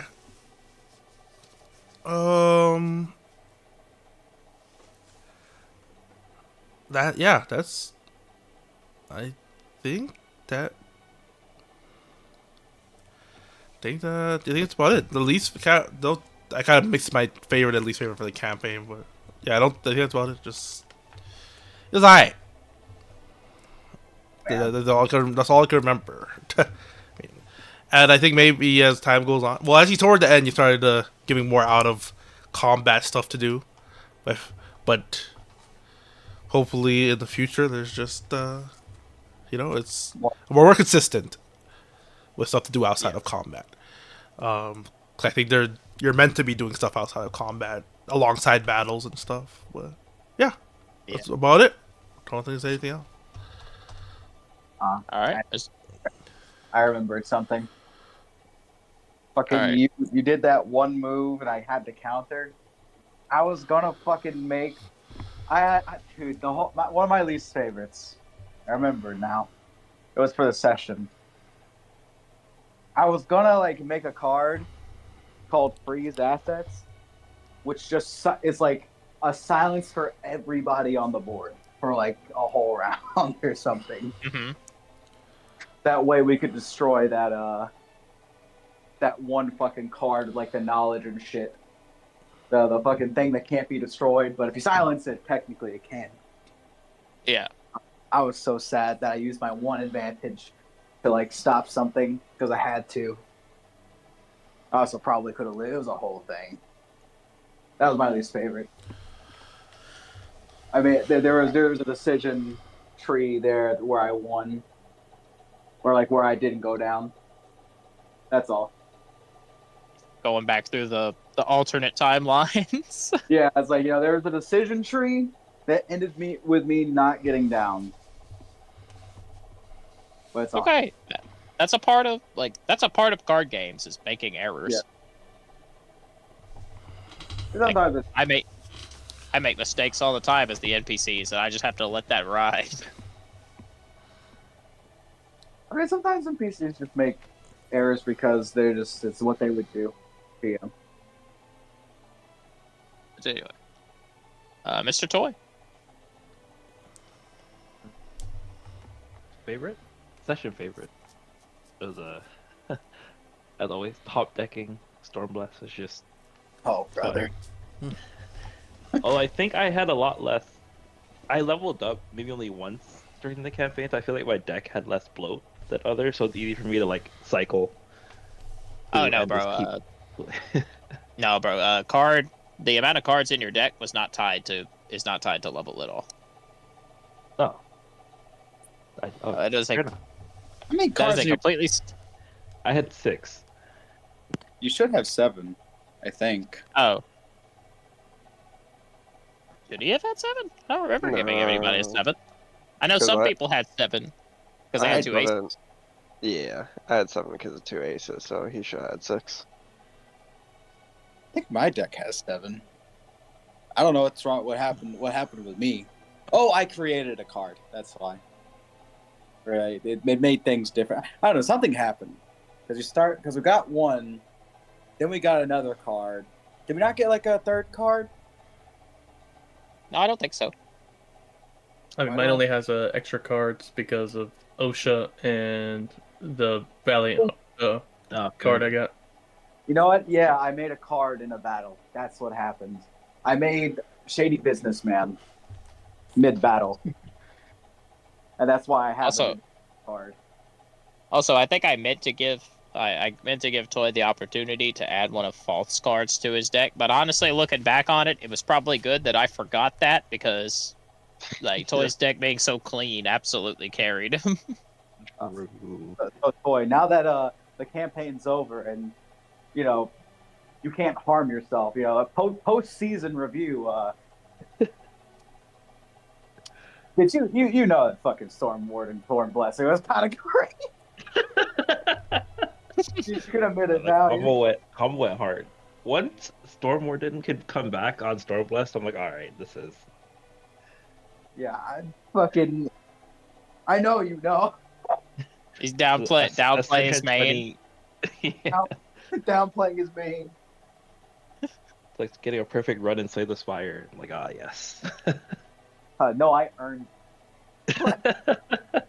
I see you now, Toy. I'm gonna be looking out for that now. The GX deck I have in mind is gonna be wacky. It's not gonna be as boy. straightforward or simple. It's gonna be a bit all over the place. Yeah, My I ace feel like is Hungry Burger. I think your deck overall was pretty straight fucking forward. It was just, No, 100%. It was like a one-dimensional deck. Like Storm Warden, all right. you just play Storm Warden a million times. Play the other cards and make Storm Warden better. It's like a toddler play. That was the idea.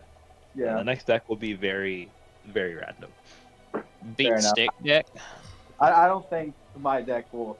I don't know how good my deck will be. I tried making my deck good too. But anyway, go ahead. Go ahead. Troy. Poggers, Exodia. Hard to be Roll a honest. d20. Another session favorite, the epilogue. The mini epilogue at the end was nice. Seeing everyone going on to do their own thing. I'm not sure how relevant Kaiba sending the cards in space will be, but I'm sure there's a reason for that. Oh, Kaiba, what? Sending the cards into space. Oh, do you not remember the plot of GX? Wait, is that how it started? Yeah, pretty much. Oh shit. Well, it's been too long. That's how Yubel and all that shit happens. Oh shit. I need to rewatch GX or replay it in Legacy of the Duelist. Either way. I want to get the. Hang on. I'll play the thing for all of you as a closer. I'll play the funny meme. Continue, Toy. Campaign favorite? It's interesting system. There is a lot to like keep track of, and a lot of like it's open ended, so then it's a lot to keep track of. I'll say it like that. Mhm. But I've noticed toward the end we got a lot better at like managing our hands or like knowing what our cards would do and figuring out how to like counter the opponent's cards, which was good. A lot of interpretation. True. Absolutely. Do I have any campaign least favorites? No campaign least favorites. Yeah, I wouldn't either if I top decked my every What do you mean? Top deck race. It's easy.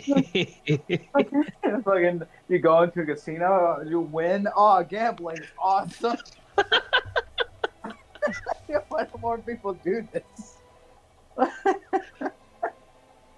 It's for easy money. 90% of the time it works every time. Wow, Braxton, you're such a good DM. I love winning. It's awesome. I just remember, Bolt of Wonder got nerfed. Oh, wow. Fucking, careful there, Sagat.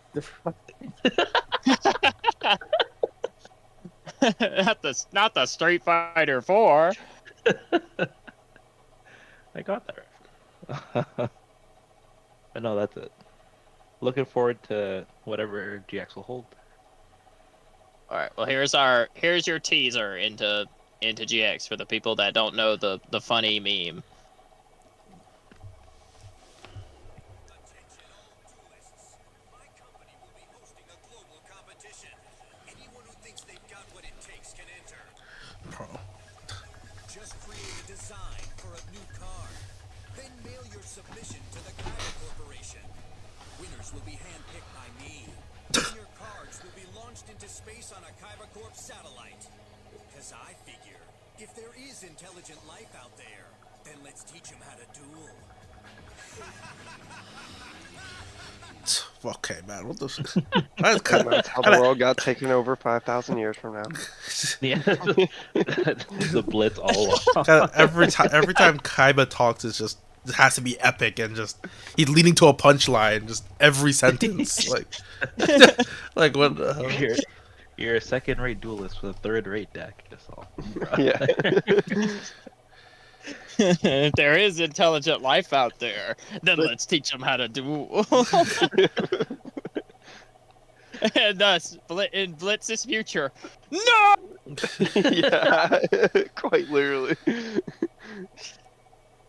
You think like your little time traveler association, just like they just haven't gone to the right timeline. They're like, man, what the fuck? What caused this? What's the deal? Yeah. We thought it was that, but it was really Kaiba shooting the shit up. It's fucking time, you motherfucker. All right, Mr. Zach, favorite, least favorite. Favorite was definitely I like that you combine the two plot lines together. Like that was really cool. Like just being able to add like the Destiny plotline in, I thought was a good mechanic in the game, and I don't know, it made things a little interesting. I was kind of worried it might be a little. It would make things a little confusing, you know, just adding like in a low key side quest, but it's not a side quest.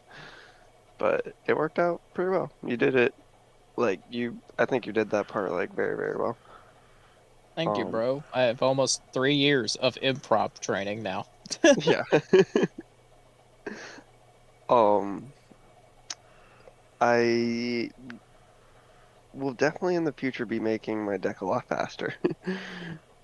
Um, that was probably my only complaint about my deck. It was like, oh yeah, I can put down like one monster and attack it, and if I can't, then I kind of have to just pass and wait for the next best thing. So Honestly, I don't even think your deck was that bad.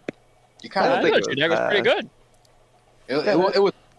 Don't get me wrong, but like when it came online, it's like, all right, GG. Like I win. Yeah, I didn't think it was bad. Like I wasn't like upset with it, but I saw like where a lot of the weaknesses were. So I mean, it'll to be be, fair, go ahead. Go. but I mean, it was good too because it kind of did get me more hyped into making the next deck for GX. So I kind of already have like an idea that I'm going for. You want to talk about fucking your weaknesses of the deck? Every dual card he's in, I play the card that stops you from using your deck. Fuck. Yeah, quite literally.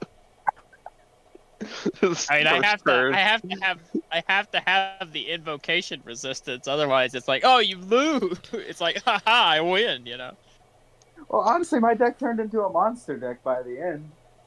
I mean, to be fair, you played around the weaknesses of your deck very well. You surprised me so fucking hard. Like, Yeah, my deck was extremely well put. I made my deck be versatile in all situations. So, you know, I was like, well, if I put an effect on a monster, it's not as bad. But like, I don't know. I understood how invocations and monsters are supposed to be played and used. Also, pretty sure CEO was meant to be a medium monster. You just kept it as strong. oh yeah, probably. I probably just forgot to change it, but Oh well. I don't think it oh really. well. Another favor is I really enjoyed the back and forth between Vicky and Carnegie. Like y'all did that very well. Like y'all's story together. Like y'all felt fluid like the whole storyline. So that was nice. Felt what? Appreciate. It felt fluid, like your guys' interaction with each other and everything. I think honestly, me and Ivy don't really role play that much. I'll be honest. Usually, it's like True. me. It's usually just me and Toy. Sometimes me and Kai, but like very rarely me and Ivy. Our two. We usually play very different characters. Yeah, I mean y'all's characters were very different in this, but I think that's like where they kind of mesh so well together. And I don't know, it was just funny watching y'all interact with each other and like what's going on. Like all of a sudden y'all seeing like aliens and ancient beings and people like shooting electricity and you're like, what the fuck is going on? Like, Who are these people? yeah. Who are these people? I really enjoyed I really enjoyed the dichotomy of the plot lines of like, all right, the superhumans are over here fighting the like normal ass like corrupt people with like maybe one guy who's got superpowers and the other's just a doctor who's just insane. Meanwhile, the normal people on the other side of the city are fighting the dark god with magic.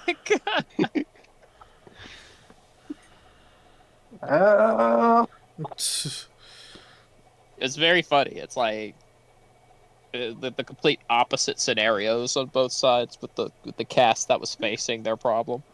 I don't know. It was dead ass the RPG fucking thing. The first fight of the campaign in the one shot. Oh, let's stop this burglar. The end of the campaign. Oh, let's fight God. Actual RPG scaling. Yeah, that's pretty much how Yu-Gi-Oh goes, you know? True. Honestly, one of my least favorites. I was expecting like an Egyptian god card from that motherfucker or something. Well, based off of where this this happens in the timeline, Kaiba doesn't have Obelisk the Tormentor anymore. Oh, I meant like the guy we were fighting. Oh. Yeah, to be fair, I gave the Egyptian god card kind of reference to Destra. Yeah.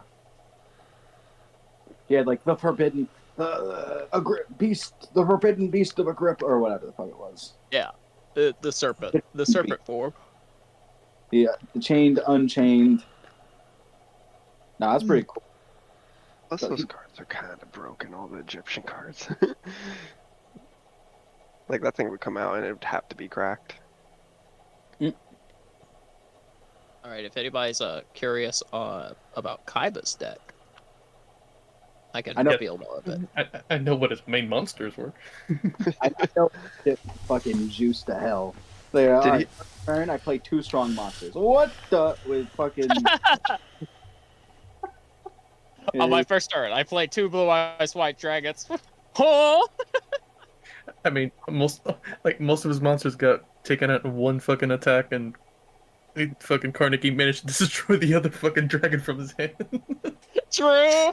That was I did not anticipate that. So like Kaiba's first game plan was to like summon 3 blue eyes white dragons and then fuse to blue eyes ultimate, which I made. And if he got blue eyes ultimate dragon on the field, it had resilient 3, overwhelm, and could attack twice a turn.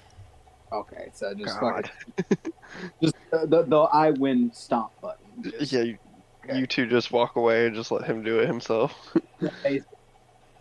But also, it can only be summoned by fusing 3 blue eyes white dragons with the card polymerization. So. Right. But I thought it was really funny that Carnegie immediately screwed him because Agrippa played the like, all right, I take your card, and now I choose 1 person to discard a card from their hand, and it's like Kaiba's game plan is immediately ruined because Carnegie played a strong monster. It's like, okay. That was so funny. I didn't know he was gonna do it on Kaiba. I thought he was gonna do it on. I was fully ready to discard like something useless, but he went for Kaiba. That was so funny. I mean, it was supposed to be comedic anyway. He had Crush Card Virus because have to have that one in there. What does that do? It's a respond card. When an opponent attacks a weak monster, destroy that monster and every monster on the opponent's field that is strong or higher. So it just makes it all medium monsters then. Medium or weak, yeah. I'm really sad I didn't get the. I'm not gonna lie. Speaking of destroying monsters, I really wanted to use Liquid Eye's assets or Trickle Down, and just destroy everyone's fucking field, including the other guy. Just, oops. Why would you do this?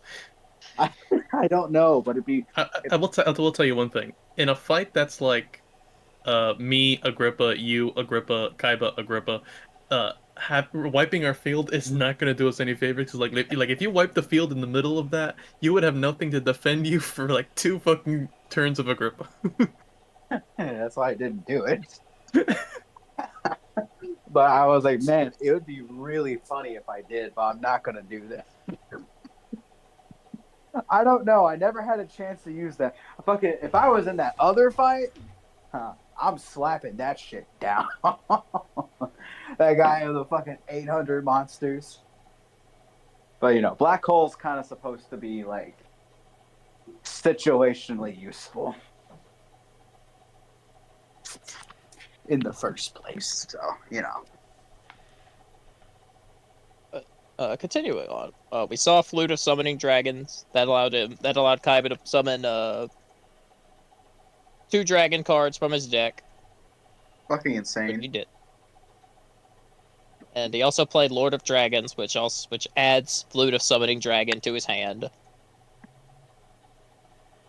And he played Pot of Greed because I had to have Pot of Greed in there. But you just did that shit for fun. You're just Yeah, I mean, I was trying to create a very a lore accurate Kaiba deck. And I hope that for all of the people who've watched, Duel Monsters, they liked all the little references to the cards that he's played in there. I hate we never got to see Crush Card. That's a Kaiba staple. I never played Shrink. Kaiba had Shrink as well, which allowed him to weaken one monster on his opponent's side of the field, or as a response, he could weaken one of his own monsters. And that was the idea of that was to be played in combination with Crush Card.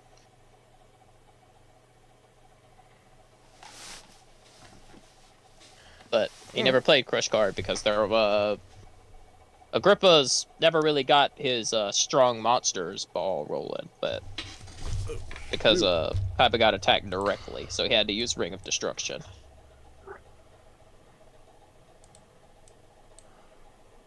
But yeah, I played Vorse Raider, so we saw Vorse Raider. We saw X Head Cannon, Y Dragon Head, and Z Metal Tank, and XYZ Dragon Cannon. Yeah, that was fun. It was fun to put together a Kaiba deck. I really wanted to see Blue Eyes Ultimate Dragon.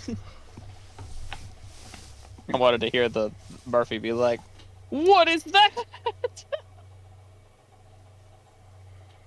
I mean, you could have said, "You, Vicky, discard your shit," or "You, Carnival," but you went for Kaiba.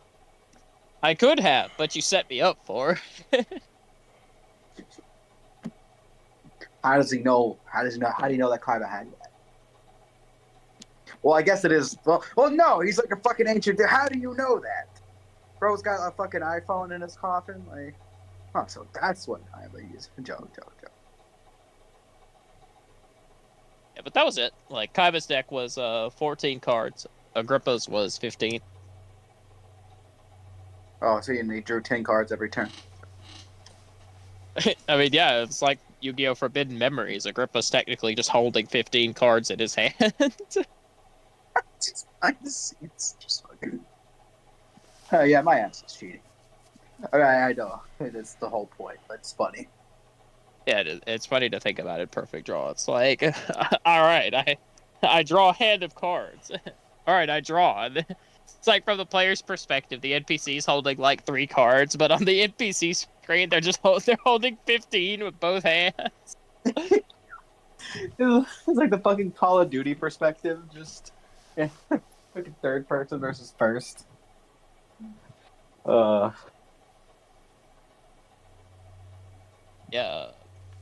Also, everyone, please empty your hands. Like always. What are you gonna do? Take me? True. I guess we don't need these decks anymore, honestly. So it doesn't really matter all that much. I guess I will anyway. But So, did I go by the? Say his favorite, least favorite. Am I crazy? yeah, you went second. I went after you. Okay, he did. All right, cool. So next week is a break, and then Break for me. Like, if someone wants to run a one-shot, they can. But I'm not. Nah, not for me. I am taking a break. I like to take a break between any medium to long form campaign, just because I'm usually gassed out by the end of it, and I need to kind of replenish my mental faculties a little bit. I'd have to see how I feel. I haven't set up Foundry for 5e the same way Kai does it. So I don't know even if I would have the time to figure that out by then. But I will say, I will start preparing Cyberpunk. Or a Cyberpunk one shot. So if Zach, if you want to get together sometime next week and go over Cyberpunk, make you a character for that. Yeah, definitely. We could do that, since even though I'm not running anything. Curious, while everyone's here, is anyone actually thinking of playing Netrunners or no? For a one shot, no, definitely. Not was it a one shot? Yeah, there's gotta be a one shot. Oh, I thought it was gonna be a whole thing. Never mind. Well, if it's anything, I wasn't gonna play a net runner for the next thing anyway. So Yeah, no. Yeah, I wouldn't want to play it either. I'm just wondering if there was gonna be one. damn. Okay. We're gonna do a do what I got. I was gonna play like I think it was a Rocker Boy is what I was going to play next for like a long term. Yeah, I have characters for a long term, none for a one shot. So I don't know what I'm doing. Damn. Making me gonna have to put together the long Cyberpunk campaign. I mean, I like Cyberpunk. It was a great time. I really enjoyed the last time we played, and I enjoyed it the second time we played it. The first time was okay, but second and third was pretty good. Sure. I enjoyed both of those. Sure. Well, shit. Okay. Well, damn. Like, maybe we'll do, like, a 5-session thing instead or something. Well, let's not get Well, carried not away. get too Wait, what? Put the poll up. Put the poll up. Yeah, sure. Let's put I the mean, I poll know up. D&D's still gonna win that, but no, we'll do a Cyberpunk. D&D waiting room. Sure. I know, like- Another one. That's what I was saying. It's like we played Dark Waters and Deep Songs for like 7 months, and then everybody's like, like a month and a half, 2 months later, it's like, man, where'd D&D go? D&D's just good. I don't know what to tell you. Like, I have run D&D for almost 3 fucking years. Like, damn, I want to play some other stuff. Fair enough. I've never tried Pathfinder. That might be fun. I mean, I have the shit for Pathfinder. If you ever want me to send you that shit, man. I mean, If you actually decided to do Pathfinder instead of D&D, I'd accept that. I mean, I am not going to do Pathfinder. I am going to do Starfinder. Oh, I thought you're waiting for the second one, right, to come out. No, I won't play Starfinder 1 because I bought the book for that for like $80. Ah. Well, Like I said, you pay like any amount of money, and now you're sworn by the soul to It's play. mandatory. Yeah. I mean, Okay, I real still talk. got the price. I still got the price on the back of my Starfinder book. Where the fuck is it? Where is my Starfinder book? well, I mean, yeah, There dude. you are. Yeah, you put up that poll. Yeah. Yeah, true. Put it the poll. I Honestly, paid. I wouldn't mind Starfinder either True. I mean, if you put it up there. All right. I paid $59.99 for my Starfinder 1 book. But yeah, I'll be honest. If you put Starfinder up there, I'm probably gonna vote for it. Shit, man. Zach, would you play Starfinder? You don't know what the fuck it is. Yeah. Like, Okay, so D&D and Okay, no, I'm so- joking. I'm joking. basically, Pathfinder is an adaptation of Dungeons and Dragons 3.5 because nobody liked 4th edition. Well, the Starfinder is basically what if you took Pathfinder, which is, just D&D, but not, and then put it in space. yeah, basically. And it's like you got like laser swords and you got guns, and not like, oh wow, muskets. No, like laser guns. gun. Like And you laser also gun. have So we're playing Starfinder's- Star Wars. Sure. Kinda. no, we're playing Starfinder. Ugh. Idiot, listen. Oh, a star? There is actually a Star Wars tabletop though. Tetra! True, there is Star Wars 5e as well. But think about that. I don't know what the fuck I'll play for that. I'd have to read that again because I don't remember anything. I know I wanted to play like a shotgun motherfucker at some point. I wanted to play like If a quick I mean- scoper, but I think that was for Starfinder 2. Yes, I don't know if it's that good in the first one. Yeah, I think maybe I'll play a soldier unless toy is just like gonna be toy. I don't think I've ever read the book. I gotta read the book to see what my options are first. Okay, like long story short, it's still like D&D. It's still kind of like the archetypes of like fighter motherfucker, rogue motherfucker. Spellcasting in Starfinder is weird because it's not like full on like first to ninth level. It's first to sixth level. So the spells are, and there's like spells are you have like the spells, and then you have like